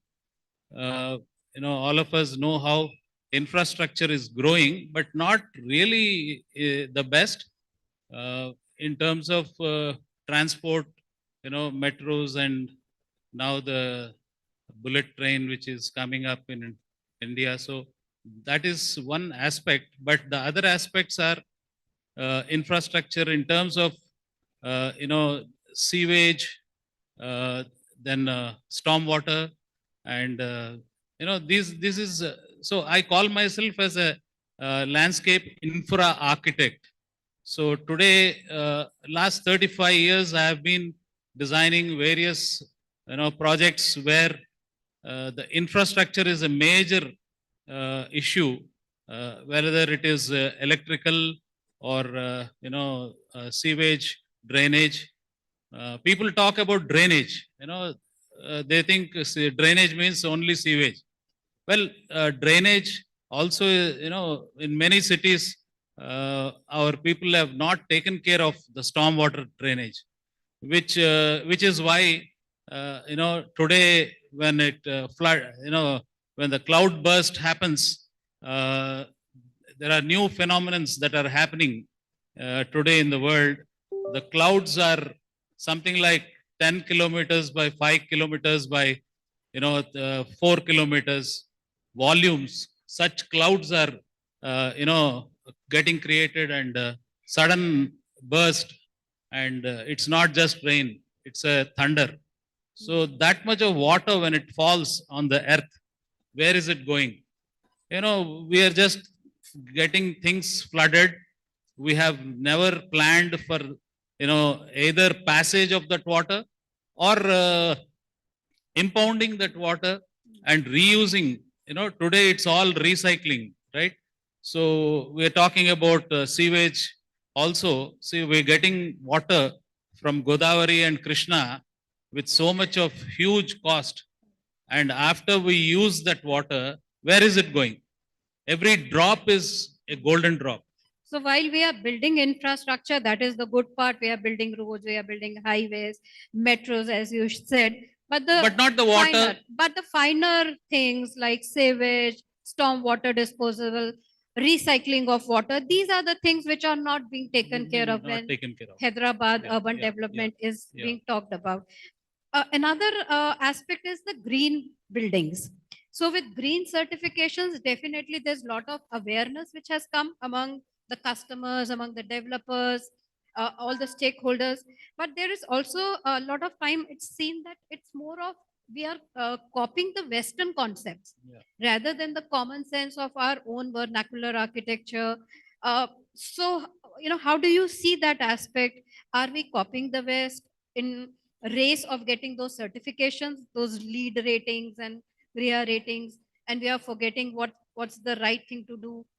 How do you see this? See, if we look at India, India is endowed with a huge history and past traditions and methods of constructing things and all that, compared to many other countries in the world where they have never seen such things, being in the cold countries or various other climates. They are newer Yeah, civilizations. but luckily we are in a tropical, semi-arid, subtropical, dry deciduous forest ecosystems. We call, we live in such the south especially. So we have courtyards. We have the beautiful jalis or then verandas, and the clay tiles, and coconut, and so many things which our landscape is richer due to bright sunlight available, and a lot of the grass, types of grass that is available due to the rice cultivation and so on and so forth. So all these wastes, so-called, what we get out, are all used very usefully in our day-to-day life, and which are, which can't be rated. For example, I always mention my project. I'm very proud of my project, which is Shilpa Ramam. If any of you have not seen still, please visit. It's close by in Madhapur. We have done in 1995 to 2002, 7 years. We got National Award in 1995 for its best design in competition in India. And many people competed showing glass and various other materials with which they have come up with concepts, whereas we have done a different altogether. It was what we call as a departure from regular urban pigeonhole architecture.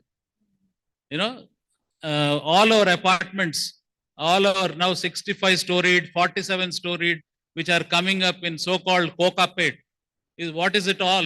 It's all pigeonholes. So this pigeonhole concrete architecture is what we never, in the sense, okay, it has its own beauty. I don't want to say anything about it. People who want to live in pigeonholes, let them live. The point is, you have beautiful other alternatives, and how you can eke out things. So this is where we have so much of materials which are available for rating. I have been asking, last several years. Shilpa Ramam is now 30 years. So can anyone rate Shilpa Ramam project? I challenge even today. And the kind of mindset with which we designed that project, we were anti-RCC in 1995. Anti-RCC in 1995, which nobody thought also. And of course, we used a little RCC in that project, but we minimized, we avoided to the large extent.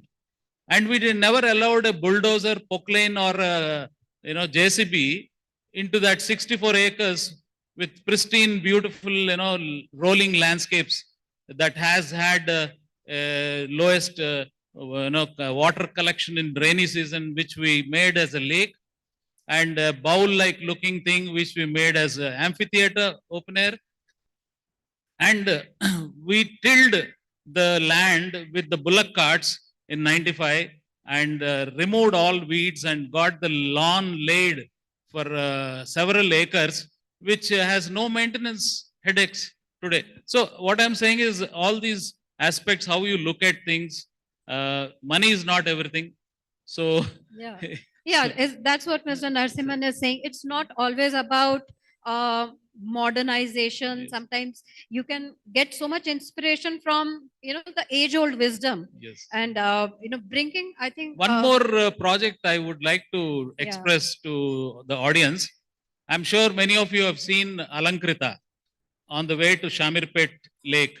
So Alankrita is another project close to my heart, which we have done, where if you see those buildings inside Alankrita project, all those stone pillars, wooden pillars, the doors, the windows, the bullock cart, then the tiles, everything came from Karaikudi. Later on, the city bricks and all that were used, but most of it is what we call as architectural rejuvenation. The Karaikudi story, I am sure all of you know. Tamil Nadu, many people their children were all leaving to Malaysia and Singapore. They settled there and left their parents back home in Tamil Nadu, and they had to they had huge chettinad houses, which are traditionally beautiful houses with courtyard and all the materials which we talked about. And those chettinad houses were huge, and the parents could not maintain the old aged people. So they just sold off those houses from 1990 onwards till 2010, 15. And many, politicians, doctors, various professionals bought over those houses, and in truckloads, it was all dismantled and sent to Delhi, Bombay, Hyderabad. So in Hyderabad, this project, my client got them and laid them on the floor. Didn't know what to do. He was searching for Shilparamam architect. So, and I was his patient, for throat infections and all. He is a ENT surgeon in Secunderabad.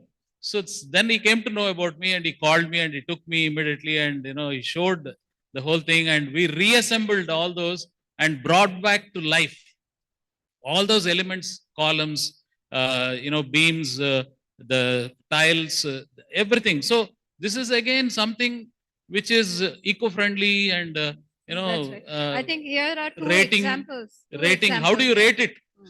So these are the two examples where I think the modern way of working and our historical past can be brought together, Brought which to you life. have just Yes. mentioned. These are the two examples that many of us can look at when we are probably building newer buildings, etc.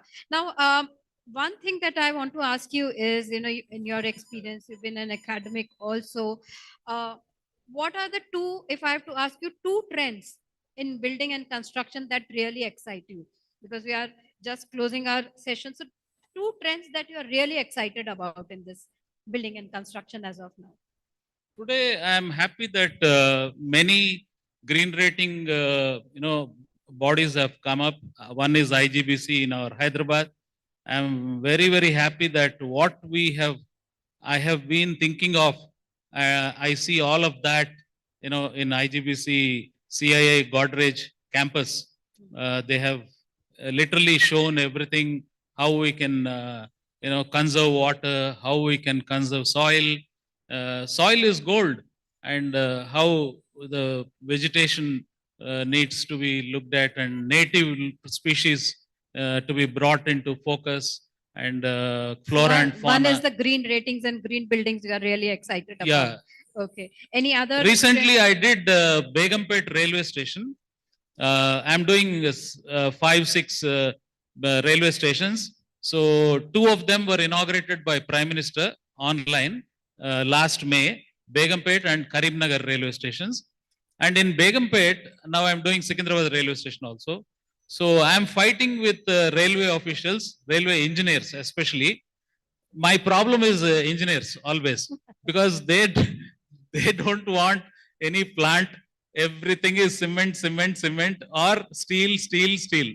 So I am fighting with them and trying to bring in the green, the importance of the soil, importance of the water, then the plant material, and all these. So I kind of say that I'm reviving whatever damage is being done through huge building works, whether it is 50 storied or whatever, a lot of damage to the ecology and that particular site is happening.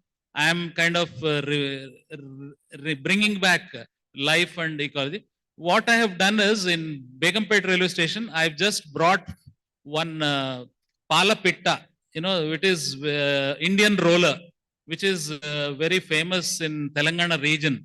That bird is very famous. So that bird, we brought it into focus in Begumpet railway station, where we have displayed, of course, it's this plastic FRP, 3 feet height and 6 feet long, that bird.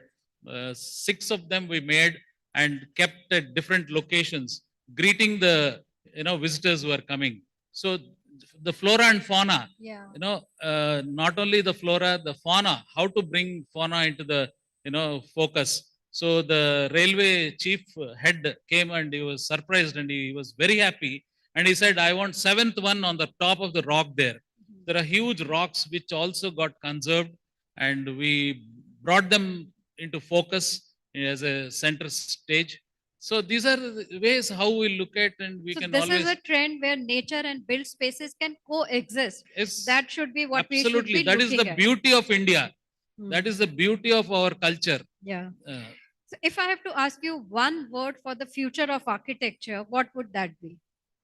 I think Indian architecture is going through a lot of adaptiveness.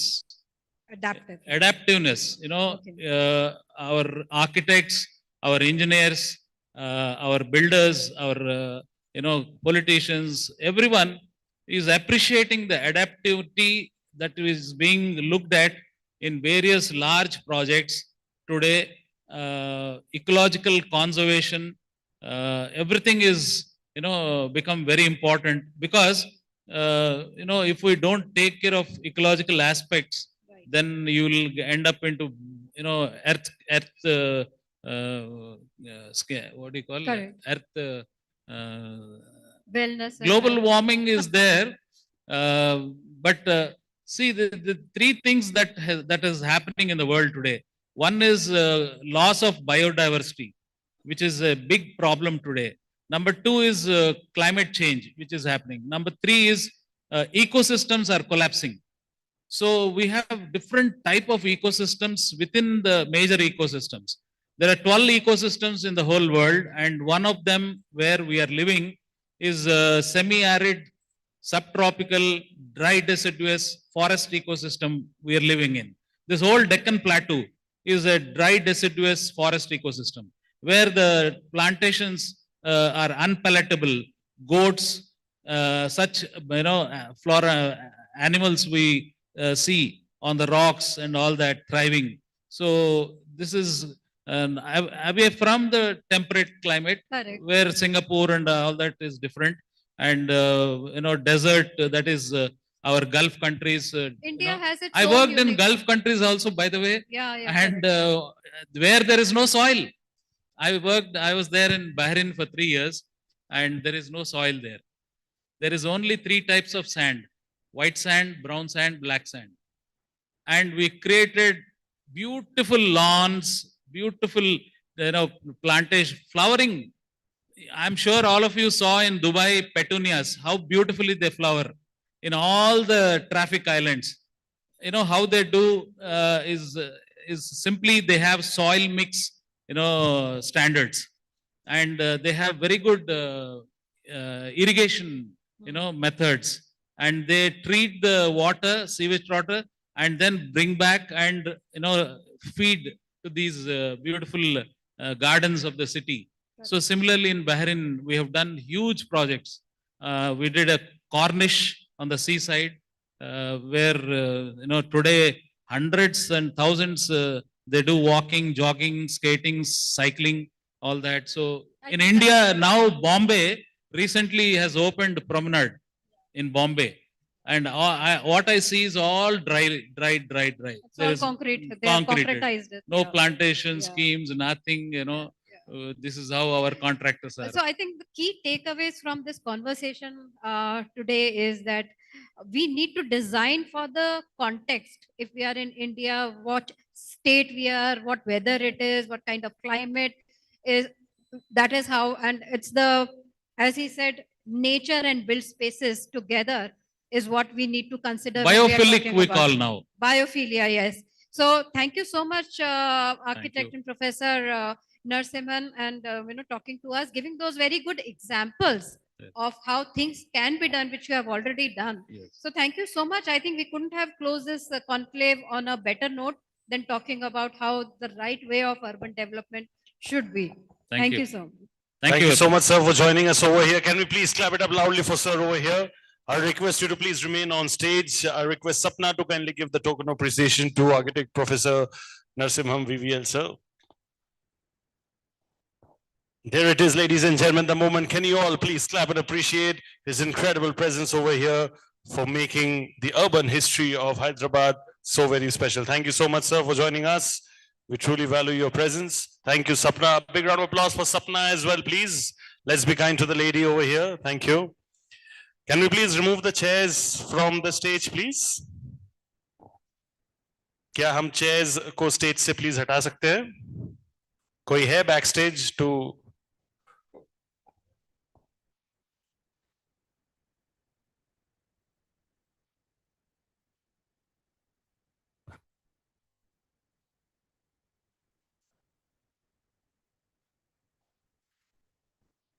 Ladies and gentlemen, it's been a great conclave. Thank you so much.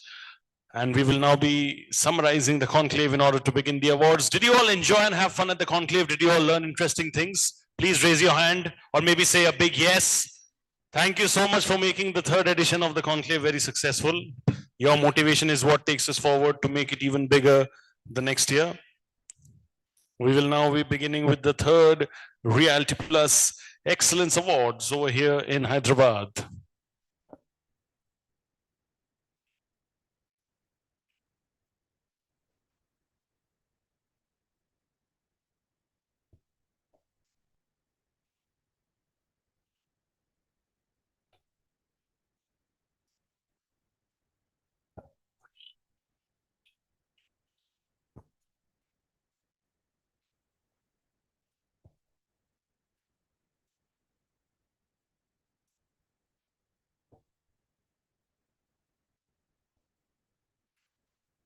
All right, ladies and gentlemen, so like you all very clearly understand, we are going to be going ahead with the third edition of the Realty Plus Excellence Awards 2026 here in Hyderabad. Before we move forward, couple of announcements, rather requests from my end. If I can please request all of you, especially the ones at the back, to come and sit over here at the front. कसम से कह रहा हूं मैं, ये कोई school का punishment नहीं है. आप लोग please आके बैठ जाइए. Your inspiration, your motivation is what makes our winners feel even more happy. So can we please request all of them at the back to please kindly first occupy the chairs at the front, please. आगे आ जाइए, please, sir. We want the chairs at the front to be occupied first, please. Can I request all of you to please come forward? Thank you so much. We would need to occupy the chairs over here at the front first, please. Thank you. Very kind of all of you. Requesting everybody to please kindly take the seats over here at the front. Thank you. Thank you, gentlemen. Thank you. Thank you. Please आगे बैठ जाइए sir, आगे की chairs में.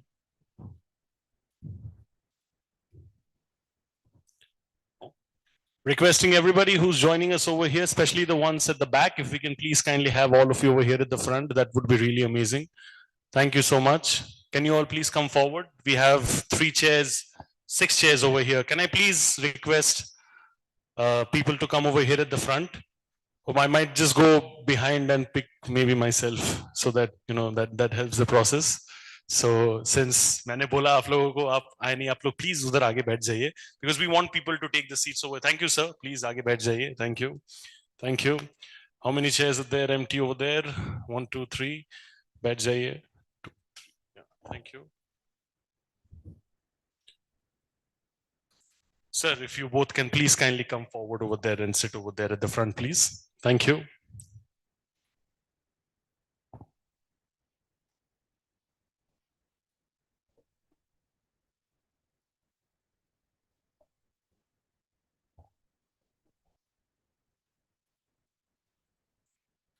All right, thank you so much for being so kind. My next request is, we are celebrating excellence over here. We are celebrating all you winners over here. So जब आप award जीतोगे, तो of course people will be clapping for you. But when others are winning, it's a request that you also clap for them. It's a result of their hard work, endeavors, and consistency that is helping them in winning the award today. So I request all of you to maintain the momentum throughout Hyderabad. You're known for your energy and spirit. We don't have too many awards, so I'm sure the energy can be very high throughout. Thank you. And last but not the least, please request you to keep all of your phones in silent mode. Thank you. So like I mentioned, I'm going to be officially beginning right now. Ladies and gentlemen, my name is Shubhajit Ghosh. I'm an anchor, MC, and YouTube talk show host, and it's my absolute honor and privilege to be amongst all of you over here to host the third edition of the Realty Plus Excellence Awards 2026. Tonight, let me tell you, this is not just merely about celebration and awards. This is about honoring excellence. This is about recognizing all you wonderful people and all the great work that you all have been doing without willingly looking forward to be recognized, because great work speaks for itself, right? That is exactly what we're trying to honor over here. This is where dreams meet design, ideas meet execution, and most importantly, excellence meets recognition. The Realty Plus Excellence Awards. Like I truly mentioned earlier as well, the world is watching. It's going to be thoroughly unfair if such a beautiful, beautiful occasion is only being watched by a few people over here. So we're doing the live streaming as well for everybody abroad in different parts of the world who are unable to join us. The live streaming is happening on the Realty Plus website, which is www.rprealtyplus.com, and of course on social media platforms as well. Let me quickly iterate the social media platforms for all of you in case you're not following us already. Please do kindly follow Realty Plus on social media. On LinkedIn, you can find us as Realty Plus. On Facebook, you can find us as @RP Realty Plus. On X, you can find us as @RP Realty Plus again. And on Instagram, we're there as RP_Realty. Thank you so much. This is going to be the biggest and absolutely biggest awards evening for the real estate fraternity of Hyderabad. Are you all excited? The excitement is not matching up to my voice. Are you all excited, Hyderabad? You all can be a little louder. All you younger people over here, can you all be a little louder? Are you all excited for the awards? Come on, 1, 2, 3. Yes, ये हुई ना बात, क्या बात है? Jitna zyada josh, utna yummy, Hyderabadi biryani is waiting for dinner. Anyway, moving forward. I mentioned a lot about Realty Plus. You all heard that it has already completed 21 successful years. They're in their 22nd year. And like I always believe in the power of manifestation and good words, मैं यकीन करता हूँ कि सरस्वती जो है वो हमारे जुबान में रहती है, तो मैं इसी चीज को लेके ये बोलना चाहूंगा कि 21 successful years have happened. May it cross 200 years, like I always say. But I have said a lot about the incredible journey of Realty Plus in these 21 years. An audiovisual video is only going to help you understand further the kind of achievements and the trend-setting work that they have done in this period of time. So I'm going to be requesting the console to please play the special AV of Realty Plus for all of us.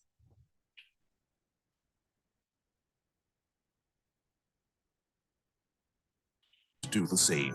And during the times of challenge, the stalwarts of the Indian real estate industry have chosen to do just that, by showing others the way to finding opportunities even amidst a crisis, by showing the world how to go about delivering on promises even amidst adversity. Success doesn't just happen, it happens by design, by pushing the boundaries, by raising the path. It takes days to develop a vision and nights to make it a reality. Knowing that pictures are worth 1,000 words and that every word makes a difference. It's doing the research, trusting your instinct, and finishing what you started. For the past years, Realty Plus has been turning obstacles into opportunities, keeping the industry informed on the latest developments,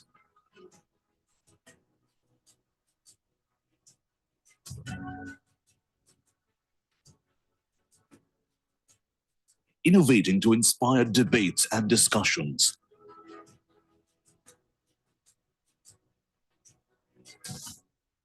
bringing forth the perspectives of the industry leaders,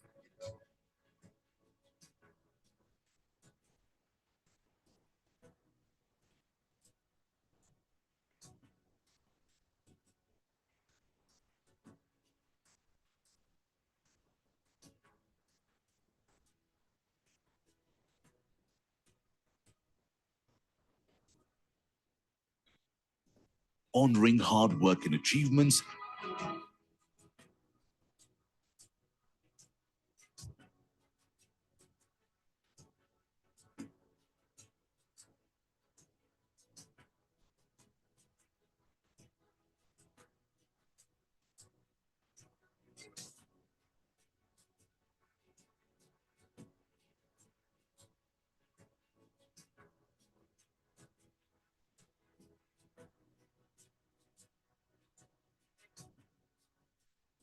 keeping the industry connected.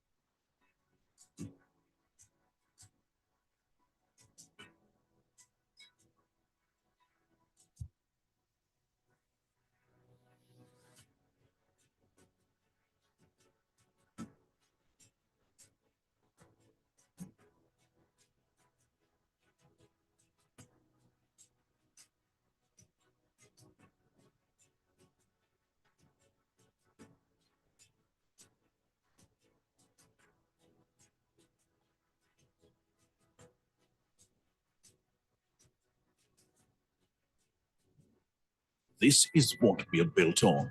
This is what we are building.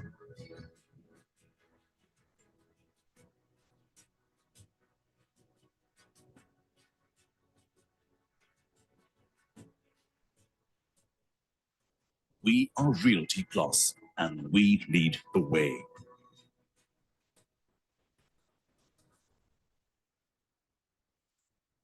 Ladies and gentlemen, it's only fair if we clap loudly and even louder for the incredible efforts of Realty Plus over the years. 21 successful years in their 22nd year, and I'm sure a complete eternity to go. Thank you so much. I would like to take out a special moment to thank our partners, as without their support, no event is genuinely successful or even close to possible. So my special shout out to all our partners for the evening: presenting partner Flip Spaces, co-partner Mindspace, Business Parks, REIT and Radhe Group, industry partners HYDERABAD Builders Association and Hyderabad Realtors Association, creative partner ABC Brand Advisory, business media partner BW Business World Media Group, online media partner Exchange for Media Group, and of course organized by the fantastic team of Realty Plus. Once again, everybody from the front to the back, a big round of cheers, loud round of applause for all our partners. Thank you. We will be swiftly moving to the awards. A bit of rules and regulations to nahi kahunga, but a preset format that we want. I'll first of all request all our winners to stay with us right till the very end for a special group photograph. That's not just part of the coverage, but also part of the core memory that we are all creating over here today in this evening. And secondly, all the winners, once we start announcing, you all can come over here from the stairs in the middle. You can get your trophies over here. I'm literally acting and modeling and almost, but whatever, excuse me, just trying to show whatever it is. You can pose with your trophy and award over here with the presenters, and then you can get your solo photograph clicked over here with this backdrop, and then you can come down, and this is how we repeat. This is the set format which we are going to be following. Hanji? Platform idhar. Podium. Podium udhar rakhna. Steps, people I think will manage, not very high. People can get down. Okay? Yeah. So you need to place two photographers. One should be over here and one should be, and one here.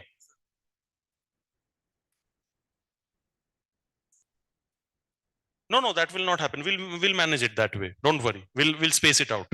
Anyway, so just to keep it very clear and concise, all the winners will be coming over here. They will get their trophies. They go over there for their solo photograph and they go down. The next winner comes.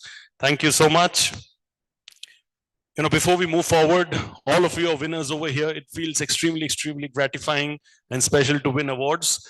But I think the process behind it is not just, I would say, unconditional, but also very selfless, because they are the ones who are actually picking the winners meticulously, because almost everybody deserves to win given the kind of work that you all do. But of course, not everybody can win. So that's where the role of honorable jury members come into play. So in case you have won, great stuff. In case you have not won, that's also not a problem. There's always a next time. But we want to appreciate and honor the efforts of our honorable jury members. So I would like to take out a special moment to play a special video of our honorable jury members who have been an integral part of the process behind selecting all you winners. Can we please play the jury AV for our audience?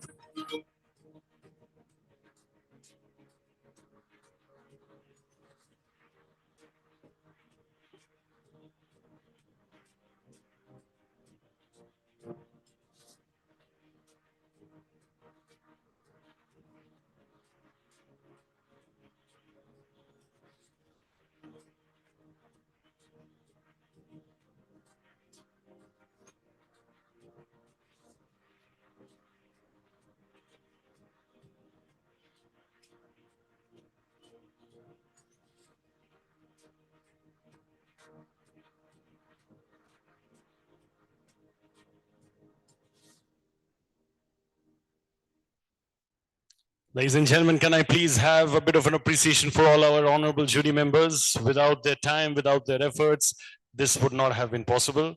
We will now be going ahead with the awards, and I would like to call upon stage our presenters. Of course, the Saraswati and Lakshmi of Realty Plus, if I can put it that way. Please give it up for Tripti Kedia, publisher and business head, Realty Plus, alongside Sapna Srivastav, editor, Realty Plus. They will be giving away the awards. A big round of applause to the two incredible ladies of Realty Plus who have been doing a fabulous job to take the legacy forward. Thank you, Tripti. Thank you, Sapna.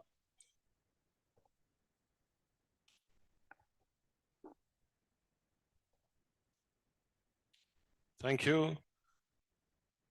All right, ladies and gentlemen, are you all ready to clap for yourselves?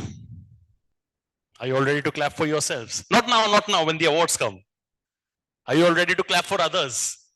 We are not going to start till you say a big yes to that. Huh? Are you all ready to clap for others? Thank you so much. Very kind of all of you. And on that very, very positive note, chalu karenge aage, the awards. Ladies and gentlemen, let's get going. The first award, please. Ladies and gentlemen, the moment has arrived to celebrate the visionaries who continue to redefine Indian real estate with innovation and unwavering dedication. The 17th Realty Plus Excellence Awards 2025, Hyderabad. We come together to honor the leaders, landmark projects, visionary architects, innovative designers, prop tech pioneers, and inspiring brands that are setting new benchmarks across the industry. Tonight, we recognize passion, we celebrate innovation, and we applaud the excellence that is shaping the future of real estate. We begin with the Individual Achievement Awards. These prestigious honors celebrate outstanding contributions by real estate professionals who have set benchmarks in excellence. Celebrating a visionary leader and mentor whose dedication to architectural excellence has shaped generations and elevated the profession. We present the iconic Real Estate Leader of the Year, and the award goes to Architect Professor Nasimham BBL, Chairman, IIA Telangana State Chapter. Ladies and gentlemen, I want you all to scream, clap, and loudly roar. Ladies and gentlemen, for Architect Professor Nasimham VVL, Chairman IIA Telangana State Chapter. Thank you so much, sir. Congratulations. Ladies and gentlemen, you all can clap a little louder for the incredible efforts of this incredible man. Thank you so much, sir. We'll request you to say 1-2 lines for us, please. I already said a lot of statements till now. I am surprised. I thought you were going to call some real estate and builder rather than architect. So I'm very thankful. I'm humbled. Thank you. So your presence is what makes us humble. Thank you so much. So you can get your solo photograph done over there at the corner. We have a photographer. And on that note, we would like to move on to our next winner, please. Recognizing a leader who has played a pivotal role in shaping landmark developments and accelerating urban growth, we present the iconic Real Estate Leader of the Year, and the award goes to Badiga Srikanth, Group Director, Phoenix Group. Iconic Real Estate Leader of the Year, ladies and gentlemen, the one and only Badiga Srikanth, sir, Group Director, Phoenix Group. Thank you so much, sir, for joining us. Can we all clap and appreciate his incredible victory? A little louder, yes, all the hoots, whistles, everything. Welcome, Hyderabad. Come on, bring it on. We request you to say a few words, please. Thank you, Realty Plus, for choosing me for this award. I'm grateful to you. And this award is for our Phoenix Group, especially for our Chairman, Mr. Suresh Yukpalli, and our Chairman, Mr. Gopi Krishna Patipanda. This award is nothing but, it's inside out of our Phoenix Group. So, and thanks for all the other colleague developers for electing me. Thank you so much. Congratulations, sir. Basically, rising like a phoenix, wo kahavat jo hai, yahan se hi aaya hai. That is what it is. On that positive note, we move forward to our next winner, please. Recognizing the young leader driving growth, innovation, and execution excellence in real estate is the Young Achiever of the Year, and the award goes to Yashwant Reddy, Partner and Executive Director, Swadha Projects. Yashwant Reddy is the name. Young Achiever of the Year. Congratulations to Mr. Reddy. A big round of applause for him, please, ladies and gentlemen. Mr. Reddy, he deserves it all.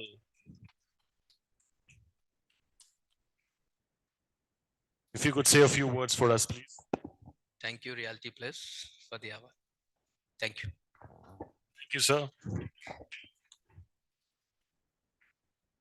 On that note, I would now like to request our honorable presenter to join us over here, please. Can I please request Mudit Gupta, Senior Director and City Lead, Hyderabad Anurag Property Consultants Private Limited, to join us on stage as an esteemed presenter alongside Tripti and Sapna. Mr. Gupta, are you here inside the room? Yes, I can see you. Clap it up for Mr. Gupta, please. Super energetic, hosting sessions, moderating sessions, coming and giving away awards, this presenter, super stuff. Thank you. We can move on to our next award, please. Honoring excellence, leadership, and professional distinction, we present the Women Consultant of the Year, and the award goes to Jayati Mathur, Founder and Managing Director, Tri Vista Homes LLP. Congratulations, Miss Mathur. You deserve every bit of it. Clap it up for Miss Mathur, please, ladies and gentlemen. Congratulations. She's the Honorable Founder and Managing Director of Trivista Homes LLP. In the center, please. Ladies and gentlemen, आप लोग आगे पीछे clap करो या ना करो. Just a request, just a request. When the photo is being taken, तब अगर आप clap करोगे, the photo will turn out to be even prettier and more amazing. Thank you. Thank you, Ms. Mathur. If you could please speak a few words. Well, I will say that I came to the city in 2001 and I was doing door-to-door marketing. And from there to here, it all happened because this city is for dreamers. If you can dream, this is the only place where you can really achieve them. And I thank Realty Plus for giving me this award. It's been 20 years in this industry, and I'm very thankful to everybody I've worked with and all the people who have supported me in reaching here. Thank you.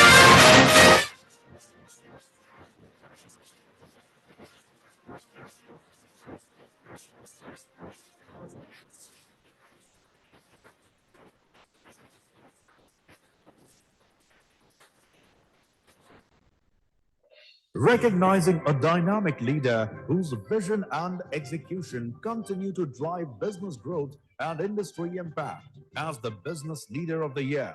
And the award goes to Anil Kumar Reddy, Founder and Managing Director, Swadha Projects. Congratulations, Mr. Reddy, Founder and Managing Director, Swadha Projects. Mr. Anil Kumar Reddy, ke liye bajaiye everybody.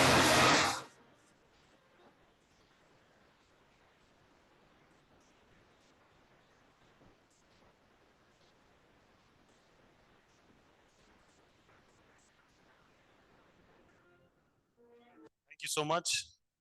If you could please, I know it's on behalf, but if you could say a few words on his behalf.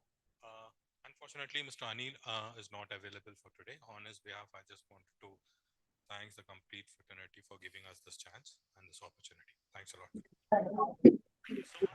Very kind of you to come over here and attend this. On that note, we'll now move on to our next award, please. We now move to honoring excellence in the Real Estate Project Awards, recognizing a project that delivers quality, value, and accessibility at scale is the Affordable Housing Project of the Year. And the award goes to Ishania Infra for Millennium.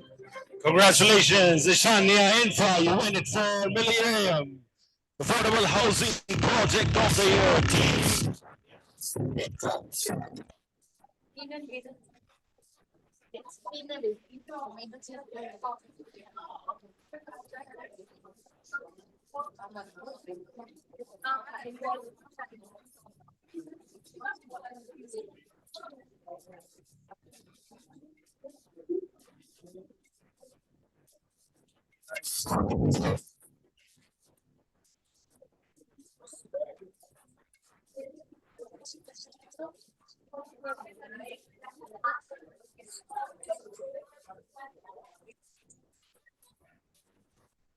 Celebrating projects that seamlessly blend work, life, and leisure is the mixed-use project of the year, and the award goes to Brigade Group for Brigade Gateway, Hyderabad. And R1 for Diamond Towers. Congratulations to both our winners. I would first request our winners from Brigade Group to please kindly come up on stage and accept this award. And then I'll be calling our winners from R1.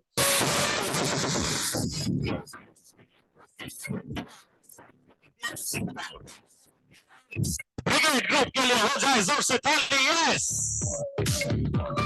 Congratulations team Brigade.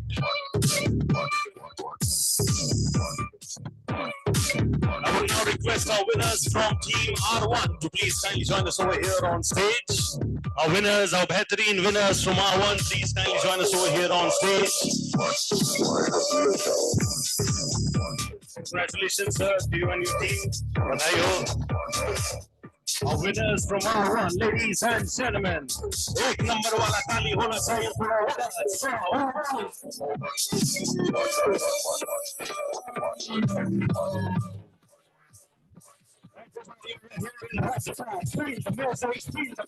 This evening is dedicated to excellence in real estate. Congratulations to our winners from R1. To our next award, please.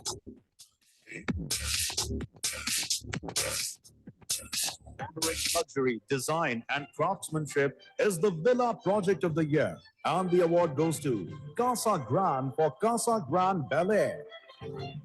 Congratulations to our winners from Casa Grande. You win it for Casa Grande Bel Air Villa Project of the Year Award. Congratulations. Clap it up, ladies and gentlemen. Pump it up for Casa Grande. Congratulations, team Casa Grande.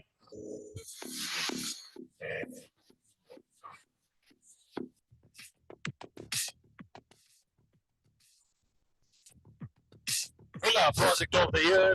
जब भी आप बात करोगे ये नाम याद रखना Casa Grande. That's the swag. That's the demeanor. Congratulations, team Casa Grande. We'll now move on to our next winner, please. Honoring landmark vertical developments that redefine the skyline is the Skyscraper of the Year, and the award goes to Sumadhura Group for Sumadhura Palace Royal. Congratulations, team Sumadhura. इनके लिए बजाइए everybody जोर से ताली. Come on, everybody. Hyderabad for the love of Nawabs, for the love of biryani. बजाओ जोर से ताली for Sumadhura Group. Congratulations, team Sumadhura. Skyscraper of the Year is yours.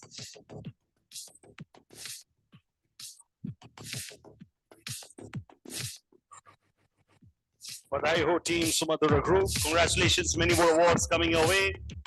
We'll now move on to our next winner, please. Honoring sophistication, design, and grandeur is the Luxury Project of the Year, and the award goes to Satwa Group for Satwa Lake Ridge. Congratulations, team Satwa. Your group wins it for Luxury Project of the Year. Congratulations, team Satwa. Congratulations to you, sir. Congratulations to you, sir. All your team members deserving a big round of applause. Yeah.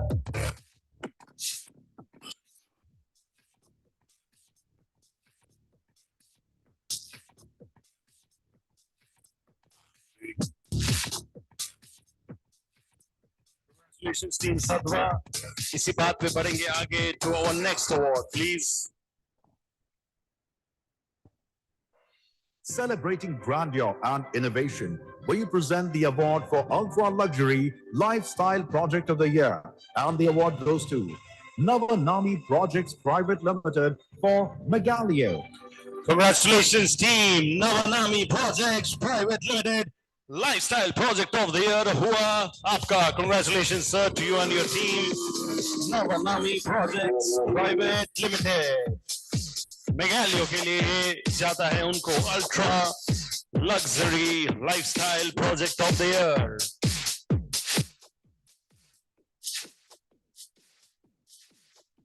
Congratulations, team Navanami. On that note, we'll now move on to our next winner, please. Honoring thoughtful design and compassionate living is the Senior Living Housing Project of the Year. And the award goes to Serene Communities by Columbia Pacific for Serene Belvani 1. Congratulations, Serene Communities by Columbia Pacific. You win it for Senior Living Housing Project of the Year. Congratulations, team.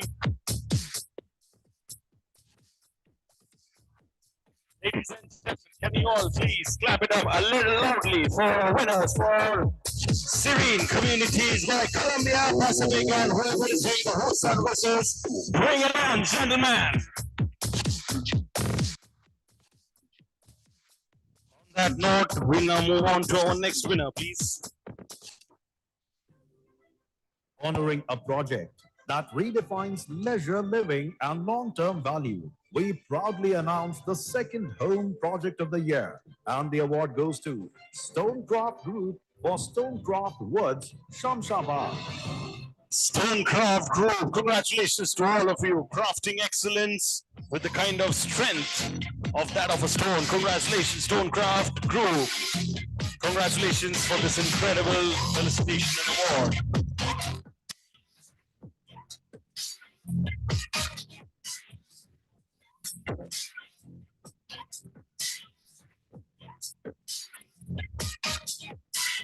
We'll move on to our next winner, please.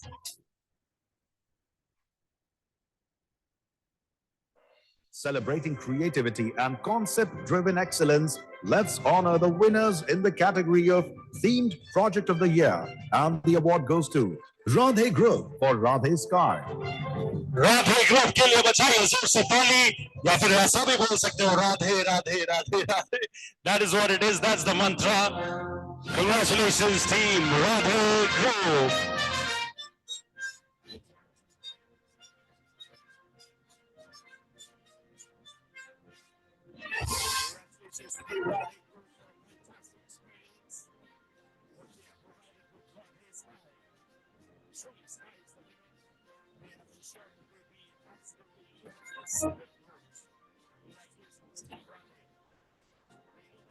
Next winner, please. Celebrating landmark developments that define excellence is the iconic project of the year. And the award goes to Sumadhura Group for Sumadhura Palace Royal.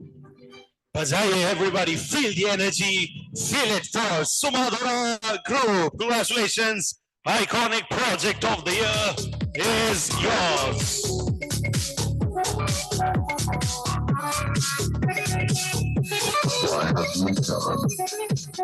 Ladies and gentlemen, Cricket Stadium, the Mexican World Cup. Let's have a Mexican World Cup starting, please. Maybe we can start from there. We got the Mexican World Cup clapping.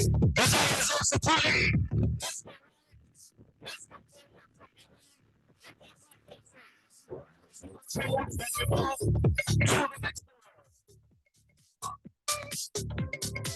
Honoring developments that redefine residential excellence is the Residential Project of the Year. And the award goes to Casa Grande for Casa Grande Yvonne. Congratulations, Casa Grande. You win it for Casa Grande, Yvonne. This is the Residential Project of the Year. Bring on the Mexican wave for Casa Grande.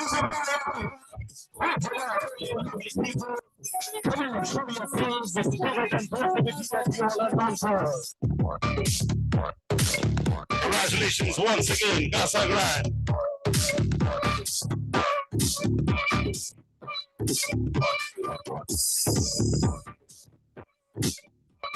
Pressing for our next winner, please. Revealing excellence that blends design, value, and aspiration is the Mid-Segment Project of the Year. And the award goes to Swadha Projects for Swadha Kolar. Congratulations, Swadha Projects. You win it for Mid-Segment Project of the Year. A very, very special defining segment. Swadha Projects के लिए बजाइए जोर से ताली, please, everybody. Congratulations.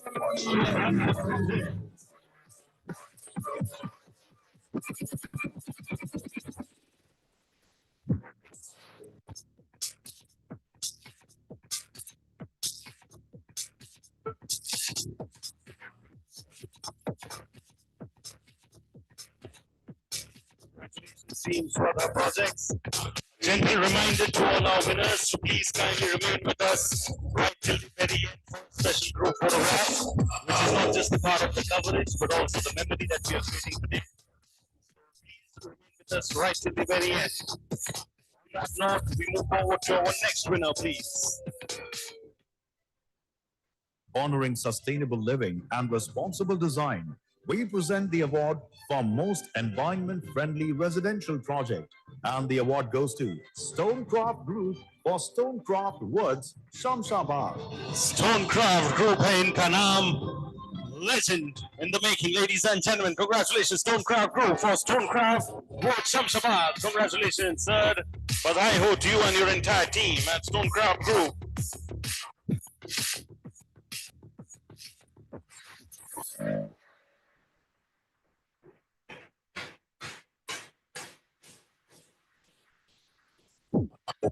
Thank you so much. And on that note, we now move forward to the next award, please.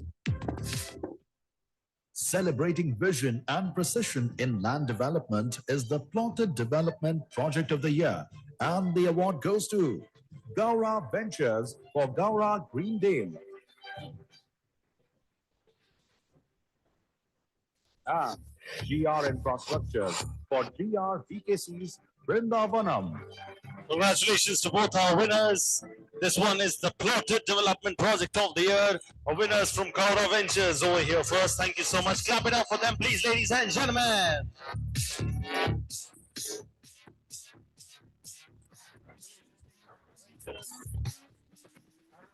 Request our winners from GR Infrastructures to please kindly come on stage. Charming gentlemen over here in Kenya, बताइए दोस्त ताली please.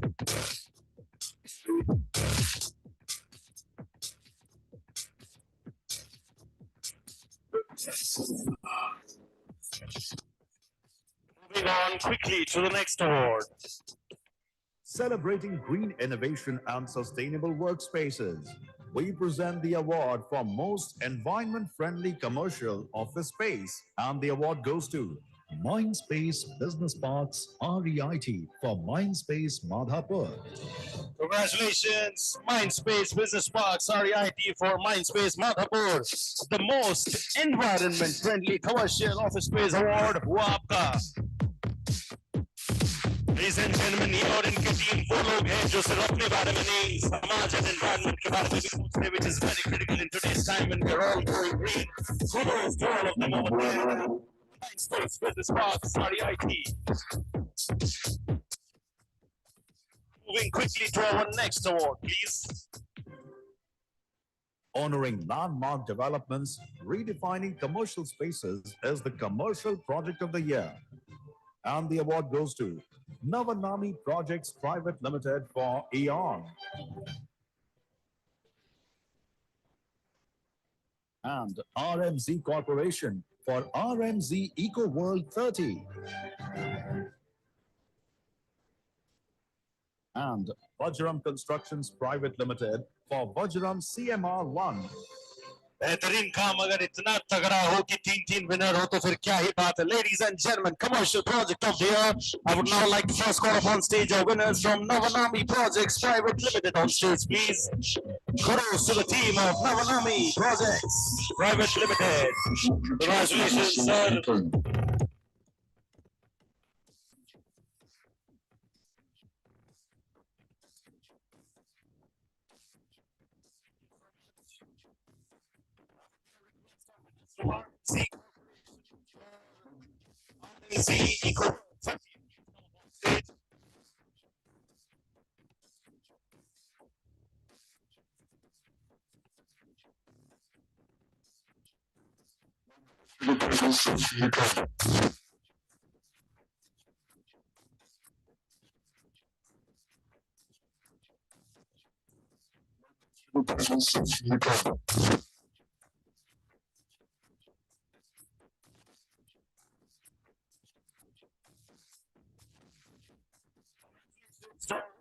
Ladies and gentlemen, can we please create the moment, sir, if you could join us on stage? Clap and appreciate for our winners, please, ladies and gentlemen.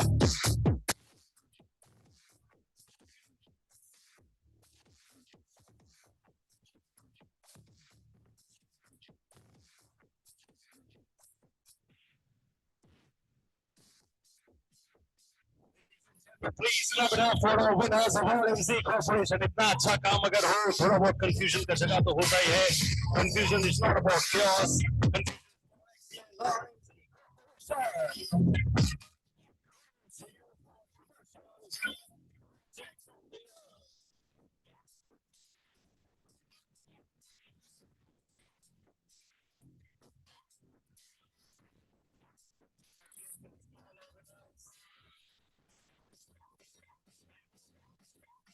Nami Group have their own trophy.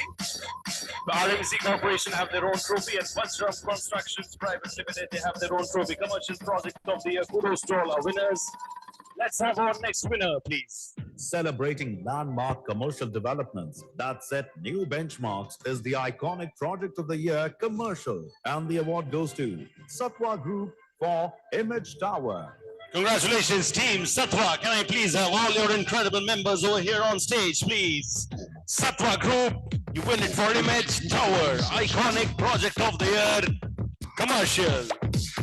Ladies and gentlemen, all you lovely people of Hyderabad, you know the brand. I'm not even ChatGPT, but you know the brand. Please, bajaiye zor se taali for our winners from Satwa. देश में बहुत चीजों के लिए GST लगता है, ताली बजाने के लिए जीएसटी अभी तक नहीं आया, आप लोग जोर से बजा सकते हैं। We'll now move on to our next winner, please. Honoring innovation and experience in the co-working ecosystem, the best co-working space of the year. And the award goes to Gaura Ventures for Gaura Palladium. Best co-working space of the year, ladies and gentlemen. This is for Gaura Ventures. Congratulations, Gaura Ventures. You win it for Gaura Palladium.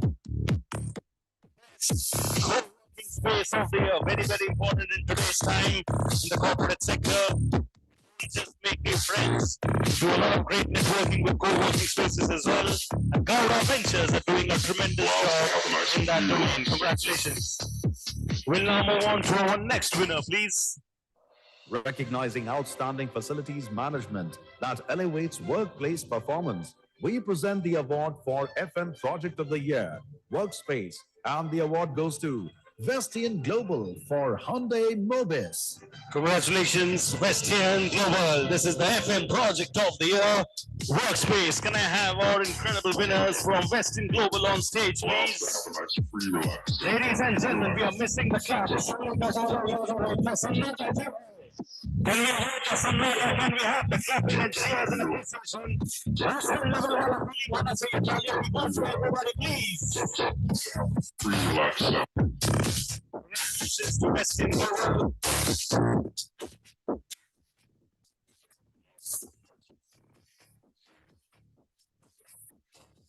To be given a request all our winners to please stay with us right till the end for the special group photograph. I know it's been a long day, but then we want to conclude and end it on a very fine note. Thank you. Can we move on to our next winner, please? We now move on to honoring excellence in the Builders and Developers Awards. Celebrating rising stars, shaping the future is the Emerging Developer of the Year, and the award goes to Casa Grande and Swadha Projects. I will first request our winners from Casa Grande only to come on stage.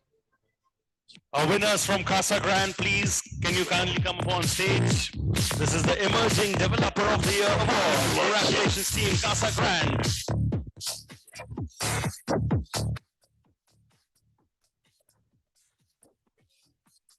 Congratulations to all of you there at Casa Grande. I can use some Gen Z lingos. Congratulations. I'll now request our winners from Swadha Projects to please kindly come up on stage. Thank you, sir. Shukriya. Congratulations to Team Swadha Projects. They're winning it for Emerging Developer of the Year. Congratulations to all of you at Swadha Projects. Very, very special category.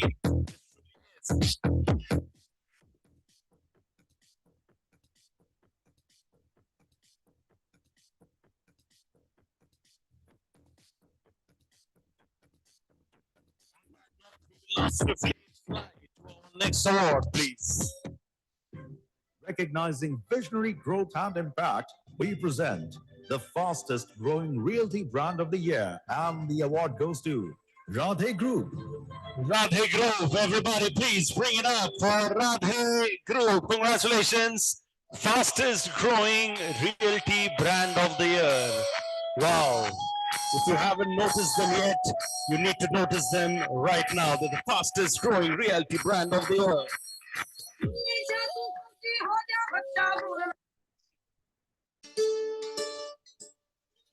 Once again, requesting everybody to remain with us right till the very end for a special group photograph. That's a part of the coverage as well as the memory that we're trying to create over here today. Thank you. Congratulations, Team Radhe. On that note, we'll now move on to our next winner, please. Honoring visionaries, redefining residential living is the Developer of the Year Residential, and the award goes to GHR Lakshmi Urban Blocks Infra LLP. Congratulations, GHR Lakshmi Urban Blocks Infra LLP, the Developer of the Year Residential. Please, Hyderabad, make some noise.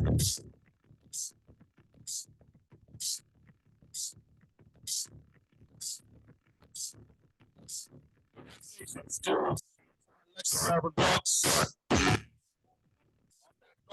Move on to our next winner, please. Setting new benchmarks in villa development, we proudly present the Developer of the Year Villa Award, and the award goes to GHR USM Developers. Congratulations, GHR USM Developers. The Developer of the Year Villa Award is yours. Aa jao sir wapas. Congratulations.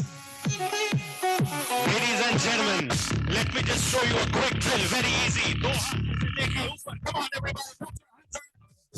Winners, off the winners. Let the encouragement not die.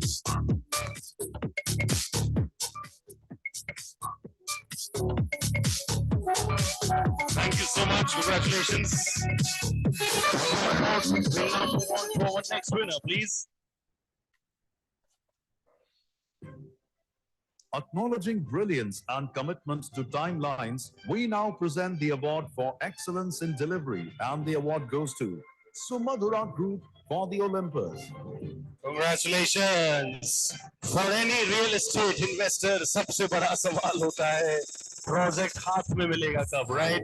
That is what it is about. Excellence in delivery. Congratulations, Sumadhura Group. You win it for the Olympus. Ladies and gentlemen, it's not about individual growth. It's about everyone's growth. The entire country grows. Hyderabad grows as a real estate sector. If you all grow, please clap it up for your peers. एक साथ एक दूसरे के साथ आगे बढ़ो. That's how the country grows forward. Thank you. Requesting all of you to please clap it up for your peers who are winning over here. Requesting for our next winner, please. And now, we step into the most exciting segments of the evening, the Architects and Interior Awards. Honoring visionary designs that redefine modern living is the Architectural Design of the Year, Residential, and the award goes to Urban Frame Private Limited for Aparna Sunstone. Congratulations, Urban Frame Private Limited. You win it for Aparna Sunstone. Congratulations. And मैं देख रहा था ये लोग सबके लिए consistently बजा रहे थे ताली. Now that they're on stage, they deserve your recognition and applause as well. Thank you.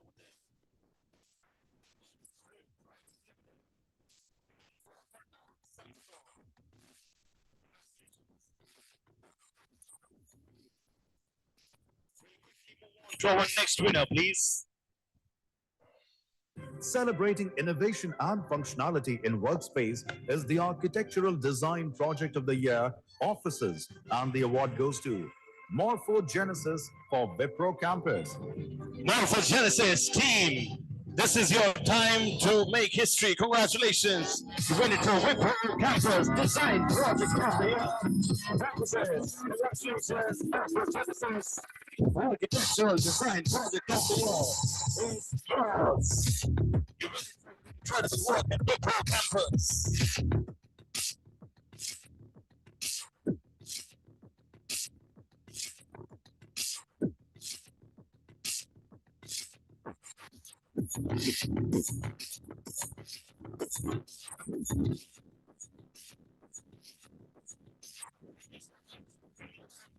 Next winner, please. Recognizing visionary firms shaping standout commercial spaces is the best interior design firm of the year, commercial. And the award goes to DSP Design Associates.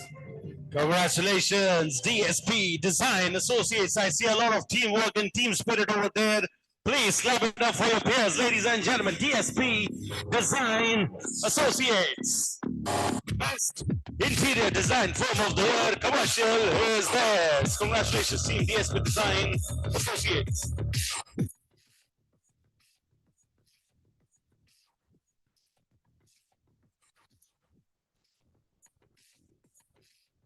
Few awards to go. We request everybody to remain with us right till the very end after the awards are done for the group photograph with your trophies. Moving forward, next winner, please. Honoring designs that redefine workspaces with style and efficiency is the best interior design of the year, commercial. And the award goes to Space Matrix Design Consultants Private Limited for Space Matrix New Relic at WeWork.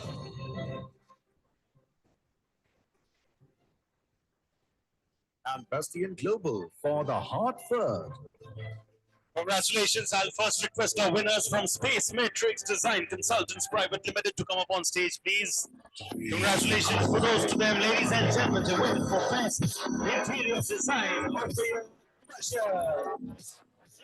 Ladies and gentlemen, Space Matrix Design Consultants Private Limited.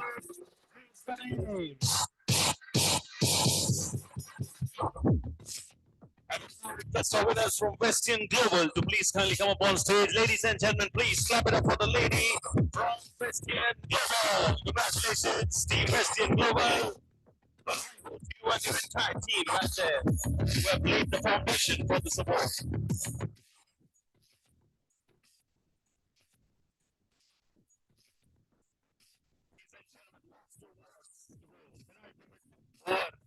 Over game card. We'll request all of you to remain with us for the last two awards. After that, we do the group photograph. Can we move on to our penultimate award, please? Stepping into our next segment, branding and marketing. Recognizing innovation that is redefining the future of real estate in today's rapidly evolving times, we present the coveted award for Prop Tech, most disruptive technology, and the award goes to Sion. Congratulations, Team Sion. This is huge. Prop Tech, most disruptive technology. The award is yours, Team Sion. This is what we understand by team spirit, ladies and gentlemen. Together,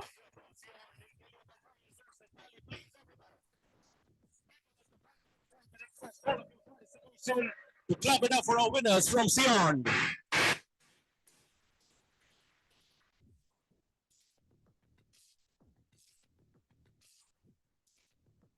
Thank you so much. Now move on to our final award of the third edition of the Realty Plus Excellence Awards 2026 Hyderabad. Bring it on. Next up, we recognize excellence in strategy, creativity, and execution with the award for Digital Marketing Agency of the Year. And the award goes to Cult Nerds. Ladies and gentlemen, Cult Nerds it is. Yaad Rakhe Isko Digital Marketing Agency of the Year. Congratulations, Team Cult Nerds.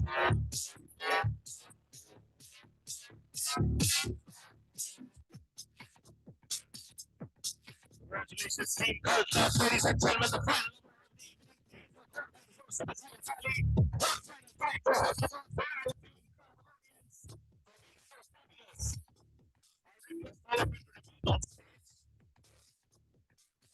The music to be put down a little louder. No, sorry, not louder. Thoda dheere, right? Slower. I request all our winners of today's evening to please kindly come up on stage with your respected trophies so that we can do the group photograph. All our winners from today's evening, if you all can please kindly come up on stage. Please remember the keyword with your respective trophies. We need to do a nice group photograph with all of you over here. So I request all our winners from today's spectacular evening over here in Hyderabad to please join us on stage for a very, very special, memorable group photograph. This is not just going to be a part of history. This is going to be special. This is going to be legacy in the true sense of the term.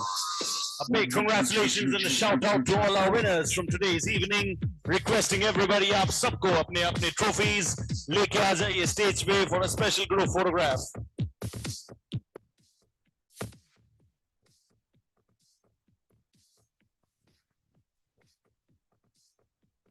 Requesting all our winners to please come up on stage with your respective trophies. And मैं हमारे photographer को request करूँगा कि kindly frame set कर दीजिए अपने हिसाब से, because you guys are the ones clicking it. And the ones using their phones for the photos, if you can please kindly move behind. We need to create space for the official photographers over here. So if you all can please, so थोड़ा सा पीछे, we'll create more time for that. We need these people to click first. Evenly spread हो जाइए. This has been a huge stage created for all of you, ताकि आप सब एक साथ अपने स्कूल के दिन याद करो. Class photographs. You all assemble together with your teachers. I request our photographers to please arrange the frame.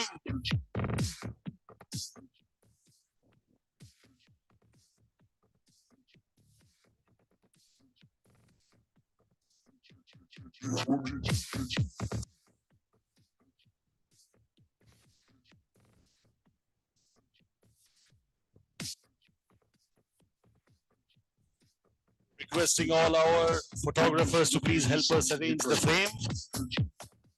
Many empty chairs. Let us know who can come forward. You guys are the bossmen over now.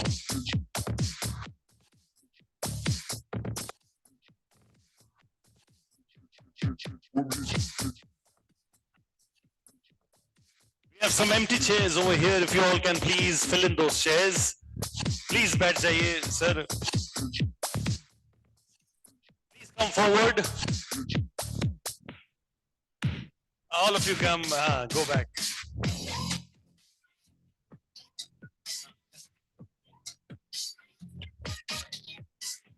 Thank you. And an important announcement, after the photographs are done, I request all of you to remain on stage. I have an announcement to make for which I need all of you on stage. So please don't move after the photos are taken.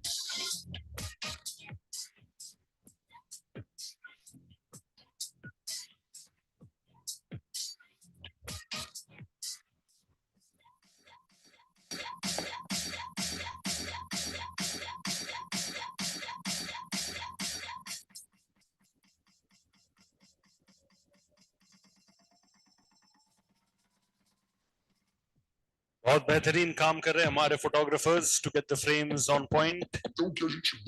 So Instagram friendly frame बनाया जा रहा है so that everybody fits in properly.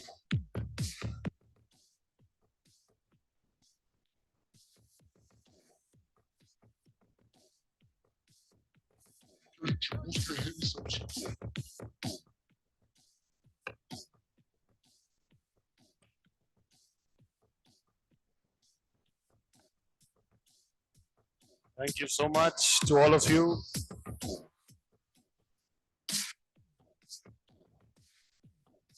बेहतरीन, बहुत शुक्रिया. Once again, repeating my announcement, requesting everybody to remain on stage. After the photos are taken, I have a few things to say. All of you look in this camera first. Attention, please. Yeah. Sir, only one camera. Please give a nice smile. You are all achievers. You give a nice smile to this camera. Please. You know what is to be done, huh? डांटेंगे वरना. बिल्कुल sir, आप डांटोगे मुझे. First this camera, smile. First this camera, smile. Imagine this to be a movie and the director sir is over here. वैसे याद कीजिए इसको. बेहतरीन. आप लोग प्लीज रुकिएगा स्टेज पे. I have few things to say. Sir, last one. Last one. अच्छा. He's taking video. Please. He's taking video. Wait. ये इसके 2 वर्जन चाहिए, ये तो शांत वाला हो गया, थोड़ा थोड़ा मस्ती धमाल वाला भी चाहिए कि नहीं, right? I can see the smile, right? तो ये जो अवार्ड है इसको ऐसे ऊपर लीजिए, everybody everybody please bring up your trophies